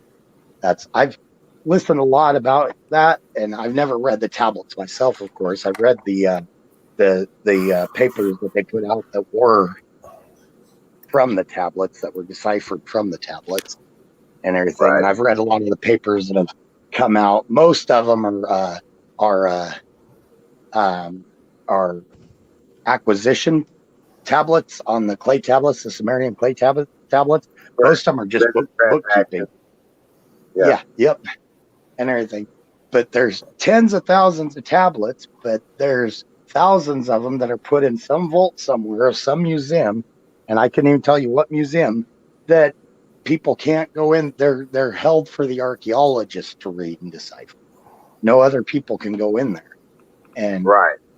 go through them. And now explain that one. And who's to say that they're ciphering them the right way?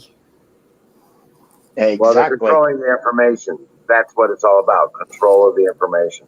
Because the technologies that are in there. Yeah. I don't disagree. I think there's something they're hiding. I completely agree. And going back to Kimmy saying, who's to know they're not misinterpreting it? The original, when they originally did it back in the 1920s, or because I believe they started finding those tablets in 1908 or something like that, and the Sumerian tablets. And in the 1920s, when they decided they thought the one word meant their gods. They were talking about, and so they thought it was religious aspects. Well, then it was retranslated. You got other people translating it, and they're like, no, it basically means, manager or boss. That there was bosses or kings or something like that. That it wasn't. Right. They weren't worshiping these people. They were just the boss. They were the workers. They were working at these were the places of work, not war. Yep. Yeah. These were worshipped. They weren't worshipped. You went and worked for your boss. They weren't worshiping these people necessarily in the sense that we worship God. They were working for these people. Yep. Those people took care of their needs and provided. And it changed them. Yep. And that one little confusion there changed the meaning of everything. So that goes back to, if they're not deciphering these correctly, let somebody else do it. Let regular people in there. Heck, most of the time it's somebody that does something entirely different that decodes them anyways. I mean, the last like the Voynich manuscript. Fire no. In the bowl. The Voynich, nobody's ever. Oh, sorry. Oh. Brought to you by Sausage Gravy Biscuit Farms. .com.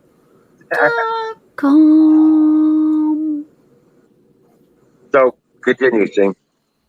The Voynich manuscripts. What do you guys think of those? I know they haven't been deciphered. The person that came the closest was actually a computer programmer that was able to pull like a couple words out, they thought, and everything. But what do you think? Do you think it's garbage that somebody just put together, or do you think it's actually a code that we just can't break yet? I'm not sure. I think it's a code book. I think it was written in somebody's personal private code. Now, do you think it was medicinal or something nefarious, or because see, these are things I don't know. I've looked at it, and parts of it look medicinal, but parts of it look pretty nefarious too.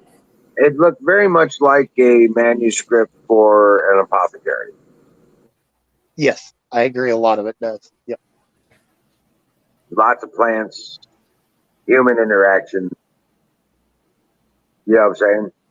Yep. And that would make sense to the people that believe that it came from a monk long ago, like I believe like in the 1200s or something like that, a monk, because they wouldn't have been able to openly discuss natural herbs for curing stuff, because at that time that was considered witchcraft or it was considered what was it, where they used chemicals to the same thing that alchemy. Alchemy. Thank you. Yes. So, and that was outlawed. So it makes sense that he would have created his own thing to hide it, but he knew what it said. Well, the reason they had to eliminate alchemy is because it gave them keyways to the bread of life, which was made from gold. The Philosopher's Stone isn't a stone. It's a scone. Do you see where I'm coming from? It's a bread. Oh, I get it. It's kind of a play on words. They they burn the gold into a white powder. They know they can do this. They know they did it. They can do this today. It burns down into a white powder, and then they made a bread out of it. Ah. And they called it the bread of life. You ate this, and it would open up your pineal gland or something like that, and give you keyway to ascension. Nice. Right. It opened up Now the certain abilities on the human body. Yeah. Supposedly. Now the pineal gland, that makes sense to me. That's something that's interesting. Why is it calcified? Because, you know, we don't need an appendix, but it's still a functional thing that's there.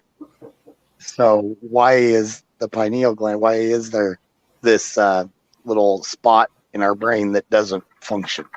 I mean, it's not literally calcified, but, you know, it doesn't function. From the research I've done, it appears to be the anchor for our existence, for our soul. Nice. We used to be a completely agrarian peoples, or not peoples, species. Yep. Completely agrarian. We would both roam and nomad and pick, and even when we learned to grow and we learned agriculture, we were still agrarian. It's not until we started killing animals and eating protein that our brain began to evolve. There's multiple theories out there that say our brain we didn't actually turn into Homo sapiens until we started to eat protein, to ingest protein. And the protein can only come from animals, from meat. Cool. Anyway, just want to throw that out there while I had connectivity here. That's cool. Shutting it up over here. No, you're right on target there. I hadn't heard that one. But I like that. But the proteins, activate different parts of the brain. It makes, to me, that makes sense. Skull. Yes. I don't have my appendix. I haven't had my appendix since I was 17 years old. You actually don't need your appendix. Hey, anybody else here ever had their appendix out? Have it burst? And No, I didn't have it burst, but I had it removed 2 years ago. Yeah.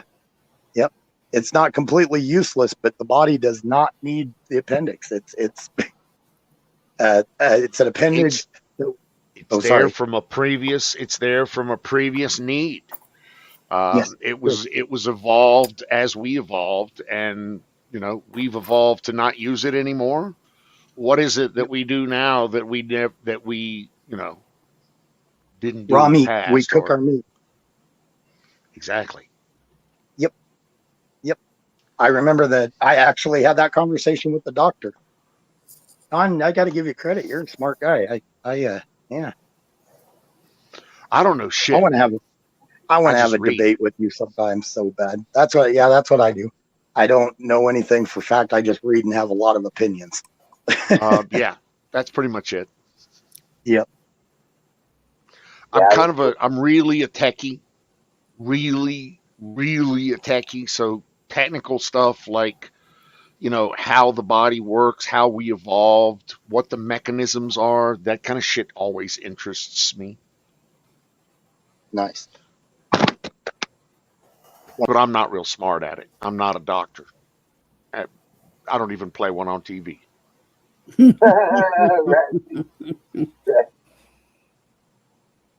Gallbladder's another one of them things. I'm not real sure why.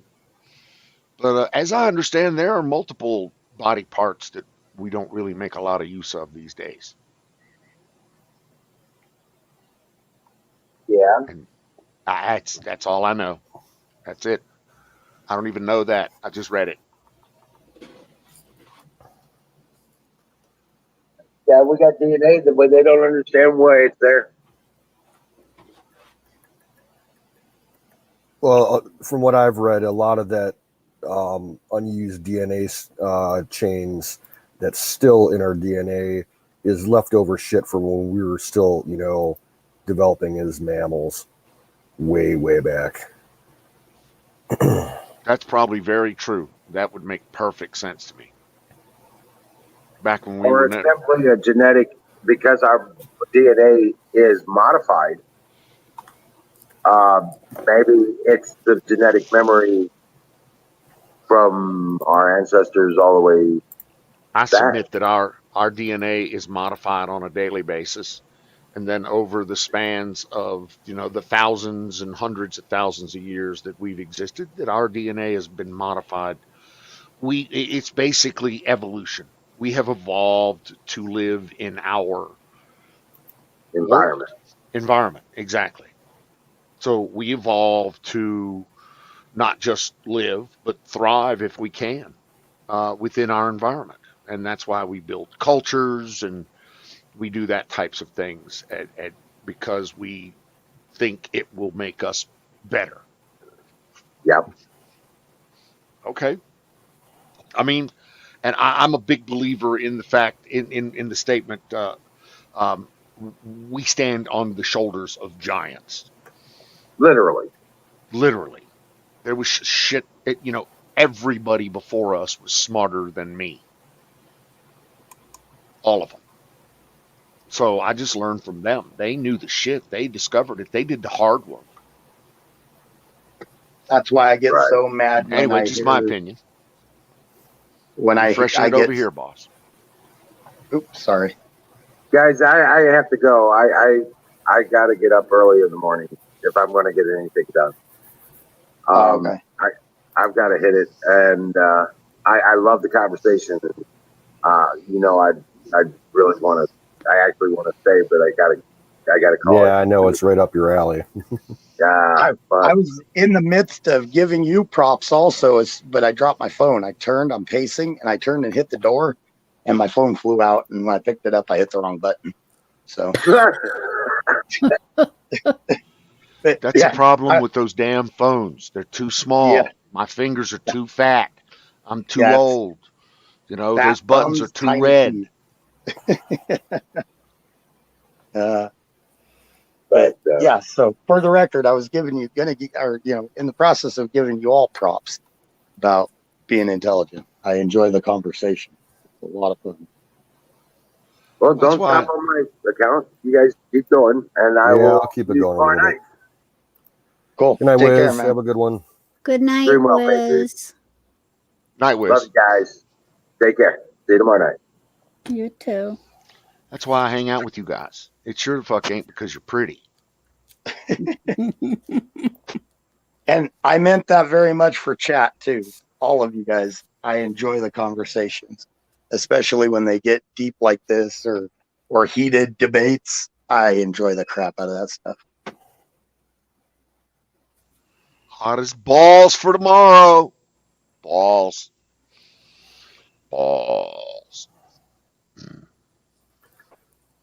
Not so much hot here, but we got real high humidity.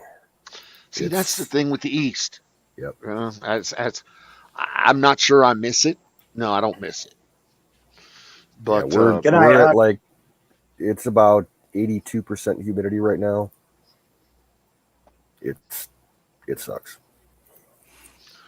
well, so I find myself standing out in 1% humidity and Yeah. 87 degrees, and you talk. If you stand outside for more than 5 minutes and you talk to somebody, your mouth dries up to the point that I simply cannot talk. I have to stop. Yep. I've never experienced that before. That's weird. Mm. Wait until it moves all the way to your throat. And I spend usually July and August talking like this. And it's because of that dryness. I just can't get enough water in me to get my throat not being dry and raspy.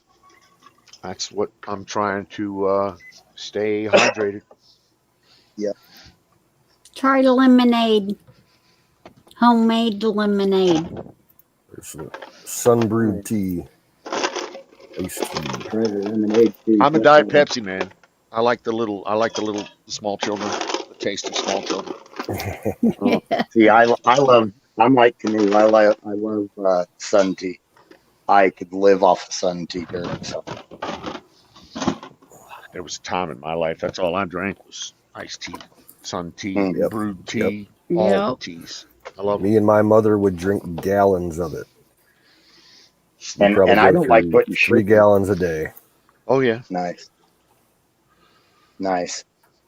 I got it to the point. I was brewing it to the point where I could eat. I could clean deck plates with it.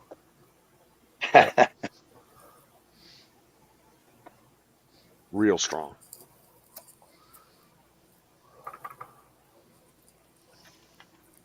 Dang it. Now I want some sun tea. And Or some as someone lemonade. else put it, 40 weight. Yeah, 40 I weight used iced to tea. make sick pat iced tea or lemonade, homemade lemonade all the time, and it would seems like the only thing that take that night cough away and clear his throat up. I haven't had homemade lemonade for so long. That sounds really good. Ice cold. Yep. That sounds really good right now. I might have to go buy lemons tomorrow. Well, see, what I do, I cheat a little. Okay. I buy the 100% lemon juice Oh, okay. and keep it in the fridge. And then I take one of the little red shot glasses that they got now, the soda cup, the little shot ones, and I'll fill it up with that lemon and put it in a glass, and then I'll fill it with water. Hey, welcome Okay. back, Bill. Kind of like a person does with cherry extract then.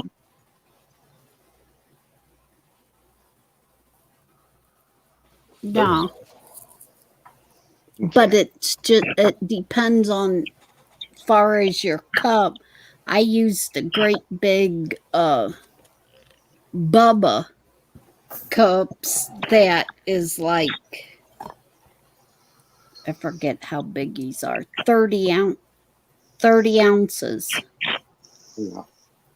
And So I it'll make pour in that shot Yeah. of the lemonade and then fill the rest with the water, and it's just enough.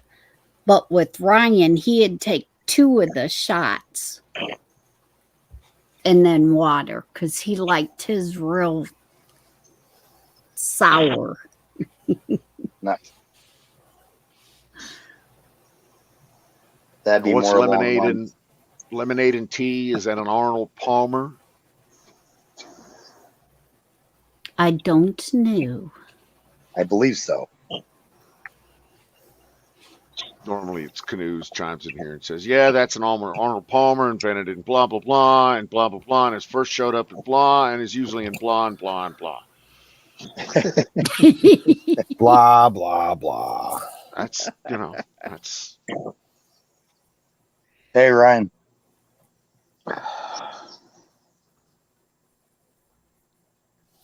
Well, I finished my chores. Canoes is kind of like Alpha Echo or Alpha Alpha in Radio Land back when we were doing those were the big guys. The Xerox new carrier? No, please don't tell me they have a carrier. Ski jump. Fuck. It's probably a direct fucking. It's probably a direct copy of the what is it? The Langao, which is the Chinese one that was purchased from Russia, which was the Kiev. No, basically, this is South yeah. Korea, not North Korea. Oh, yeah. No, I have not seen it. I will have to look into that. Yeah. I can't imagine I haven't seen that. Why the fuck haven't I seen that? I was just looking at a thing where they were explaining why carriers have angled decks.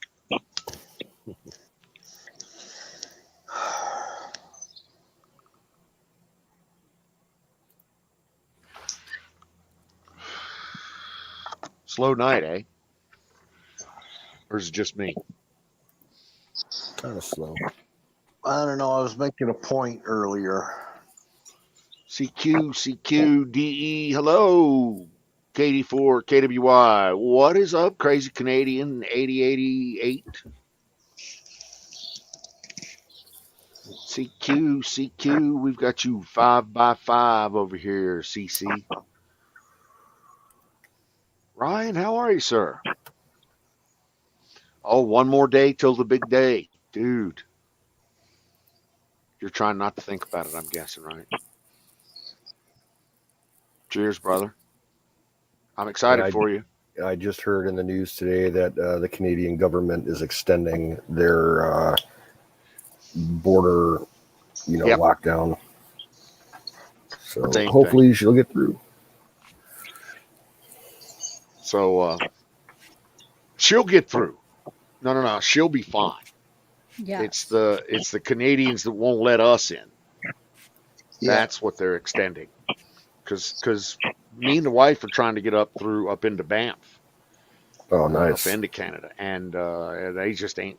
And now they're talking about some kind of passport, some kind of virus passport in Canada. And I'm like, thanks, Trudeau. Looks like I won't be visiting Canada anytime soon. Wifey is just pissed about it. Say again? Oh, I was wondering if my microphone was working. Yeah, we hear you. Yeah. Okay. Go on and continue with the point you were trying to make.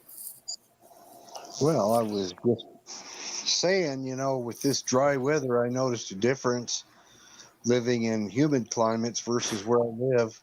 I never had boogers. I never. That's had true. boogers. Yep. Freaking boat. You see people driving down the road, picking their nose, digging for gold. I'm not joking. Yeah, it's big here. Boogers have been a part of my life, my entire life, up here in Ohio. Because we got the humidity. Well, Florida, I never, honestly, I don't remember ever having boogers in Florida. Never. I know it sounds crude and everything, but. Well, there was actually a study done years ago about booger pickers.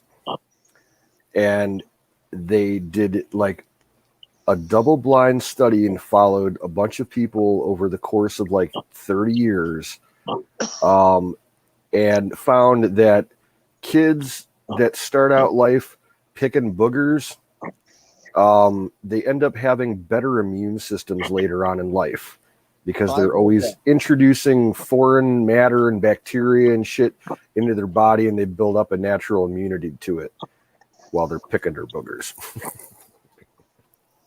Who knew picking your nose was a good thing? Yeah. Oh, Jesus. That's Just sick. don't eat it. Well, I know you could pick your friends and you could pick your nose, but you can't pick your friend's nose. That's not true. That's not true. You're saying you can? You just might not have a friend afterwards? I'm saying you can pick your friend's nose. That's what I'm saying.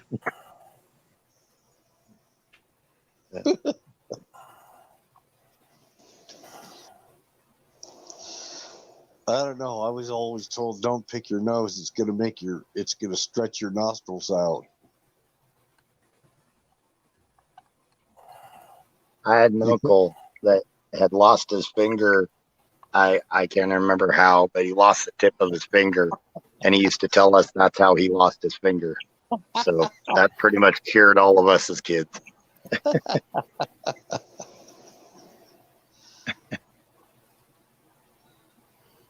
What a lame topic. It's such a lame topic. Oh, man. I was thinking the very same thing. We have achieved a new level of Lameness.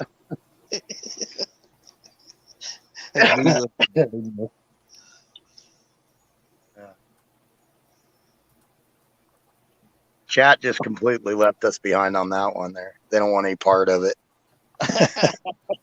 Well, rather talk about boogers than talk about tile. Yeah. Uh, I'd rather talk he- about boogers than poo. poo. Like Yeah. over at Aaron's chat. Yeah, Aaron. Somehow poo comes up every night over there. Yeah. Yes. Poop talk. Well, Poop talk. The tires poop talk. Yes. we start talking about ammo and guns and everything, and it seems like it drives people off too. Well, that's not very lady friendly, not very female friendly. We can discuss what the chat's discussing, and that is the difference between the lockdowns across the border, the motor lockdowns, the people lockdowns versus the trade lockdowns versus the air lockdowns. That's very interesting. And why one or the other, and that whole fucking Canadian virus passport, that's going to be fun. I don't see how that's going to work, to be brutally honest with you.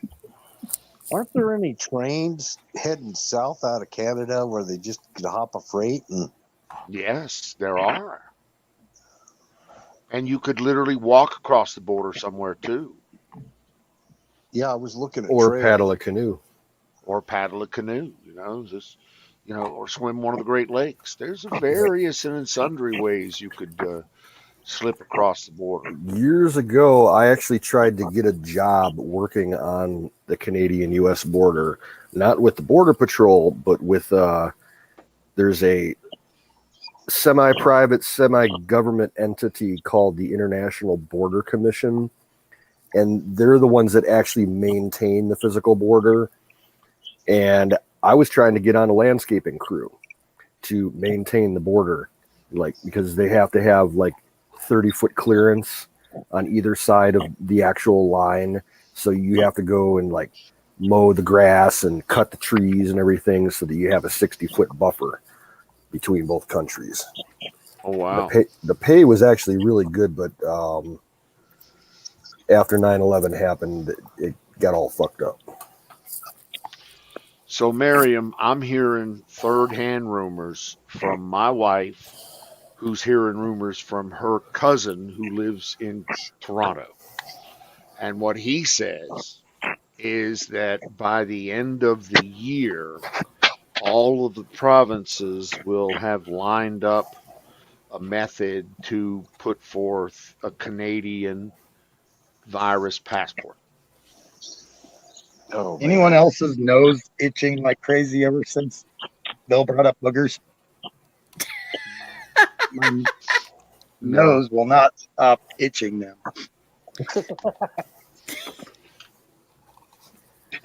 Well, I'm just saying, if you were a professional and desperate and this, that, and the other thing, swimming one of those lakes across there, But Trudeau, I'm telling you, Trudeau is turning Canada into a fucking commie land. Yep. I am just really disappointed. I mean, liberal is one thing, but downright fucking communistic fucking shit like that passport, that would be way over the edge there. Inhibited, if I were Canadian and my freedom of movement was inhibited by some sort of made up horse shit by some liberal fucktard. I'm sorry, am I talking in my outside voice? This thing's on mute, right?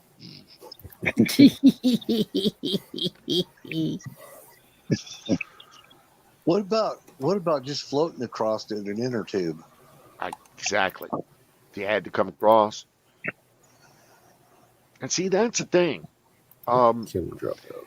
If you're Canadian, you can get across. If you would be like, if you were Tanya and you were coming across to meet Ryan, and that connection right there, Tanya would just have to get here. She literally doesn't have to go through the immigration system. Because when she gets here, all the rules are different for her. When she gets here, she can now apply for green card ahead of everybody else. She gets to stay here for 6 months instead of 90 days, instead of 3 months. she gets to apply for citizenship ahead of others, and they can do all of that while just staying here in the United States, where all other countries, and I mean all other countries, have to return to their home country to apply for citizenship. So again, the rules are completely different for Canadians once they're in here. And I'm sorry if I sound like I know what I'm talking about, but I married a Canadian. Canoe, did you pull a Canadian bacon and invade Canada? No. But yeah, Canadians and British are the two passports that have immense privilege in our immigration system. Yeah. Yeah, I remember going up to Canada and then trying to get back in the States was the problem. Getting into Canada wasn't. Back When I was working up in Canada back in the late 90s, we ran into the same thing. It was always harder to get back into the U.S. than it was to get over there.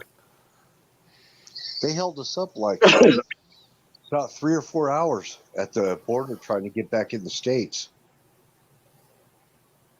Wanted to search the car, the whole thing.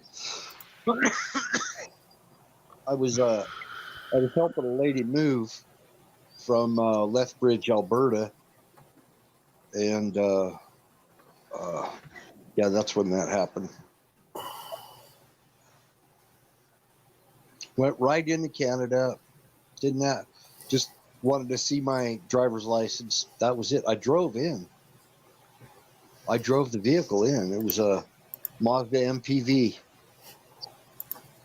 Now, you want to know what really sucks? Think about the people that live in this one small town in Washington State that is landlocked from the U.S. The only way you can access it is through Canada. I saw that. I forget. It's Point Roberts, I think, is the name of the town. They actually made an emergency waiver request to the Canadian government, and I believe it was granted that they were allowed to, because they were running out of groceries. Mm-hmm. Couldn't get fucking groceries. So the Canadians said, "Yep, you can go across. It's cool. Just get some groceries and come on back." But yeah, I saw that. That was pretty cool. I don't think he's uninformed, Miriam. I just think I believe he's probably wanting you to be safe, and sees that Canada is probably, because you are a Canadian citizen, right? You're safer in Canada than you are in the United States. Right now, definitely. Especially if you stay on the countryside, you're fairly safe. If you go into cities right now, a lot of those are a mess. Yeah. Well, Yeah, I mean, if you had Toronto's Ryan, been a then mess you for could years. do that, and it would be real simple, and you would get a lot of privilege. Yes, ma'am.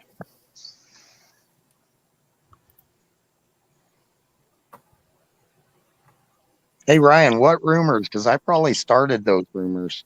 No? Okay. I don't know. I had to give Ryan go there. Hey, y'all, I probably better crash. I might swing into chat for a bit and chat with everybody there, and then I better crash. I got to get up early. It was fun talking to you guys, and I appreciate it. We'll talk to you later. Catch you later. Okay, Singularity. Take care, Sing.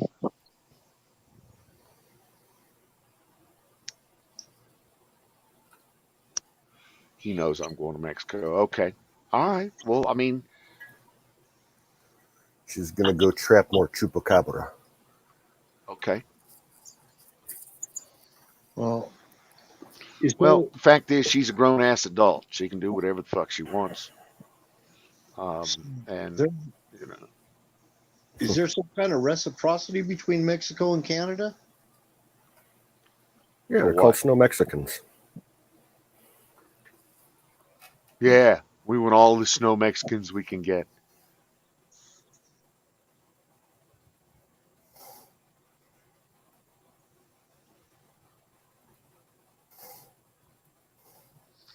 reciprocity. No, not that I'm aware of. Besides, the only real similarities is they're both of them hate America. Oh, well, don't that beat all?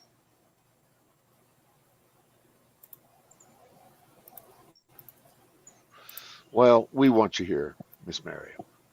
You could do well in Mo in Missouri.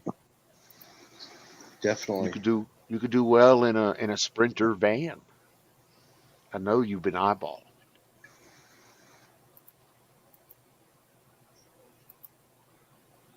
Like I said, I'm living in a 36-foot Class A, so I can relate to a Sprinter van.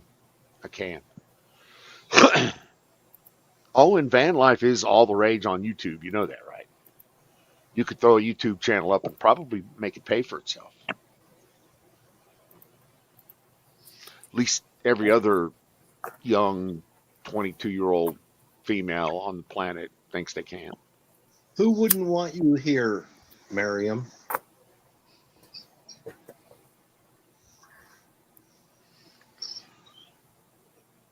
I think everybody in this chat wants you here.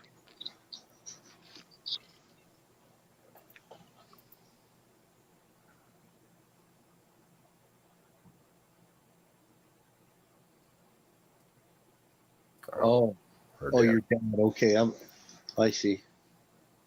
Well, everybody in the chat wants you here, so there you go.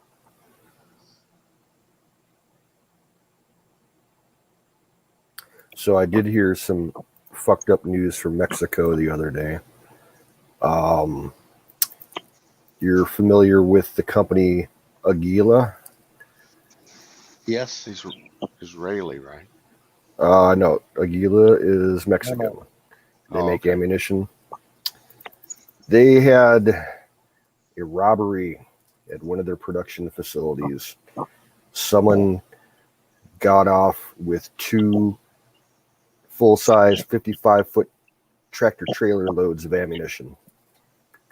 Oh my God. That's worth their weight in gold. Yeah, like I found it funny. They said in the article that I read that it was the estimated value was 1.2 million. I laughed my ass off. 2 full tractor trailer loads of ammo is going to be worth like at least $10 million, if not more. How many? 2 of them? 2 of them. Yep. Holy crap. I used to drive an armored car, and we had a semi-trailer just before he started working there that was parked, and it was full of money. And it got looted. It got drained of every penny. And they had it sitting out in front of the company where their office and everything was. They dropped a trailer right there on the street, and it got looted. Yeah. And there was a story in the news a couple of days ago at a Bass Pro Shops store in Tennessee. Some thieves, this was outside of Memphis, some thieves broke into a tractor trailer that was parked behind the store overnight, and they were able to get into it, and they stole a bunch of guns, something like 20 or 30 guns. Someone didn't do their job and unload the truck like they were supposed to before the store closed. Yeah, I don't know how many millions of dollars they got, but could you imagine a tractor trailer full of money? Oh yeah. And they got in through the roof. It was a fiberglass top on it, and they cut through it. And people I personally, by everything how it was described, it sounded like an inside job. Yeah, quite possibly. You don't just drop it. You don't drop a semi-trailer on the street full of money. You would bring it in a secured area with video surveillance. You would not do that. That was just reckless.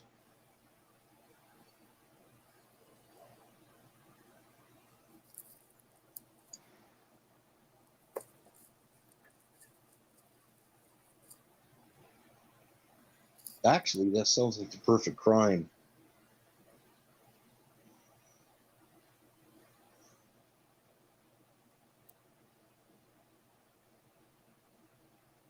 There was a viral video that came out last month.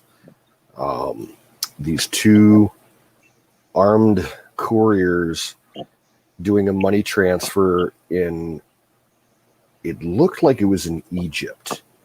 There was like a British expatriate over there and a local that were driving a courier van with a huge money shipment in the back of it. And they got ambushed on the highway by, fucking, rebels or organized crime gang, whatever. But they were like in a running firefight on the road for probably 20 miles. And there was, inside dash camera footage of the whole thing. And like the driver of this van, like he had to been like ex special forces because, he knew what the fuck he was doing.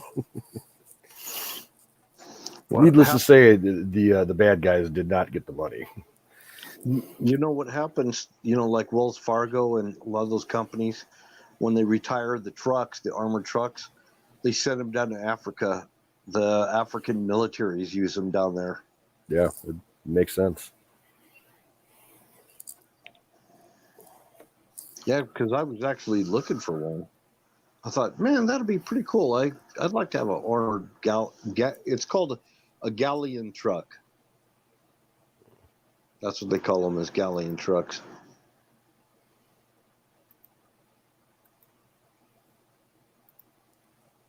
And I used to drive. Well, there's smaller vans that I drove while I was servicing ATM machines, and all they have is Kevlar panels in them. It's just a regular minivan with Kevlar panels that are only rated up to about, I think they're rated to like 308 and nothing more.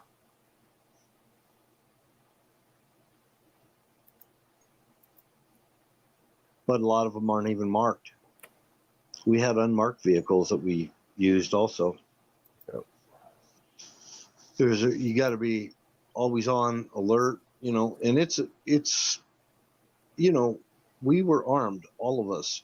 You got to be on alert for everything because those crimes happen a lot more than you think. Oh, yeah.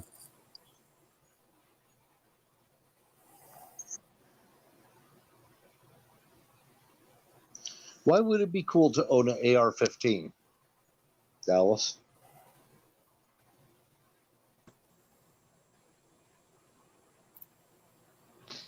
Yeah, I got connection issues. That's what happens when you live out of your RV. It's what happens when you live close to Nellis.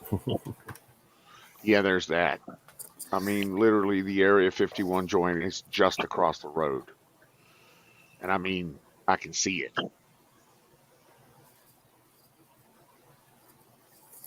Well, I guess AR-15s are America's rifle. Sure they are. But a good 30-30, I mean, a lever action 30 for 30. The West was won on the lever action 30-30. 30-30. Well, yeah. 30-30 is really expensive right now. Yes, it is. Yes, I've been trying to get 30-30 for Huckleberry for months now, and it's just ridiculously priced. About a 45-70 lever action. But I do love a lever action rifle. But I also own an AR, and I'm about to buy me a Mini 14. I would feel a little better equipped with a Mini 14 than I would with an AR-15. Yeah. That's just me. I actually owned one. I love them. Great coyote rifle. I'm excited about getting it. I've always wanted to own one. I fell in love with one in the military.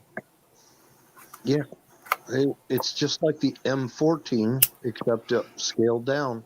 As a matter of fact, I was thinking about getting both. I was going to start with the Mini 14 and then get a full size M14 7.62 that I believe is a fucking superior sniper weapon. I really do believe that. But Oh, that they upgraded that to the M21, and a lot of branches were using that as their dedicated sniper weapon for quite a while. did not know that. Yeah. But yeah, I fell in love with the M14 and the Mini 14 in the military.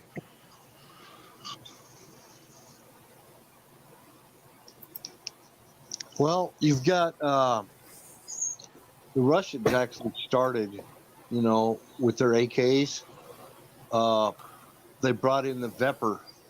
The Russians did. Well, not the Vepr. What am I saying? The Dragunov. Dragunov. That's with the one with the fucking thing that cut out of the stock. Had that funky stock on it. That Dragunov was a badass weapon, though. Yeah, but they think that was intended to be a sniper rifle, and it wasn't. What it was is it was just they would have one guy per unit that had one of them, and then that was for taking the longer shots that you couldn't get with an AK. Yeah, a squad level designated marksman rifle. Exactly. Yeah. So we actually, we have that in our units too. The military was, I think our military was issuing M14s, weren't they, over in Iraq? It was the later iteration of it, the M21. Yeah. They were using it in the first Iraq War back in the 90s. Because the Iraqis they were actually they had us outranged. They had higher stuff than we could take care of with an M16 or an M4. So they said, well, we have to get something we can, take care of business at a longer range. At least have one guy per squad with the squad designated marksman. Yeah, and we didn't really have that when I was in the Army, but that was something that happened in Iraq. Now I know what they're doing, at least for the Navy, for combat units in the Navy. If they're going to have a designated marksman, they have a souped up version of the M16 that's called the SR-25, and I think that shoots a 308. And the SEALs actually use it for sniping on occasion. Well, some of our recon units actually they were running, I believe it was M14s and Remington, the Remington 700. Yep.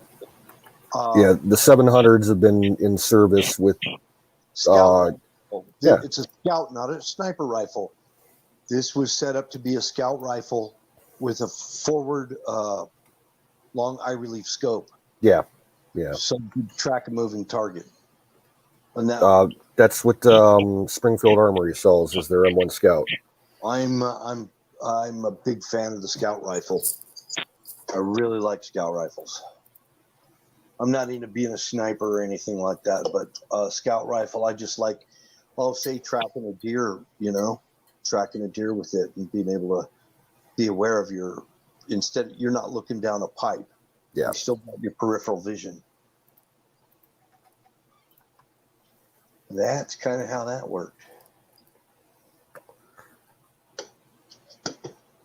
So I think the M14, if nothing else, it'll make either a good scout rifle. I think it'll make an excellent scout rifle. An M14. Well, I got a whole bunch of distance here in the Amargosa Valley. Yeah. I believe my closest neighbor is a mile away at least. So, Don needs a SHATAC.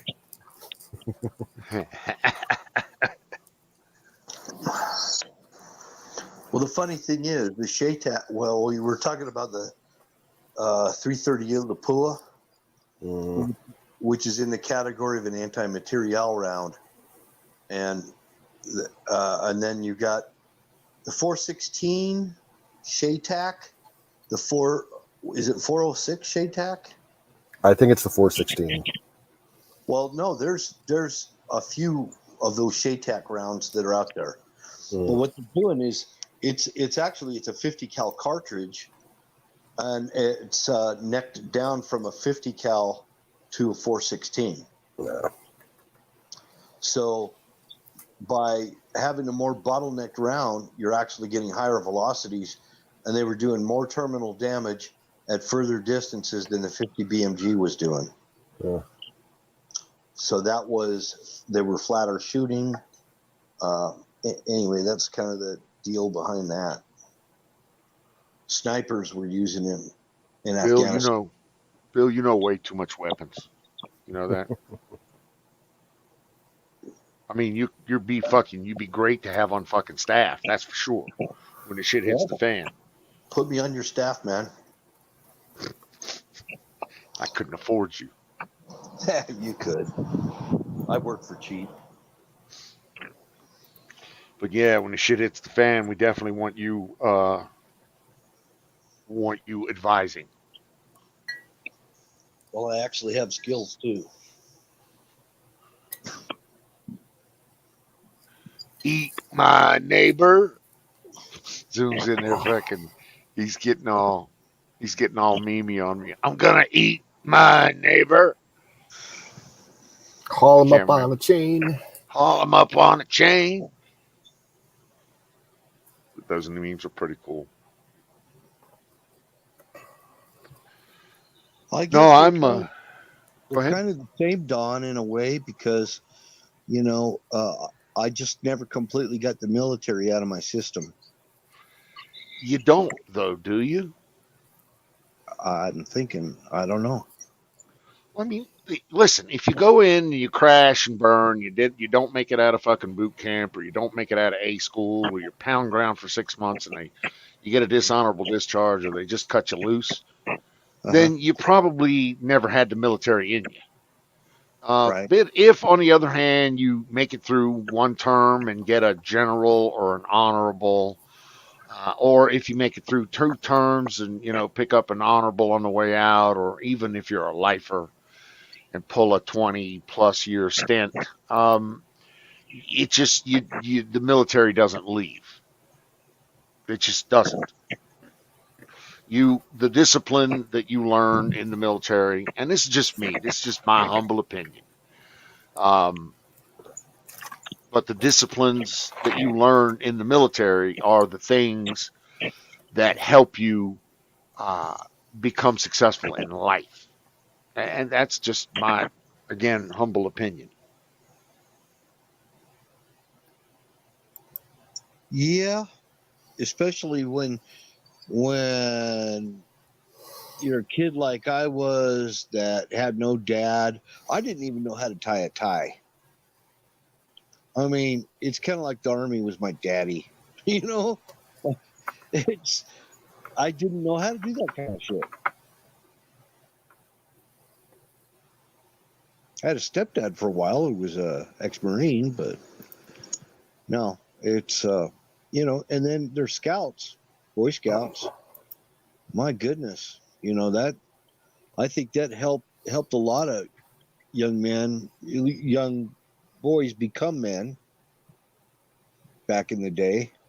I would not put my kids in scouts in this current Oh yeah, environment. same. But I am what I am today because of Boy Scouts, and I was able to experience the last few good years of it. yeah, you learn a lot of survival skills, marksmanship, all kinds of stuff back when I was in. But that was way back in the 1970s and 60s. So I'm kind of old. In fact, I remember I got looking through one of my son's Boy Scout manuals, and I'm like, something? That doesn't look like anything like what my Scout manual Then I went to an actual Boy Scout store about 2 years ago and was looking through a Boy Scout manual because I was thinking about buying one, just for the heck of it.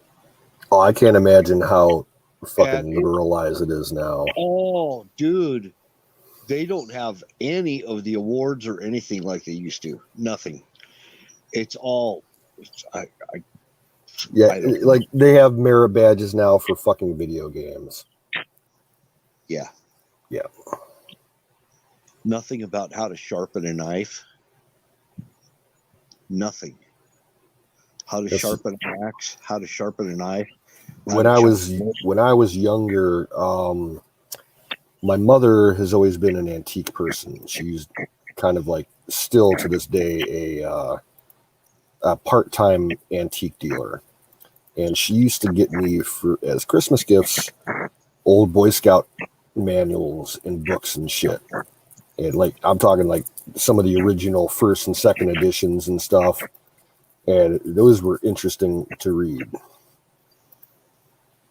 You compare those books to later versions of the Scout manual, and you can see how things evolved and everything. Real interesting material.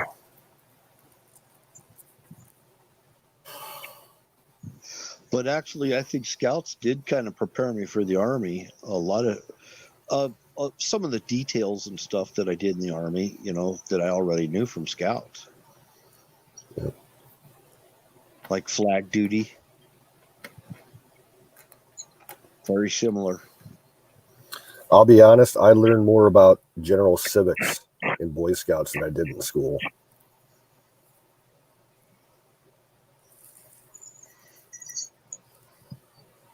Yeah, I don't know where I learned my civics. I don't even remember. It was too long ago. But it did stick with me. And by the way, Jimmy Carter was president when I was in the Army. That's why I asked Don what his feelings were about Jimmy Carter. Without a doubt, the worst president on the face of the earth. He's up there with Wilson. And Wilson was the worst president. Yeah, I don't know. I wasn't alive when Wilson was president. Neither was I, but that's what they tell me. Yeah, I heard didn't he was start a piece of serving. garbage. I didn't start serving until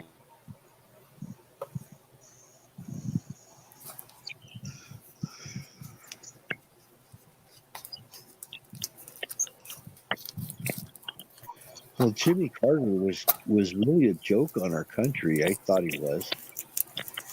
I mean, I remember gasoline lines. Some of the things that Biden's doing remind me of him.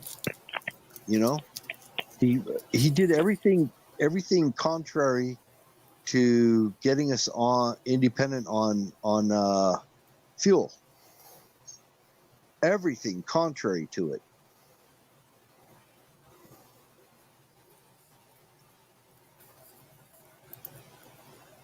I don't know if you remember that. Shut off the Panama Canal, gave it away.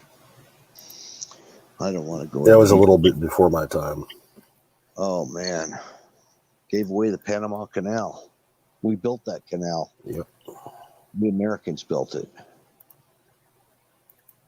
No, it wasn't just the canal; it was the bases we had down there on the canal too. Yeah. We had businesses there. Yep. We had Air Force Base, we had Navy bases, Army bases.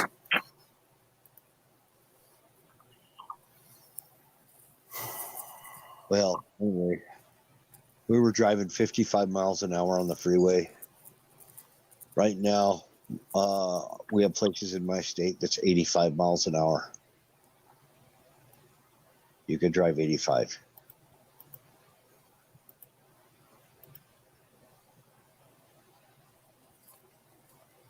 I got people in my neighborhood that think it's cool to drive 200 miles an hour. And they're fucking rice burners. Well, I drove 85 anyway. That was I-15 going down to Vegas. That's the longest stretch of road, and they found out that by raising the speed limit, they actually had less people falling asleep at the wheel, which saved lives. Mm-hmm. Because that's some of the most desolate. Oh man, and there's nothing to see. I disagree. I disagree. Going down What is I-15. that? Virgin River Gorge, for instance?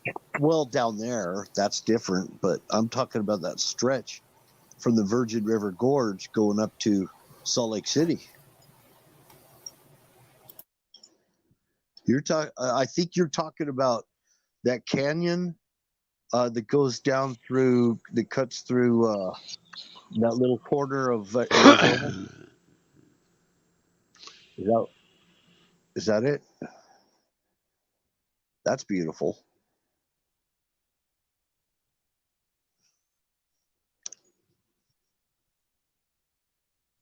Uh-oh.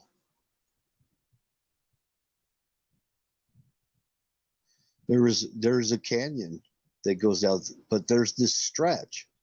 It is a long, long stretch of a lot of nothing but sagebrush.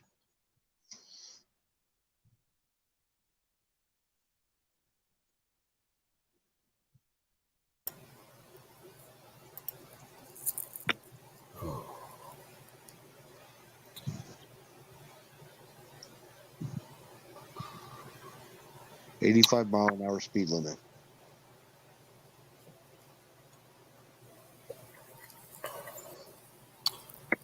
It is that time. Fire in the bowl. Oh, got quiet.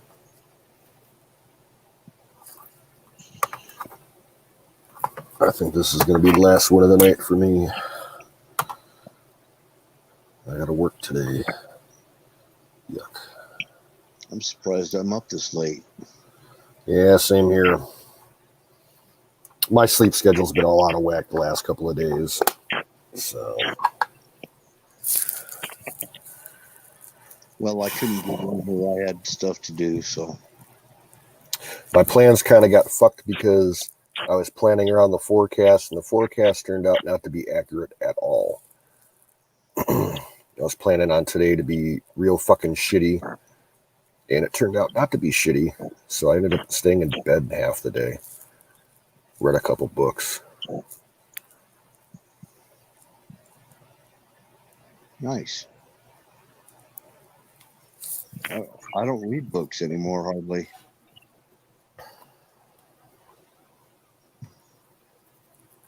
I really kind of ran out of ideas of things I like to read anymore.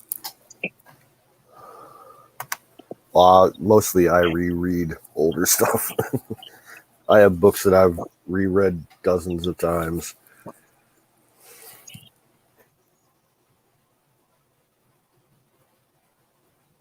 Yeah, I've done that a while back.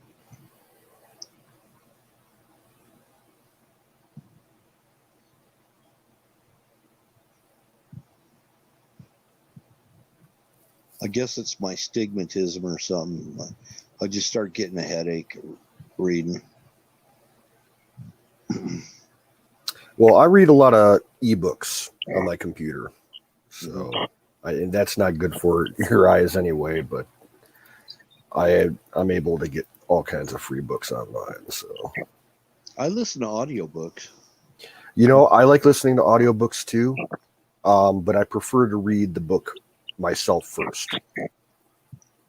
And if I like it, yeah, then I'll get an audiobook version of it. And for me, audiobooks are great for if you're having trouble falling asleep. They knock my ass out. Well, you know, driving over the road, audiobooks help me to stay awake, you know, because I get my mind in a zone and not do too much multitasking. Because if I don't do an audiobook, I'm texting or some shit like that, and that's dangerous. Yeah. And I'll tell you another audiobooks. I got language CDs to try to learn other languages. I did that while I was driving. Oh man, they don't really teach you that much. The best way to learn a language is immersion learning.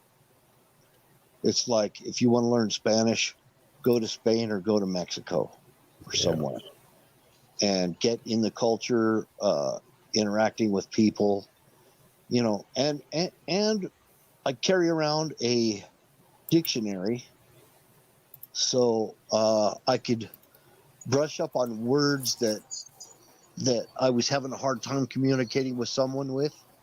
I'll go back and I'll reference it out of my Spanish English dictionary or my Italian English dictionary or one of those, you know.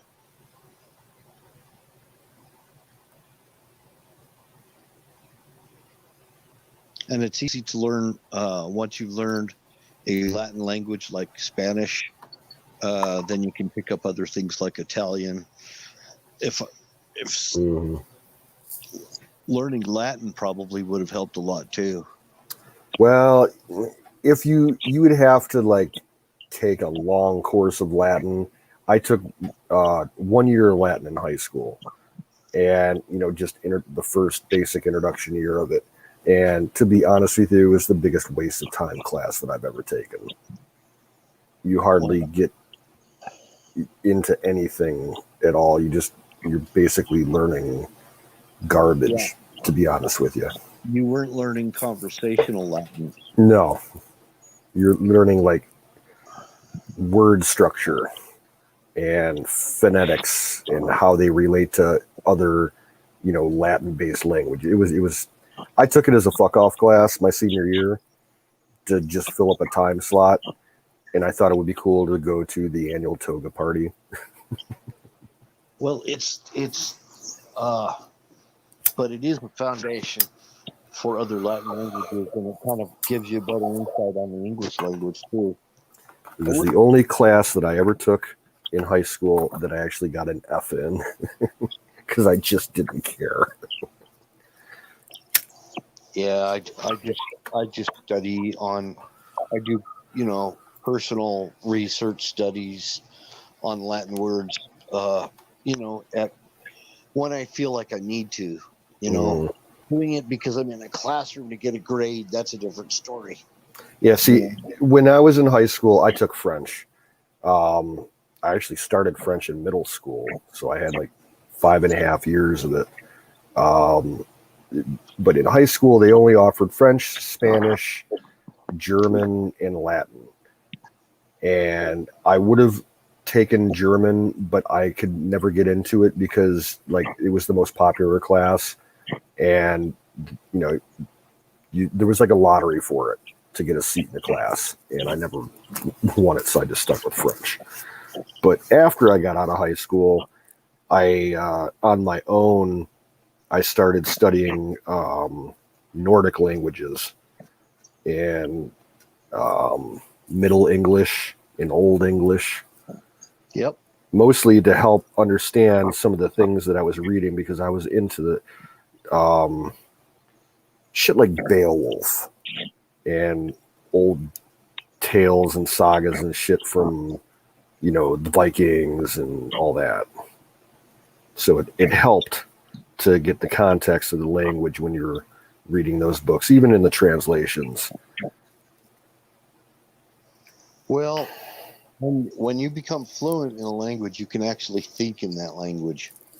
You're not always. I still am in the stage of cross-referencing. Yeah, see, I couldn't do that even with 5.5 years of French. My brain just didn't work that way. No, man, I don't even want to learn French. I speak French. Well, I speak it a little bit, but I don't like to because the French are always trying to correct me on my pronunciation. So they will do that. So I don't want to speak it, but I understand it. And I hear those French Canadian truck drivers down there in a truck stop or something. I know just about everything they're saying.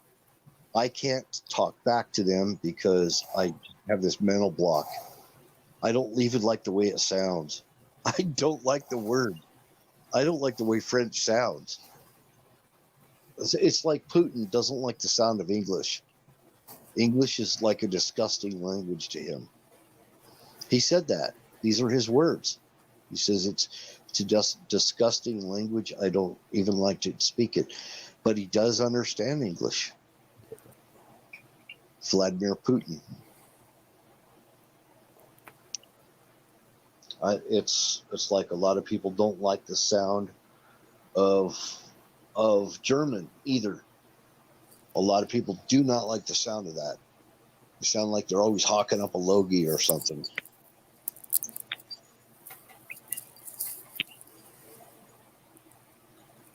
Truck stop coffee. I like truck stop coffee. I like having coffee in a truck stop and just hanging out and having conversations with people you don't know.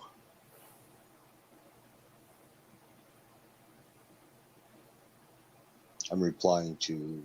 Yeah, I see it. I had some really good coffee today. I had Sumatran. I had Sumatran coffee. Man, it was good.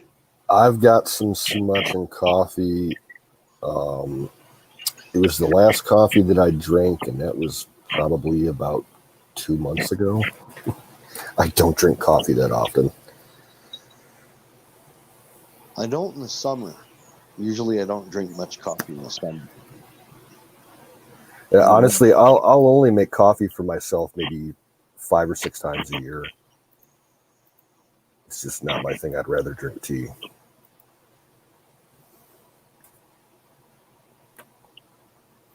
I like donut shop coffee too.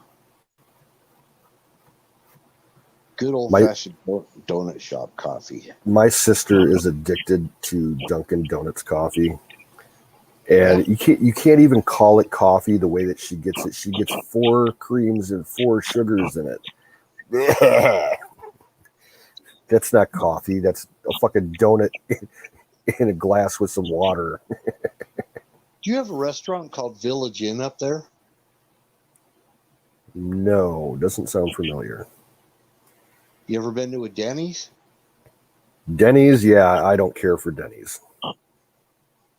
Oh, okay. That kind of restaurant, I much prefer a Perkins or Cracker Barrel. You ever been to Shoney's? Oh, dude, I wish we had a Shoney's up by me. I've been to Shoney's once in my life. It was down in Kentucky. It was so fucking good. They had ham stuffed green beans. Oh, it was delicious. We had Shoney's and they left the state. We don't even have them anymore. Yeah, I couldn't even tell you where to find one now. But they had the best breakfast, all you could eat breakfast bar. Oh man, it was good. Now, my favorite restaurant, well, it's not really the same anymore. They've changed from what I understand, but for years, my favorite place was this barbecue place in the Smoky Mountains in Gatlinburg, Tennessee. It's called Bennett's Pit Barbecue. And they had a breakfast buffet that was like out of this. It looked like it was from like a 5-star hotel. It was that big. Man, it was good eating. We have another restaurant. I don't know if it's in any other state. I don't know any other state where it would be. I've never seen it. It's called Chuck-O-Rama. Never heard of that either. It's an all-you-can-eat buffet. It's not bad. Sizzler's better. Now, we used to have Ponderosa all over the place around here. That was a decent buffet back in the day. I like Sizzler's salad bar.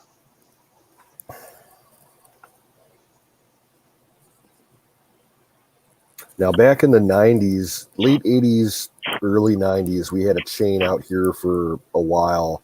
It was called Jax, Jax. Yeah. And it was a strange concept for a restaurant. It was a cross between an Arby's and a salad buffet place. Yeah.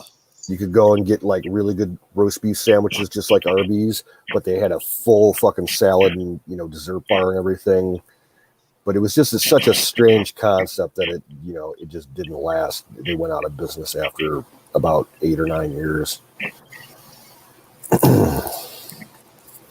But Denny's was a hangout that the tow truck drivers that were on night shift, they'd pull into Denny's until they got a call.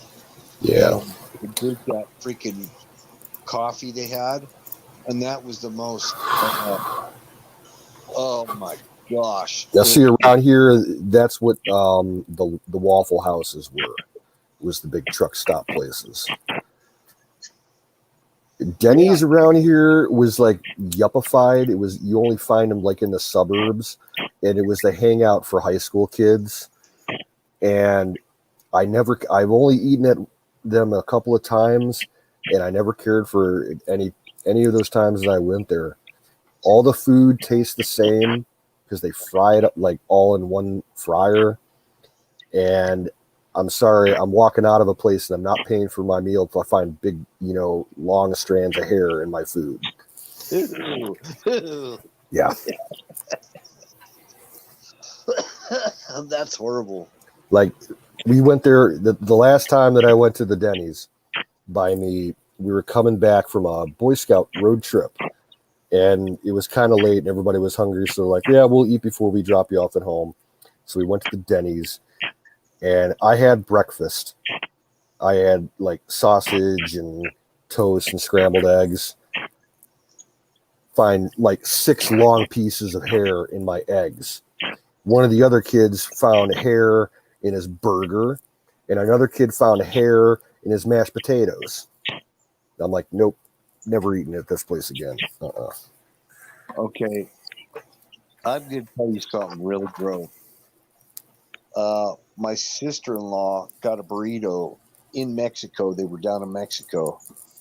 And before she did it in the burrito, she opened the burrito up, and it was full of flies. There was no meat. It was just all flies inside the burrito.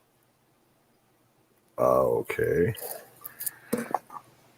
I remember as a kid, was probably about 7 years old, and Mom and Dad took us to Burger King for dinner one night, and my mom got a Whopper, and she's like you, always picks up the bun to look at things before she eats it, and she lifted up the bun, and there was one of them big ass crane flies. You know what I'm talking about? I don't know what a crane. They look like a mutant huge mosquito. Ooh. Yeah. Ugh. I've seen cockroaches crawling on a plate before. I can't remember where it was, but I know I've seen it. Did you see the video from a couple years ago that went viral where someone was at a fast food joint? I don't know if it was a Burger King or McDonald's or whatever. And some dude in the kitchen is chasing a fucking rat. And the rat jumps up on the prep table and leaps away from the guy, and they jump right in the fucking deep fryer. Oh, no. That image wouldn't leave my mind.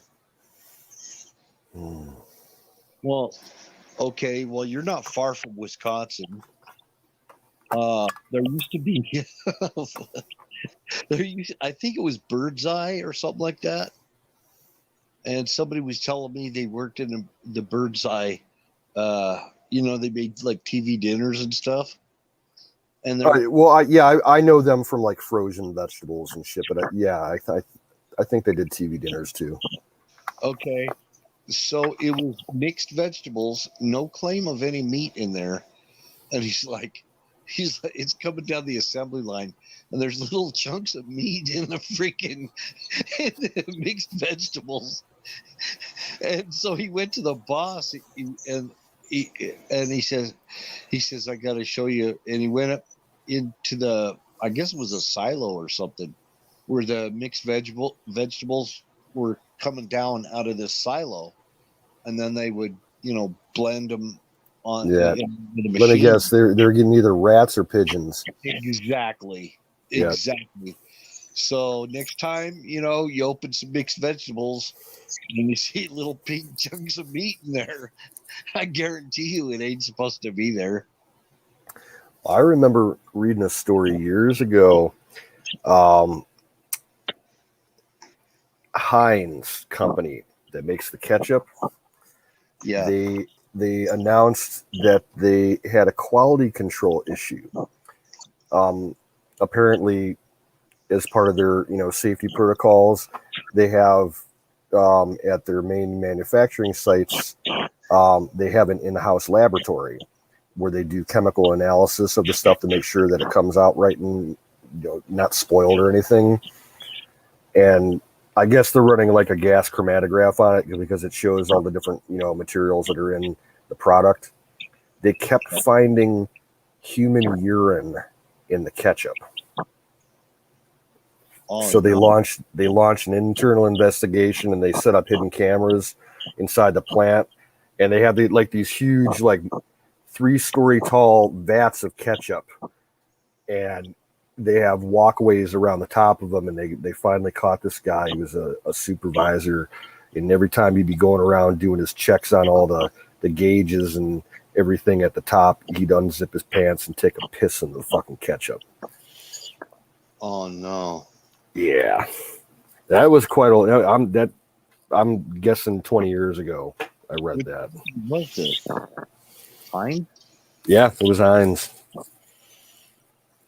And the world's largest ketchup plant that Heinz runs is like right in Kim's backyard.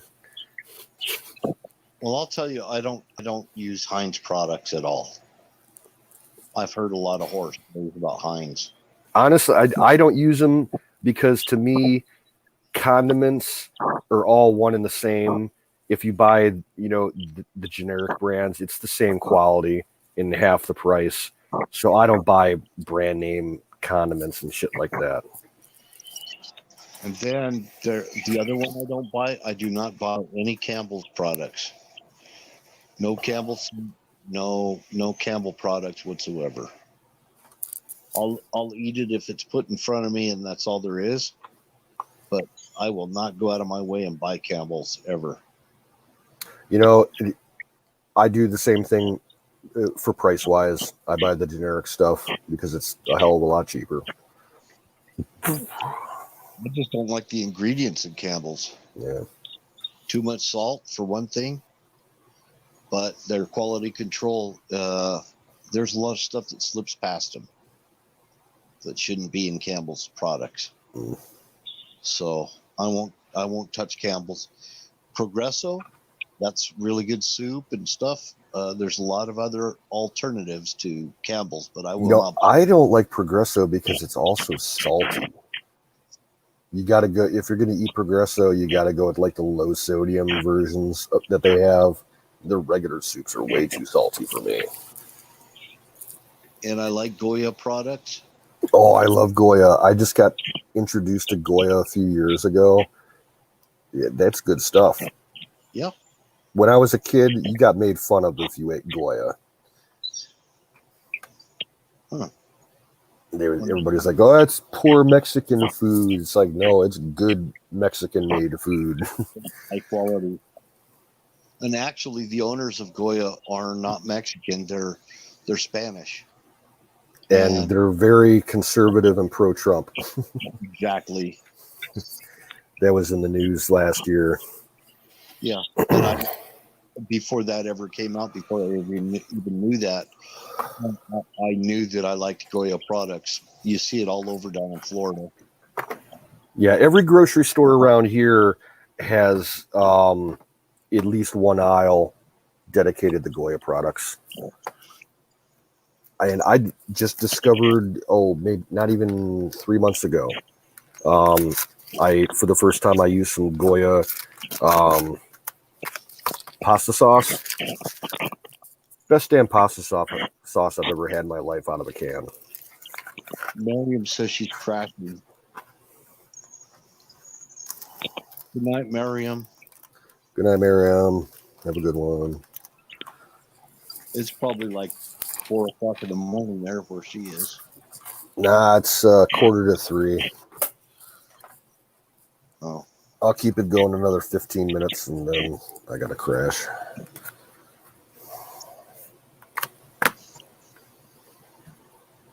I'm gonna try to sleep in a little bit tomorrow.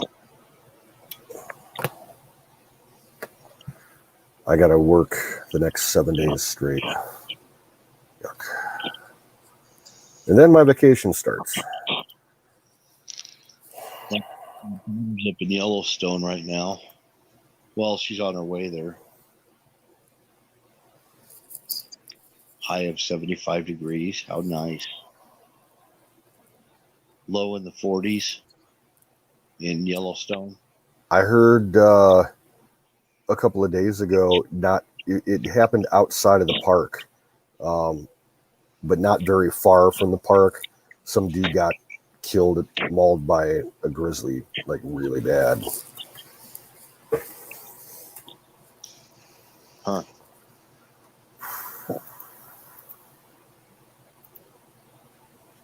Hate to hear stories like that. Yeah. We had a little kid that was drugged out of a tent by a black bear up here. I think he was like 10 years old. We heard about that same thing happening when I worked up in Canada back in 98, not near where we were at, a couple 100 miles east of us. There's a huge provincial park up in Ontario called Algonquin Provincial Park. And there was a group of Canadian Boy Scouts camping, and they didn't follow, the number one rule in bear country, which is, don't keep food in your tents. Yep, Some dumbass kid had food in his tent, and the bear got hungry and basically tore the tent down and went for the food. And the kid woke up and spooked the bear, and the bear just dragged him off into the bushes. He lived, but he got fucked up. This kid was camping with his grandpa, and he had food in the tent, and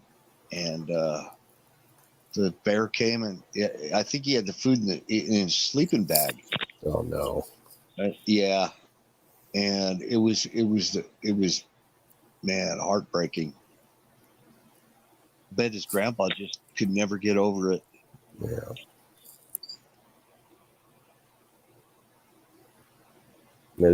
All the bears that I've ever dealt with when I was up in Canada, they're real skittish. We would keep a bucket full of rocks outside our quarters, on the little veranda. And when the bears would come around to raid the garbage cans, we would just throw rocks at them and they'd take off running. Yeah.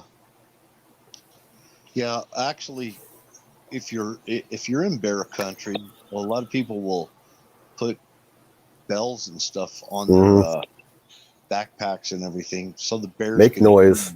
Yep. Yeah. So you don't spook them, like come around the corner or the crest of the hill and come up on one with cubs.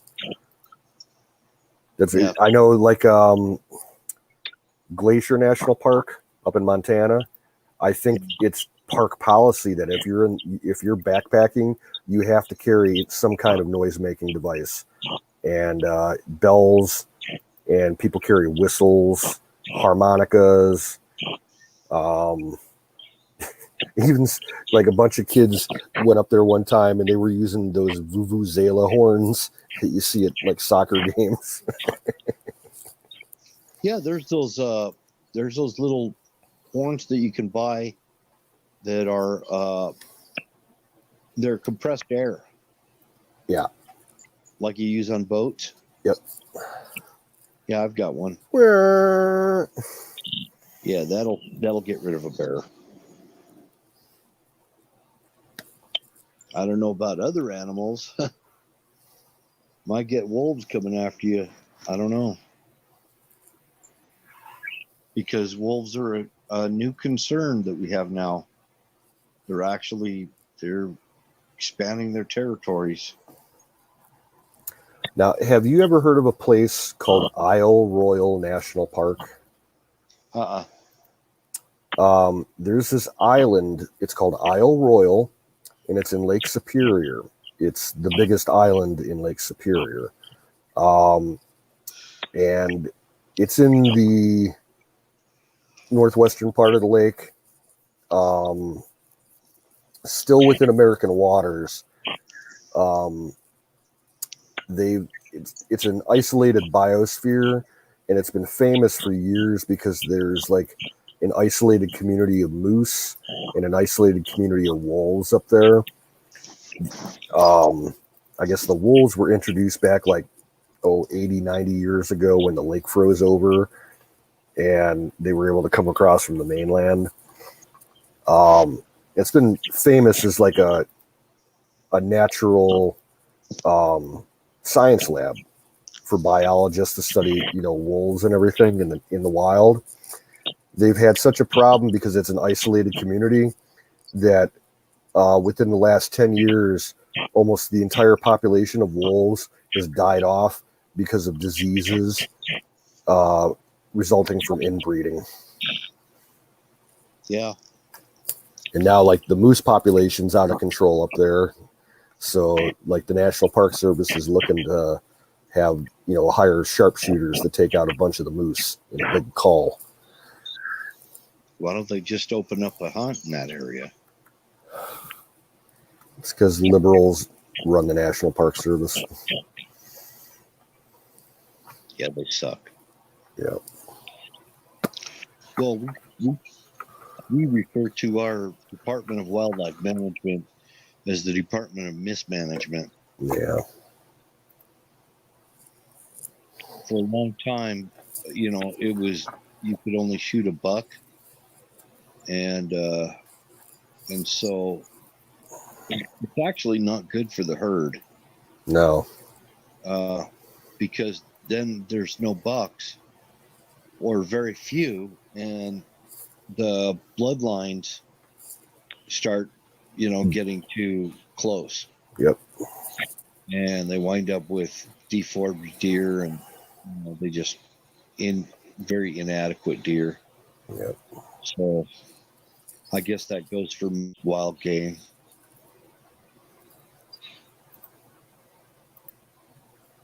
They always want to get a male trophy, like a male warthog or a male wild boar. By the way, the Tim Wells video, Mm-hmm. they had him killing a warthog with a blowgun. Yeah, he killed a warthog. Killed an alligator gar, bobcat, black bear with a blowgun. Now, I remember seeing a video he did a few years back. I forget what animal he was hunting, but I think he was over in Africa, and he was up in a tree, and he was hunting with a spear. Yep. And he would basically just, like, wait for something, to walk underneath him, and he would just, like, jump out of the branch with the spear and use his entire body weight to impale the thing. Yeah, he does some crazy stuff. Yeah. He killed a bear with a spear. He catches a lot of shit, though, from the leftists. Oh, does he? Oh, yeah. Animal rights activists, they hate him.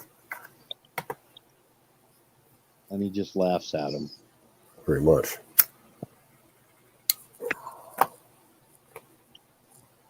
What about Nugent? But he gets a lot of shit too. Ted Nugent, Uncle Ted. Yeah, I don't think he does much like material anymore. I remember Bruce Wayne was saying that Nugent has a Twitch channel that he does stuff on, but I've never been able to find it. No, he's been uploading stuff on YouTube lately. Yeah, I guess I just never see it. I'm subscribed to him. The algorithm must block me from it.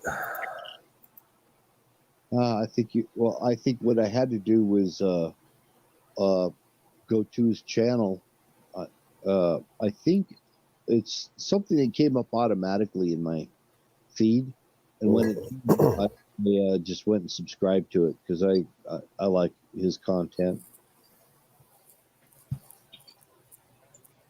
He's got a young wife, Yeah. beautiful young wife. She's not super young, but she's probably 15 years younger than him at least. At least. Maybe even younger.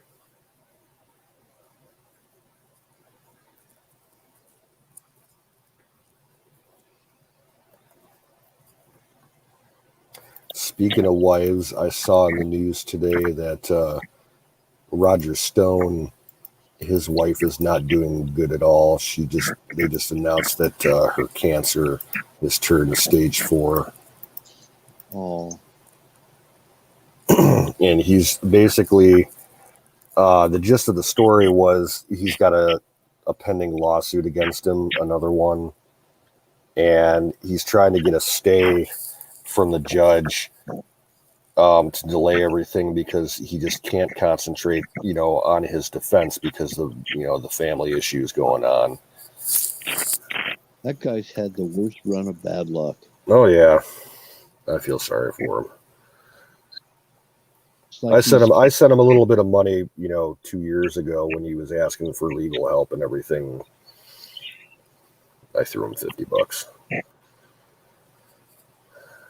Yeah, he just like it's like the whole world's turned against him. Yeah, he's a convenient scapegoat.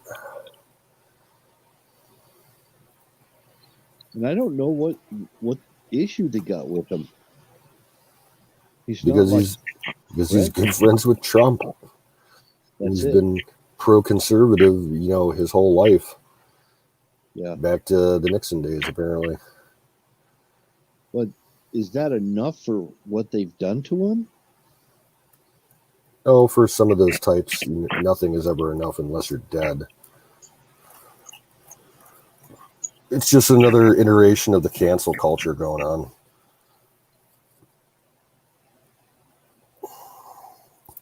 Cancel culture so that they can have their communism. Yeah, but it's funny now, the cancel culture is kind of turning on itself in funny ways. A lot of liberals are getting attacked now because people are digging into like their social media posts from like 10, 20 years ago when they were still, stupid, not woke liberals, and they said really stupid things. Name an example. That psycho lesbo soccer chick, Rapinoe or whatever her name is, from the U.S. women's soccer team. Yeah. Yeah, that's going on with her right now. But there's quite a few of them. Oh yeah, a lot of Hollywood types.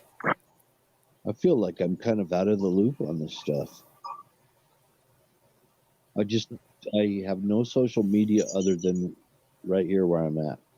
Well, I'm not finding this on social media. I just, on my news feeds, things pop up. Yeah, I stay away from social media. I watch David Harris Jr. on YouTube. I like him. And Black Conservative Patriot, BCP, and a few of them. I watch some of these black conservatives. I've been kind of, Jesse Peterson. Yeah. Yeah. I kind of got away from watching a lot of people on YouTube since the election. Mostly the only people I watch nowadays are like the firearm guys. I still watch Iraq Veteran 8888. I haven't watched him in a while. I used to. Bill Hickok and Paul Harrell. Big Daddy Hoffman. I watch Big Daddy Hoffman. And yeah, Paul Harrell. He's kind of like Paul's he's my favorite. Yeah, he's way cool. Yeah. I think he might be in Colorado actually. We're seeing, He's based in Oregon, but he gets around. Yeah. it seems like the backdrop in his videos looks a lot like Colorado, but be mistaken. Actually, Arizona's got some areas like that too. New Mexico and Arizona. Mm-hmm. Yeah, like that movie about the SEAL team that got fucked up over in Afghanistan, Lone Survivor. They filmed all the Afghanistan scenes in New Mexico. Huh. We could have done it here in Utah too. Yeah. Because we have landscape that looks just like Afghanistan. In fact, I've talked to Pakistanis that have told me, they said, this is a lot like Afghanistan. Pakistanis, you know, the Afghanis and the Pakistanis, they kind of had a little, you know, they travel back and forth. Mm-hmm. The Pakistanis, they said, this looks like Afghanistan. And then there's another place in Pakistan. It's beautiful mountains and everything. It looks like our ski resort areas. I mean, Yeah. it used to be one of the big European hotspot was Kashmir. Yeah, everything that's along the northern border that they share with India. I used to know when I worked at the gas station years ago, across the street, there was a Motel 6. And the Motel 6 was run by an Indian family. And all of the artwork that they had in the hotel was like mountain scenes from that region. And just like you said, looks like the fucking ski resorts. Yep. Chalets and all kinds of stuff in Kashmir.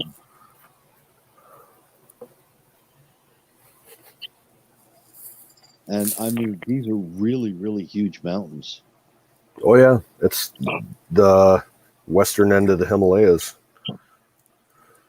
Trying to think, Kabul, Afghanistan is a center where there's like 5 mountain ranges that all meet there. Mm-hmm. I think that's what I read. 5 mountain ranges. Yeah, I'm pretty sure that, it's an ancient city, and being situated where it is, like there's mountain passes that connect different trading routes and everything. I think the Silk Road went through there. Yep. A lot of the old way. Oh, caravans. Yeah, going back to Marco Polo times. Yep. And before that too, because Afghanistan actually was occupied by the Mongols. Yep. No. Yeah, them too. But it was also occupied by Alexander the Great. Mm-hmm. That's about as far east as he went. Yeah. He said, "Fuck you guys, you're too crazy."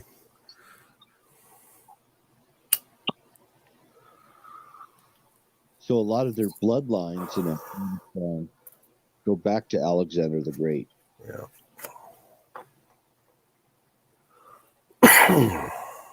They're actually a very nice looking people. I'm sure not all of them are, but as a general rule, very nice looking people. The Afghanis.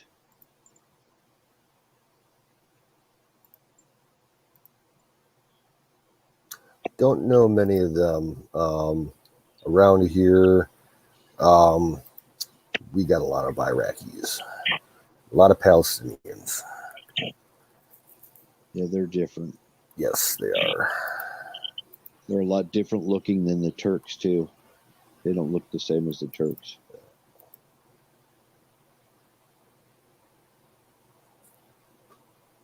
But Iraqis, I've met Christian Iraqis Mhm. that were actually had to leave Iraq because they were Christian. Yeah. 'Cause I they- knew Christian Lebanese people.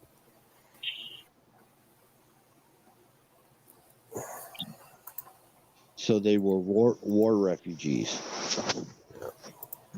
In fact, before the Iraq War started, I actually met a lady from Iraq who was Christian, and I said, you mean Christians live there? And she said, this is before I really knew much about it, but it was before 9/11 and everything. Hmm. I was in going to the community college, and that's where I met her, is at the community college. And she was telling me all about Iraq and Iraqi culture, and that's how I knew about the Yazidis when Anunnaki got on here. Hmm. I know pretty well about the people where he comes from. Yeah, not many people know about the Yazidis. No, they don't. And the Kurds. Yep, and the Kurds. And there's some other people up there too. Besides Uh, the Druze. Iraq has a lot of Druze. Yeah. But see, like in Egypt and Ethiopia, there's a large Christian community there too. And some of these Coptic Christians go back to Mhm. the time of Christ. Yeah. And it's weird because I actually was watching a mass being held there, and it the songs and everything, some of them I recognized, as Christian songs, but when you're hearing this Arabic being sung and singing in Arabic and everything, and it's just odd to me because I'd Yeah. never heard that before. Mhm. Christians speaking in Arabic and talking in Arabic.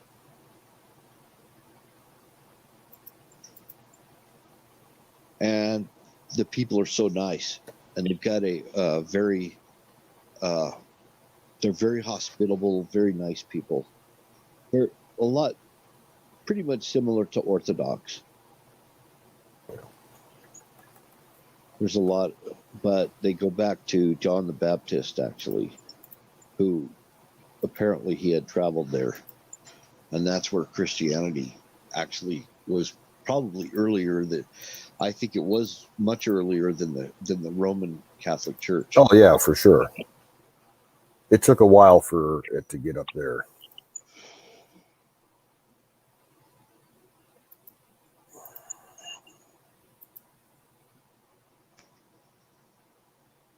And they've got artifacts there that predate any of the modern Christian churches.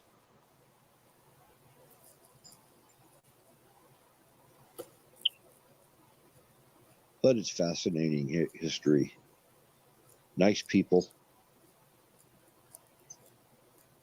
I remember reading a book a few years back. It was a fictional book, but I think it was based on fact for a lot of the stuff in the book. In the book, they find the actual burial place of Mary, and it's in Saudi Arabia. Huh. Well, she's highly revered by the Muslims. Yeah, I believe they call her Bibi Mariam. Yeah. Yeah.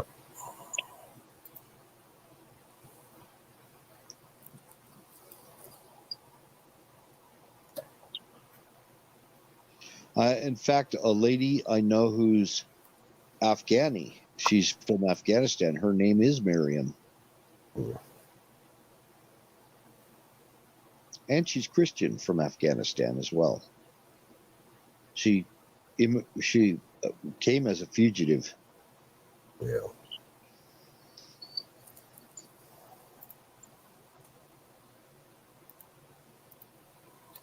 It's going to suck here in the next couple of months when, if Biden's plan to pull all the U.S. troops out of Afghanistan actually goes through. I feel sorry for those people. Whatever he does is going to totally suck. Yeah. Doesn't matter. His relations with Iran is just sick. Asinine. Hey, I'll be back in 1 minute. Okay.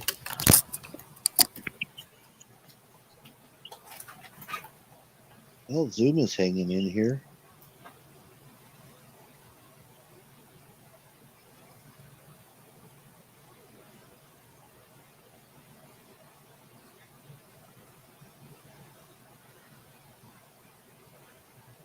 Got a Pepsi shortage.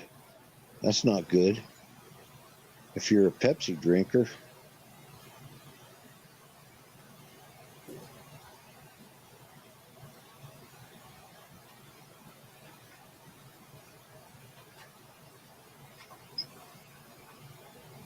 I'm kind of more of a Coca-Cola guy.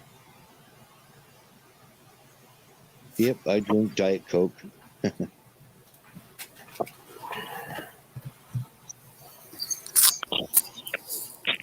I'm back.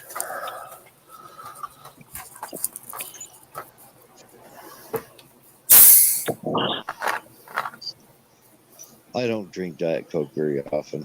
Once in a blue moon. I don't drink diet soda at all. I think it tastes gross. Well, I prefer to kill myself the old-fashioned way by drinking original Coca-Cola. I had to get off of it because my blood sugar was actually, it was just way high, and my blood sugar was so high I was kicking out sugars when I went to get a DOT physical, and because I was drinking Rock Stars, and that stuff will kill you. Just before I went in to get my physical, I drank 2 Rock Stars, and they're like, "Well, we can't pass you on the physical." I'm like, "Why?" Because your kidneys are kicking out sugar. And then later on I found out about high fructose corn sweetener and all the bad stuff from it. Yeah. That it actually makes you put on flabby fat instead of like regular stomach fat. Yeah. High fructose corn sweetener causes flab. And I'm like, I didn't know that, man. So I got off all the sugar crap altogether, including especially the high fructose corn sweetener. Then I come to find out that even these little cigars that I used to smoke, those little primetime cigars, and this guy says he told me that his blood sugars were real high and he was smoking prime times. And every time I test my blood, and I've come to find out that I had that the prime times had high fructose corn sweetener in them. I'm like, what the hell? Ew. And Liggett cigarettes also have high fructose corn sweetener, and it says it right on the box at least. That's fucked up. It does say it. I've been selling cigarettes for a long time, and I never knew that. Yeah, it's on the carton. It says high fructose corn sweetener are in Liggett's. Now, I remember the funny thing was when I worked up in Canada. All right, you're familiar with the Surgeon General warnings on American cigarettes? The text on the side of it says, these have been known to be this. Up in Canada, their cigarettes have warnings, but it's like half the size of the pack of the cigarette, not just like a tiny little panel. And it says like, cigarettes will give you cancer, cigarettes will kill you, and all this stuff. And back in the 90s, they were even putting pictures on cigarette packs of diseased lungs and shit. Oh wow, Yeah, I don't know if they do that anymore, but yeah, at one point they did. that's overkill.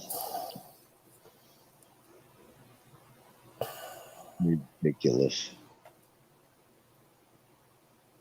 It used to just be this same warning in small print. It would say the Surgeon General, warning: cigarettes are have been known to cause cancer. Yeah, Cigarette smoking is known to cause cancer. Blah blah blah. I mean, but it was a short little thing on the side, a little warning. They got bigger and bigger. So stupid. It's like it doesn't matter.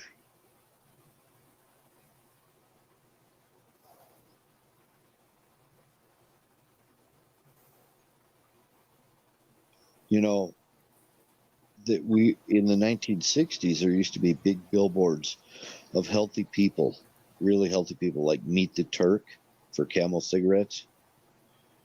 The guy looked like Mark Spitz, the guy who won gold medal swimmer. swimming. Yeah.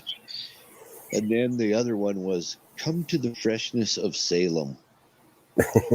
And it shows this beautiful young couple in a mountain meadow, frolicking or whatever. And then the Marlboro Man, Yep. just really manly looking guy with a cowboy hat and all that, You're then in Marlboro country. Camel, I remember back in the 90s, Camel had the Joe Camel cartoon thing going on where like Joe Camel was kind of like Joe Cool, and he'd be wearing a leather jacket with his hat backwards, playing pool, with a cigarette hanging from his lip and shit. Yeah.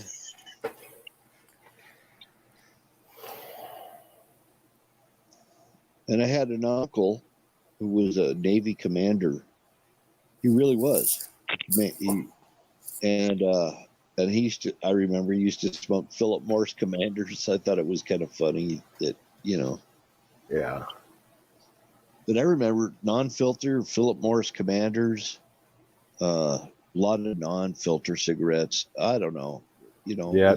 When my grandfather died in 2003 and we were cleaning out the house, in the kitchen, buried in one of the cabinets, we found an unopened carton of Lucky Strikes that my grandmother had, and she died back in like 86, 85. Oh, wow. My dad's like, "What do you want to do with it?" I'm like, "Fuck, throw them up on eBay. Maybe somebody will buy them." I think he just ended up throwing them out. He's like, "You want to try one?" I'm like, "No." Said on the side of the package, "It's toasted." Yeah, we still sell Luckies at my store, and they're expensive as hell. They're like $12 a pack with tax. For non-filter Luckies? Yeah. And we just started carrying earlier this year. Lucky has a line of filtered cigarettes out now, and they're kind of marketed in the generic level.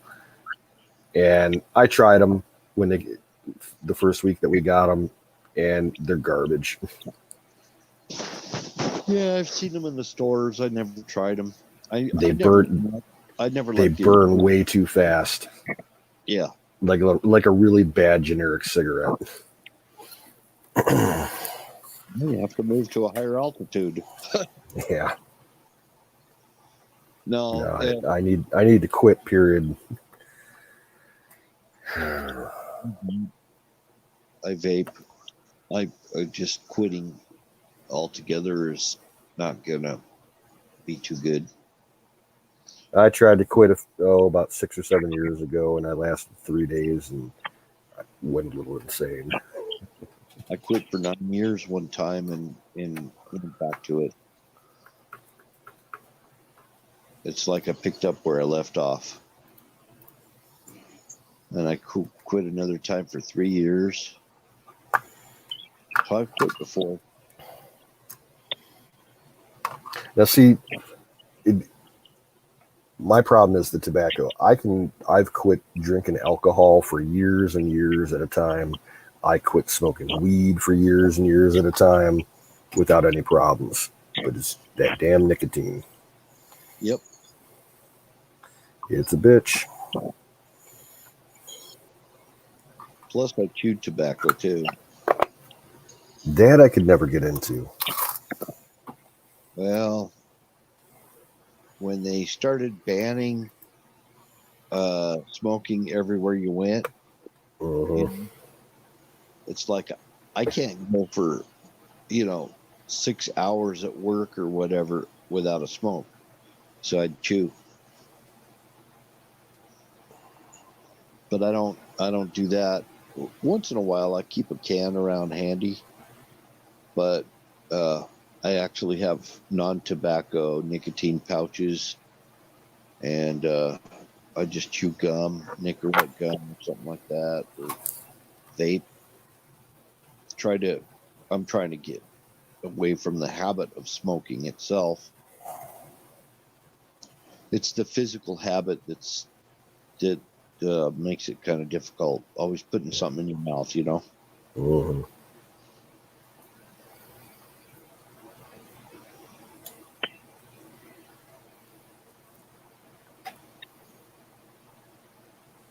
Yeah, I would get rid of. I got to get rid of a lot of stuff. I have to have a sale. Yeah, I have old computer equipment. My dad had old computer equipment. And then there's all my dad's musical gear and all his camera gear. I gotta sell all that shit. Yeah, and I got a lot of tools I don't think I'm ever gonna use again, that I'm gonna have to start selling off. I need the money from it anyway. I got tons of old tools that I'm gonna sell. The tools, a lot of them I'll be able to sell as antiques because they're literally that old.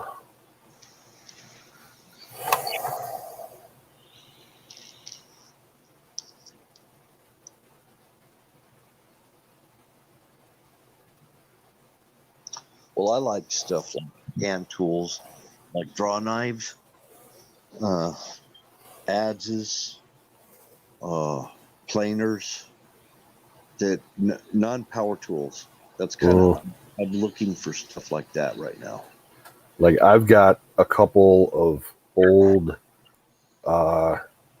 saws, like 2-man saws. The one's probably 6 foot long, the other's probably 12 foot long. Big motherfuckers. Yeah, those are worth some money.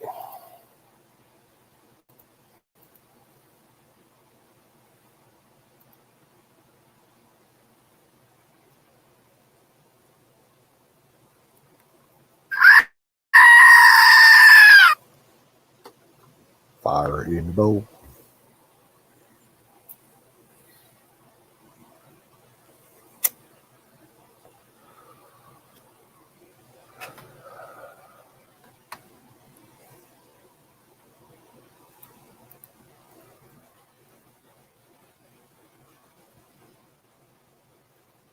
Bill, if you're saying anything, I can't hear you because you're muted.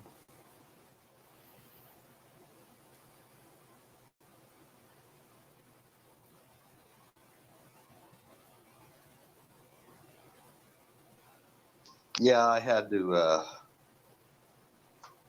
heed nature's call. Gotcha.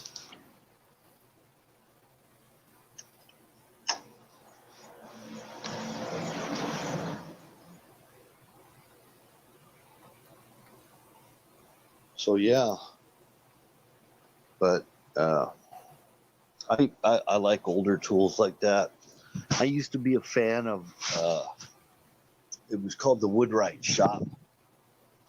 Mark Underhill. I don't know if you ever watched that show, but everything he had was like 1800s tools, and he made stuff with them. I mean, he wasn't just a tool collector. He'd show how to work with them, with these old tools. And then after that, I went and saw my dad, and I saw a lot of his hand tools, and I saw stuff that he made, and he didn't use tools like like we use now. I mean, he used coping saws and things Mhm. like that, you know. And he'd use a miter box. Yep. He didn't have a power chop saw or anything like that. He'd use a miter box. He used the old school tools. And so I just kind of became a fan of those older kind of tools after that, you know. Yeah, when I was a teenager, one of the first tools that I bought for myself was a miter box. Looks like Colonel Shaw's here. Good to see you, Colonel. Why don't you come up on the screen here? Well, I'm going to be shutting down here in about 5 minutes. Okay.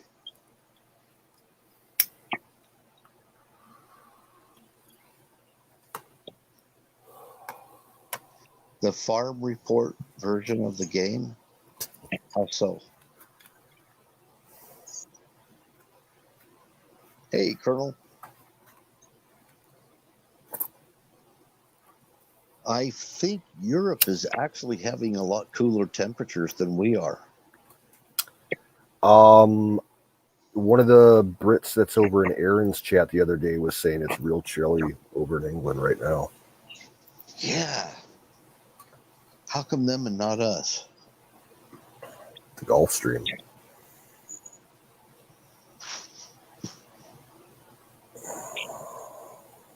I wonder if that's got something to do with our dry weather over here. Well, the environmental alarmists in the media are going nuts about the dry spell in the heat wave. They're saying that one of the reports I saw today said worst drought in 1,200 years. I'm like, really? Like, they haven't been keeping records that long. You sure about that?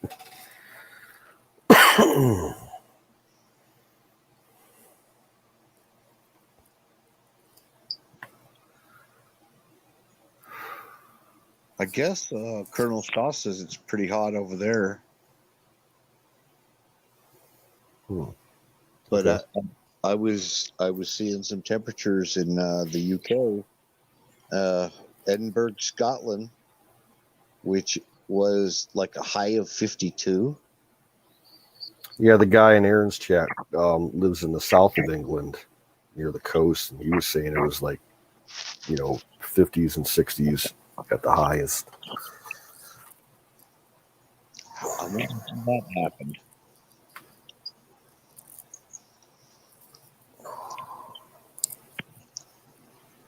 It says it's 92 Fahrenheit there in So Holland. maybe Colonel Shaw's living in the banana belt of Europe.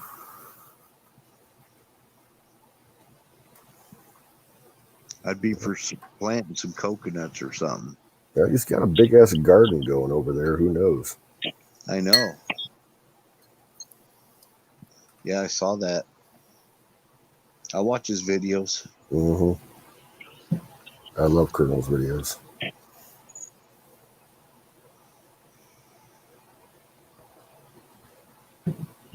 Yeah, Holland is kind of pretty close to sea level, I think. That might have something to do with it too.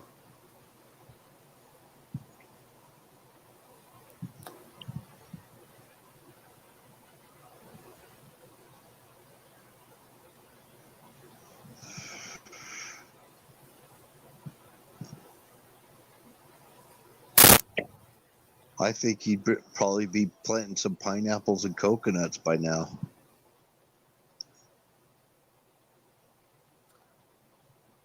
No, Spain is hot. Spain Yeah. is hot.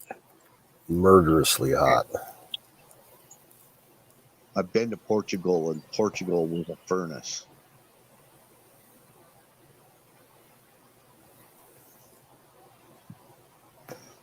I saw the sunset video, Colonel. I don't think I saw that one. I think the last one I saw was his garden video.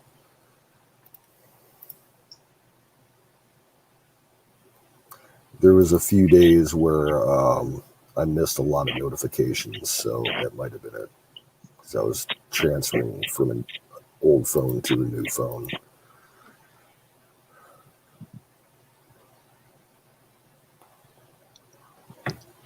Do you still have it up on your channel, Colonel?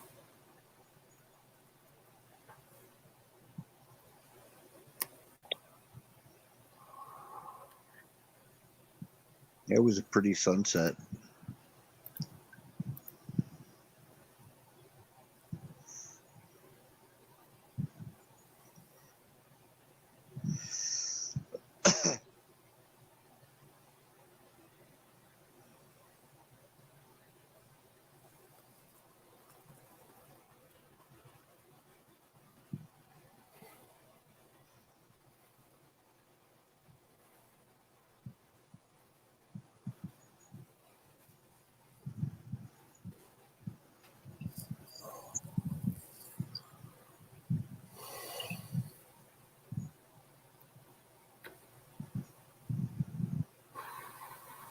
Oh, did you ever see that? I think it was around the year 2000, Techno Viking. Oh, yes. Yeah, that was an internet classic. Some of the remixes of it are really funny. Yeah. And then there's all these people that are trying to be Techno Viking.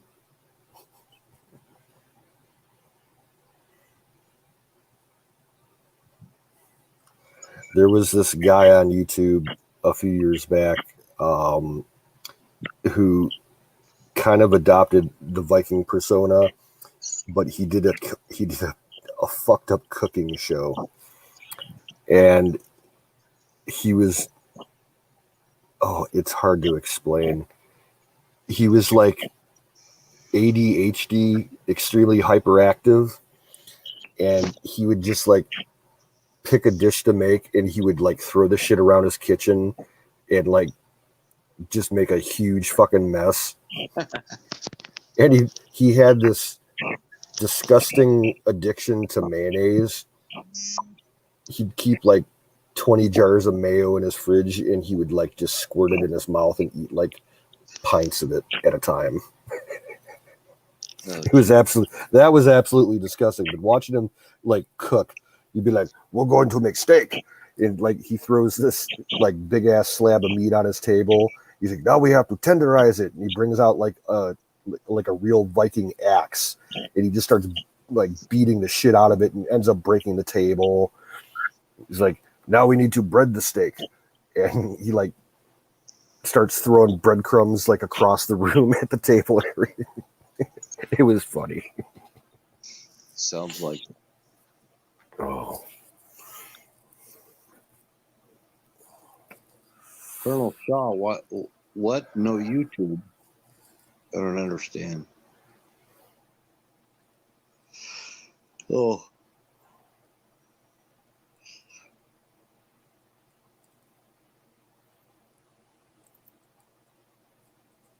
Alrighty, it's 3:30 in the morning. I'm calling it a night, folks. All right. I'm going to try and get some shut-eye myself. All right, you take care, brother. All right. Have a good night. Everybody in the chat, you all have a good night too, even lurkers out there. Yeah, Colonel Shaw and Skulldrazer and Zach, Miriam, if you're still watching. I think that's about it. Y'all take care, and we'll see you tomorrow.